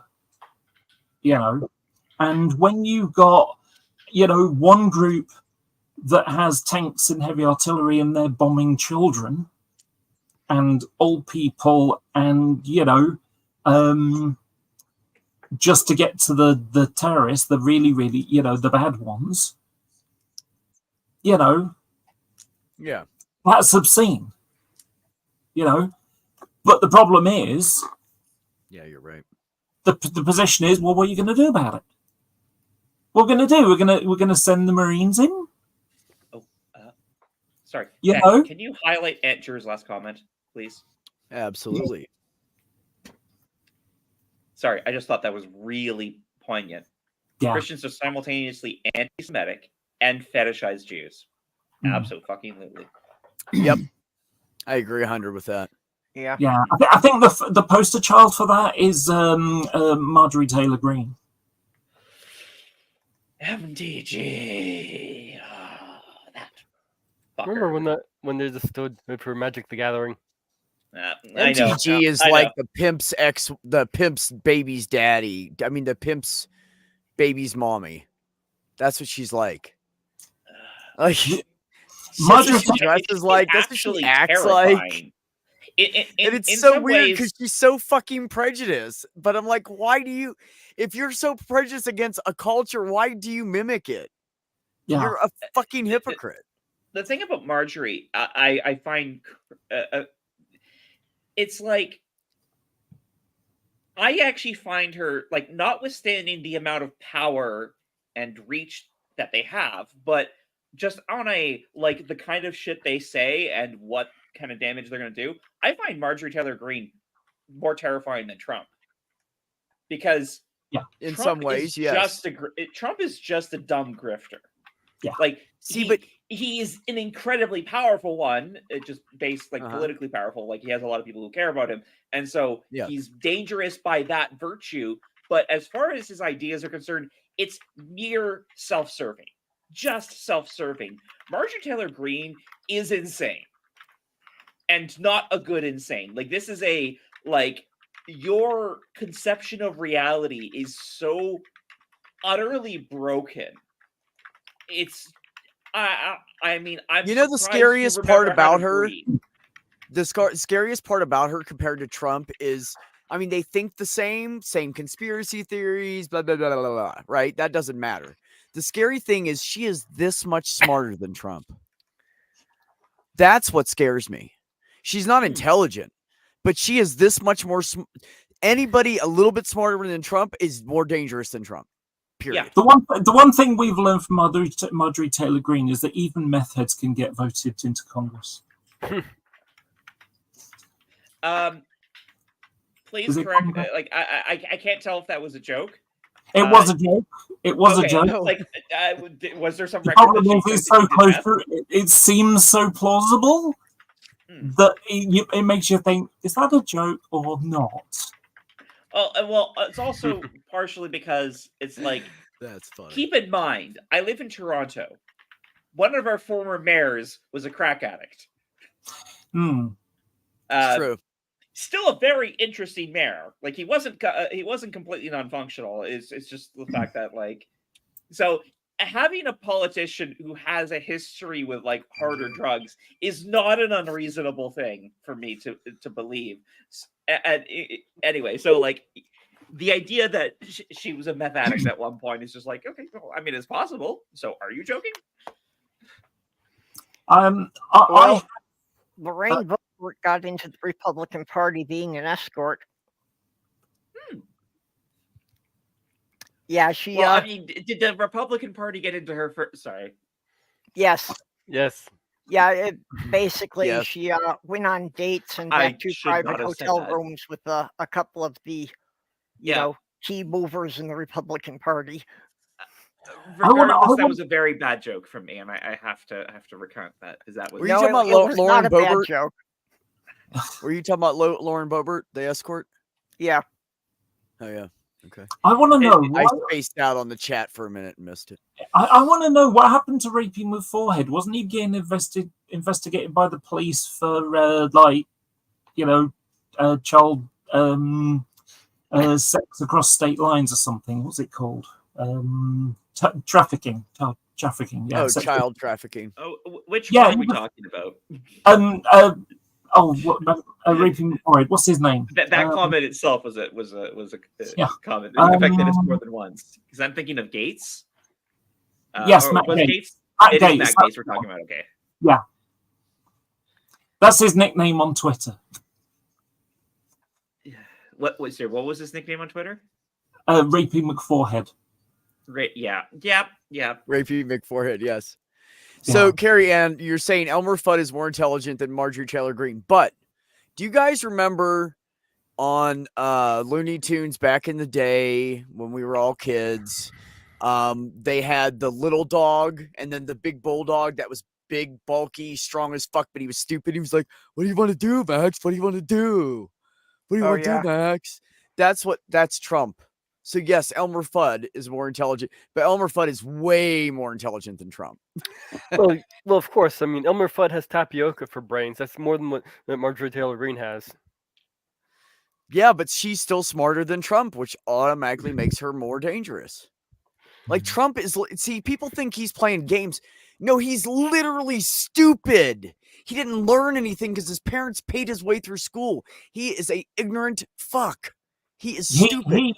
He literally has no education. He doesn't want to learn anything. He thinks he's right. He doesn't listen to anything. And the most important thing you can do throughout your life is listen to what other people say to you. Because 9 times out of 10, they're saying something to you to help you and educate you, teach you something. But this motherfucker, man, his money, that like the family money paid his way through everything and got him out of fucking the military, all this other shit.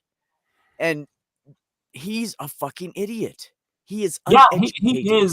He is an example of Dunning-Kruger, where stupid people think they're smart. And that's what, and I'm sad to say, does anybody notice what his supporters are like?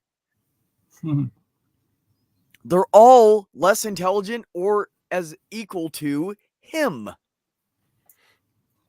So they believe his shit because they can relate to him. I think that's what it is. Because it took me a while to figure it out. It took me a while. Why would anybody vote for this motherfucker? Okay. So first of all, he picked the what the majority would vote for. So he went Republican. He used to be Democrat. He's been independent. He flip-flops around wherever he needs to go. So then he decided to become a Republican because of that. That was like the first step. And then he got up there and started saying stupid shit. And they understood him. Oh, we need to be Americans, patriots. They're like, yeah. Oh, we finally understand what the president's saying. We like this guy because we can relate to him because he's on our level of stupid. And I hate to say it, but that's what it is. That's why the majority of these people out in the middle of nowhere vote for him. He's not using big words they don't understand. He's been divorced 5 times. He's never been in the military. Like they just get him, poor guy couldn't go in the military. He wanted to, but those bunions, like they understand him on some like less intelligent level. I don't know if it's 80 or 85, but it's the only thing that makes sense to me. Do you remember you talking about the old lady driving the car, a big truck and shouting out the window and stuff? Okay. Yes. Yeah. Okay. So I'm high. That's a great analogy of what the Republican, Trump base is. Effectively, people screaming abuse out of their cars. All they have is the intelligence to what can I say in the next few seconds to hurt someone.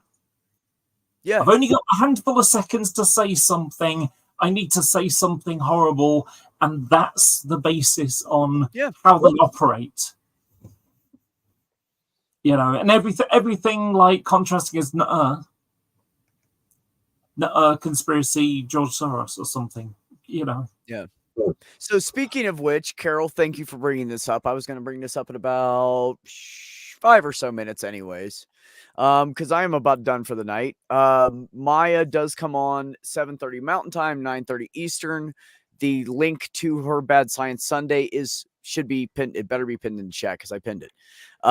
If it's pinned in the chat, you can just click on that when we're done and hop right over there.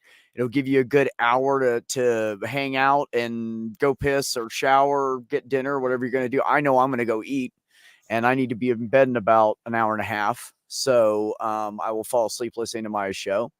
So yeah, every Sunday at 9:30 Eastern, her and Dr. Dr.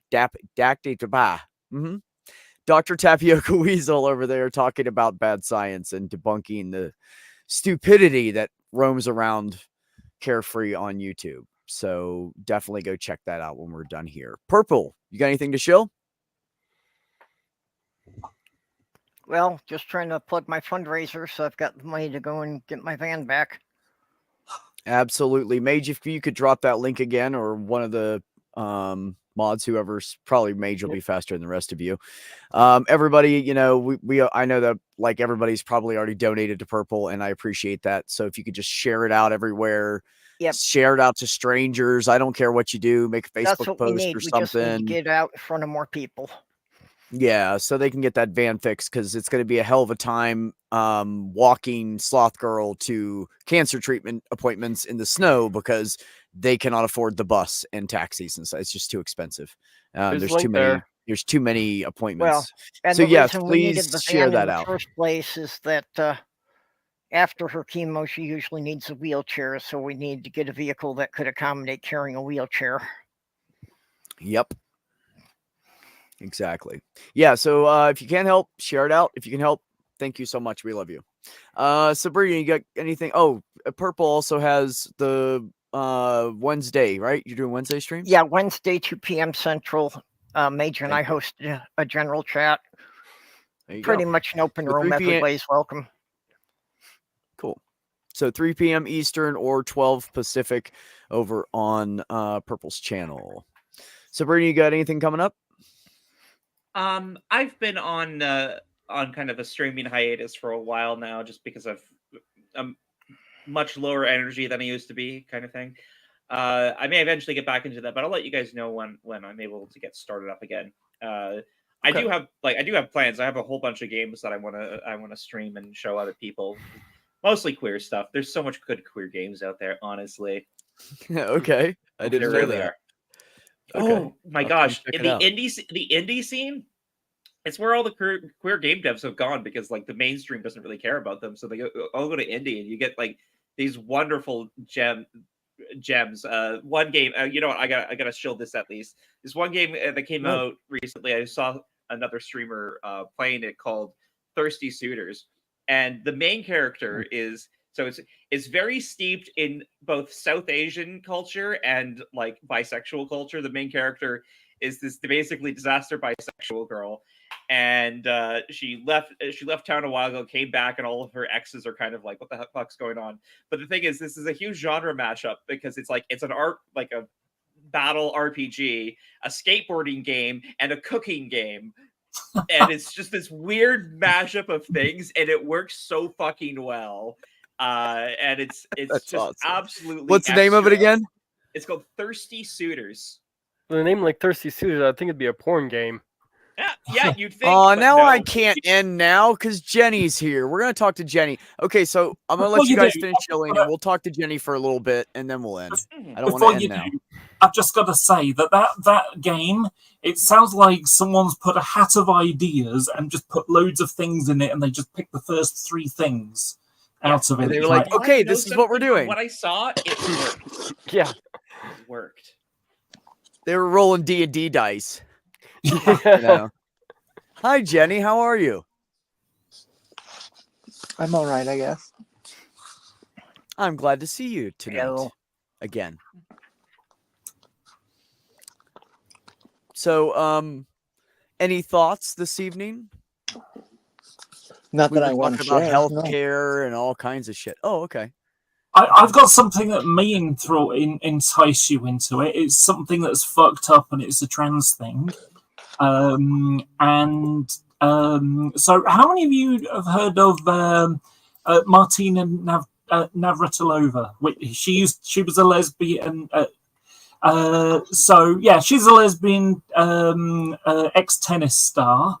And back in the 80s, they would sort of say that she shouldn't use women's lockers because she might molest women, but now she's anti-trans bigot.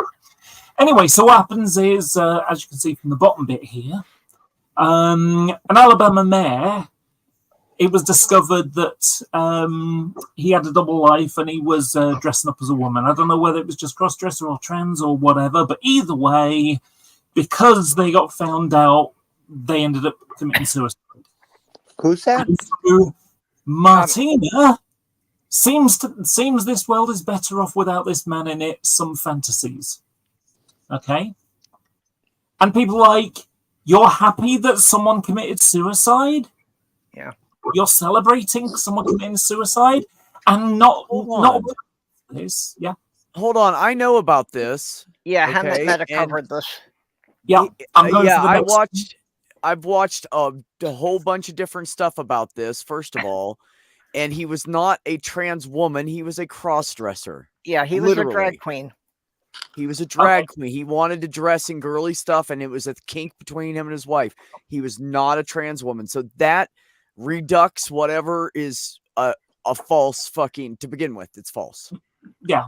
Anyway, so, so it's like you literally celebrated someone's suicide. I wouldn't say you're in a position to make moral judgments, says Lilith. Yeah. And then I didn't celebrate someone's death. I was, however, relieved that the person couldn't harm or kill any more women.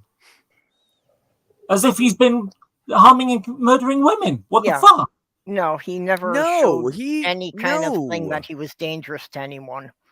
People just leaked out that he was wearing women's clothing when him and his wife were fucking around. That's all it was. Well, Yeah, it went a little further than That's that. what's 'Cause wrong with the apparently he internet. had posted pictures of himself dressed as a woman on Who are some you internet talking site. about? Yeah, but Um, wasn't it like a kink site or something like that? It's something like that. Yeah. Right, which is usually like you go in there, you don't tell kind of shit Yeah. too. That's just Who disrespectful. are you talking about? An in, Alabama mayor. Yeah. Go ahead. yeah, a mayor in Alabama. It got discovered he was cross-dressing and he committed suicide because of the embarrassment of it. Oh, yeah. I heard about that. That is, and that's then horrible. this anti-trans, basically this LGBT person without the T, this anti-trans lesbian, basically celebrated his death and then doubled down after being called out on it. Yeah, double down by suggesting he's hurt and murdered women. Not that he was like, it just, if she did, if she was a creep or something like that, it's like, okay, fuck you still.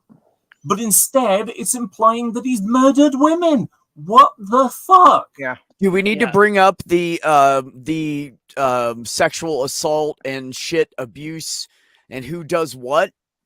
Because trans women and drag queens ain't on the list. Yeah. There's like 0% or 1%. There of the entire population. There is 0% drag queens and 3 out of 4,500 trans people. Oh, I'm sorry. 3 out of 4,500. Okay. I mean, you can go on Twitter and, there's the hashtag not a drag queen. And it's just got loads and loads of instances of, Republican politicians and Christian preachers and youth leaders and stuff like that, being fooled with child porn or worse.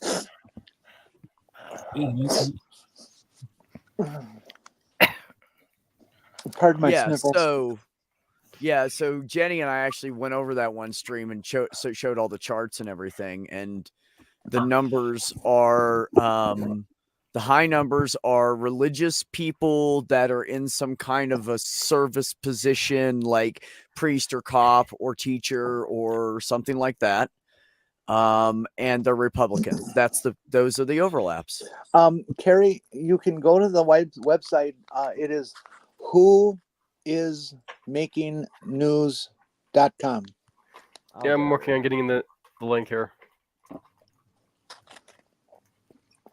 Okay. It changes every week because she has more to add in every week. There you go. There's the link. Done. Ha ha! Oh, nope. You beat me by a millisecond. You started typing before I did. Major said he was doing it, so.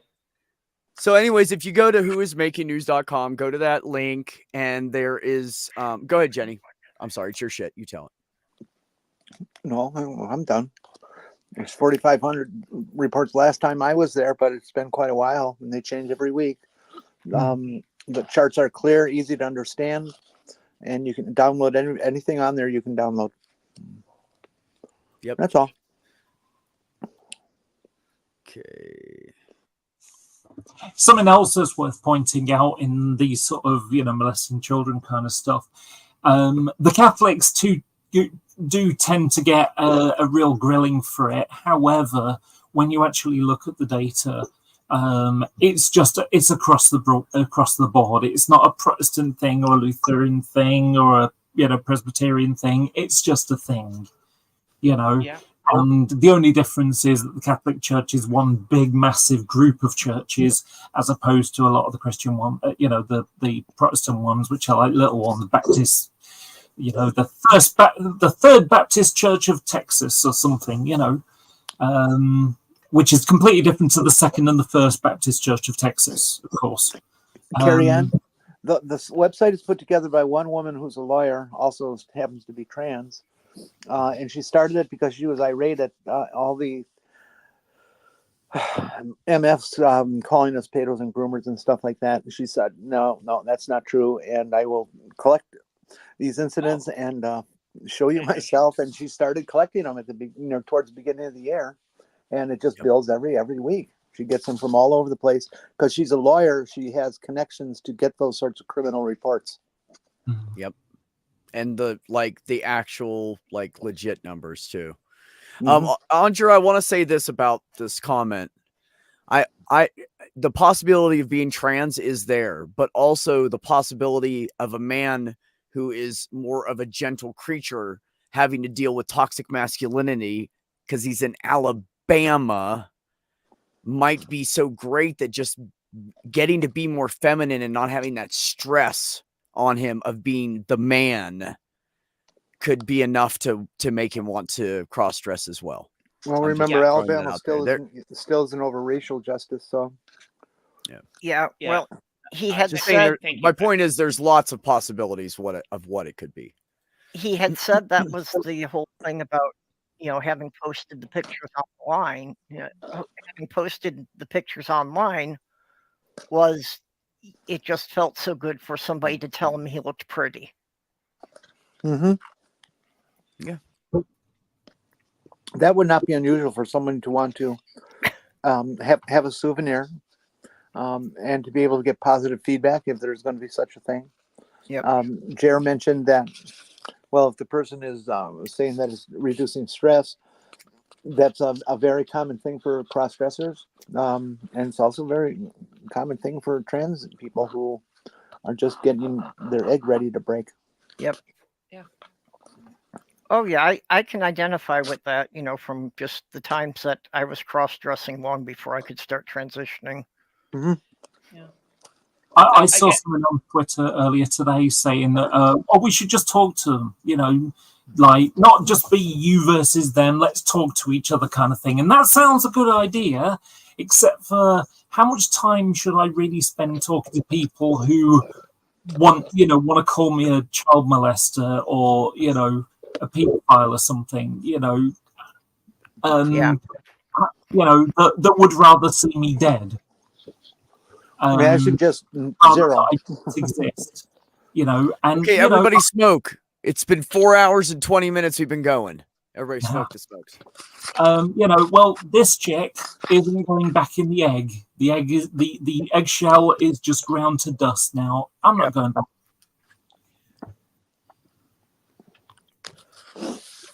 I thought we were supposed to eat the egg when we hatched because we all get calcium deficiencies now. You guys are funny. So now I'm going to go and cut this off. I let it go another 15-ish minutes than I was going to. I have to eat and get ready for bed and all that fun shit and wind down. So the longer I talk to you guys, the longer I stay on YouTube, and then I won't get enough sleep and I have to be up at 4 a.m. So I love you all. Thanks everybody for coming by. I really, appreciate all of you guys, the love you show each other and me, and you guys are all advocates and fucking caring and all that good shit. So I love you guys. So yeah, Jenny. I just, because I wasn't here, I don't know what you talked about. Did anybody talk about MTG's introduction of that bill? No, apparently. She has introduced formally to Congress a bill which will carry felony charges if you're trans. For doing what? Just if you're trans, you got to go get treatment, right? And if you do, she's gonna convict you on a felony. And bye-bye prison. Yeah. What's the felony? Whatever they decide to write into the law. They're working on it. The Republicans. So the felony is just going to be being trans. Yeah. Maybe seeking treatment, perhaps. Yeah, is where it's seeking treatments, but when they get into it means the same thing. So okay, be aware of that, folks, and talk to your Congress. That's fun and depressing. Yeah, talk to your representatives, people. Don't vote let this local. thing Vote local. Vote And local. write them Yes. emails and bug the shit out of them. Write one email and just send it to them every day. Like you wake up in the morning and go, oh, let me send that email to him or her. Do that shit. And the other thing I'd like to mention is, I told you so. Yeah. I know, Jenny. I know. So everybody out there, take care of yourselves. Take care of one another. And have some peace in your life. Don't get caught. Good night, all. All right, you crazy people. You stay cool. Keep it real. Keep an eye out for each other. Suck in that content you love. Dance like nobody's watching. Go after your passions and enjoy them. I'm out.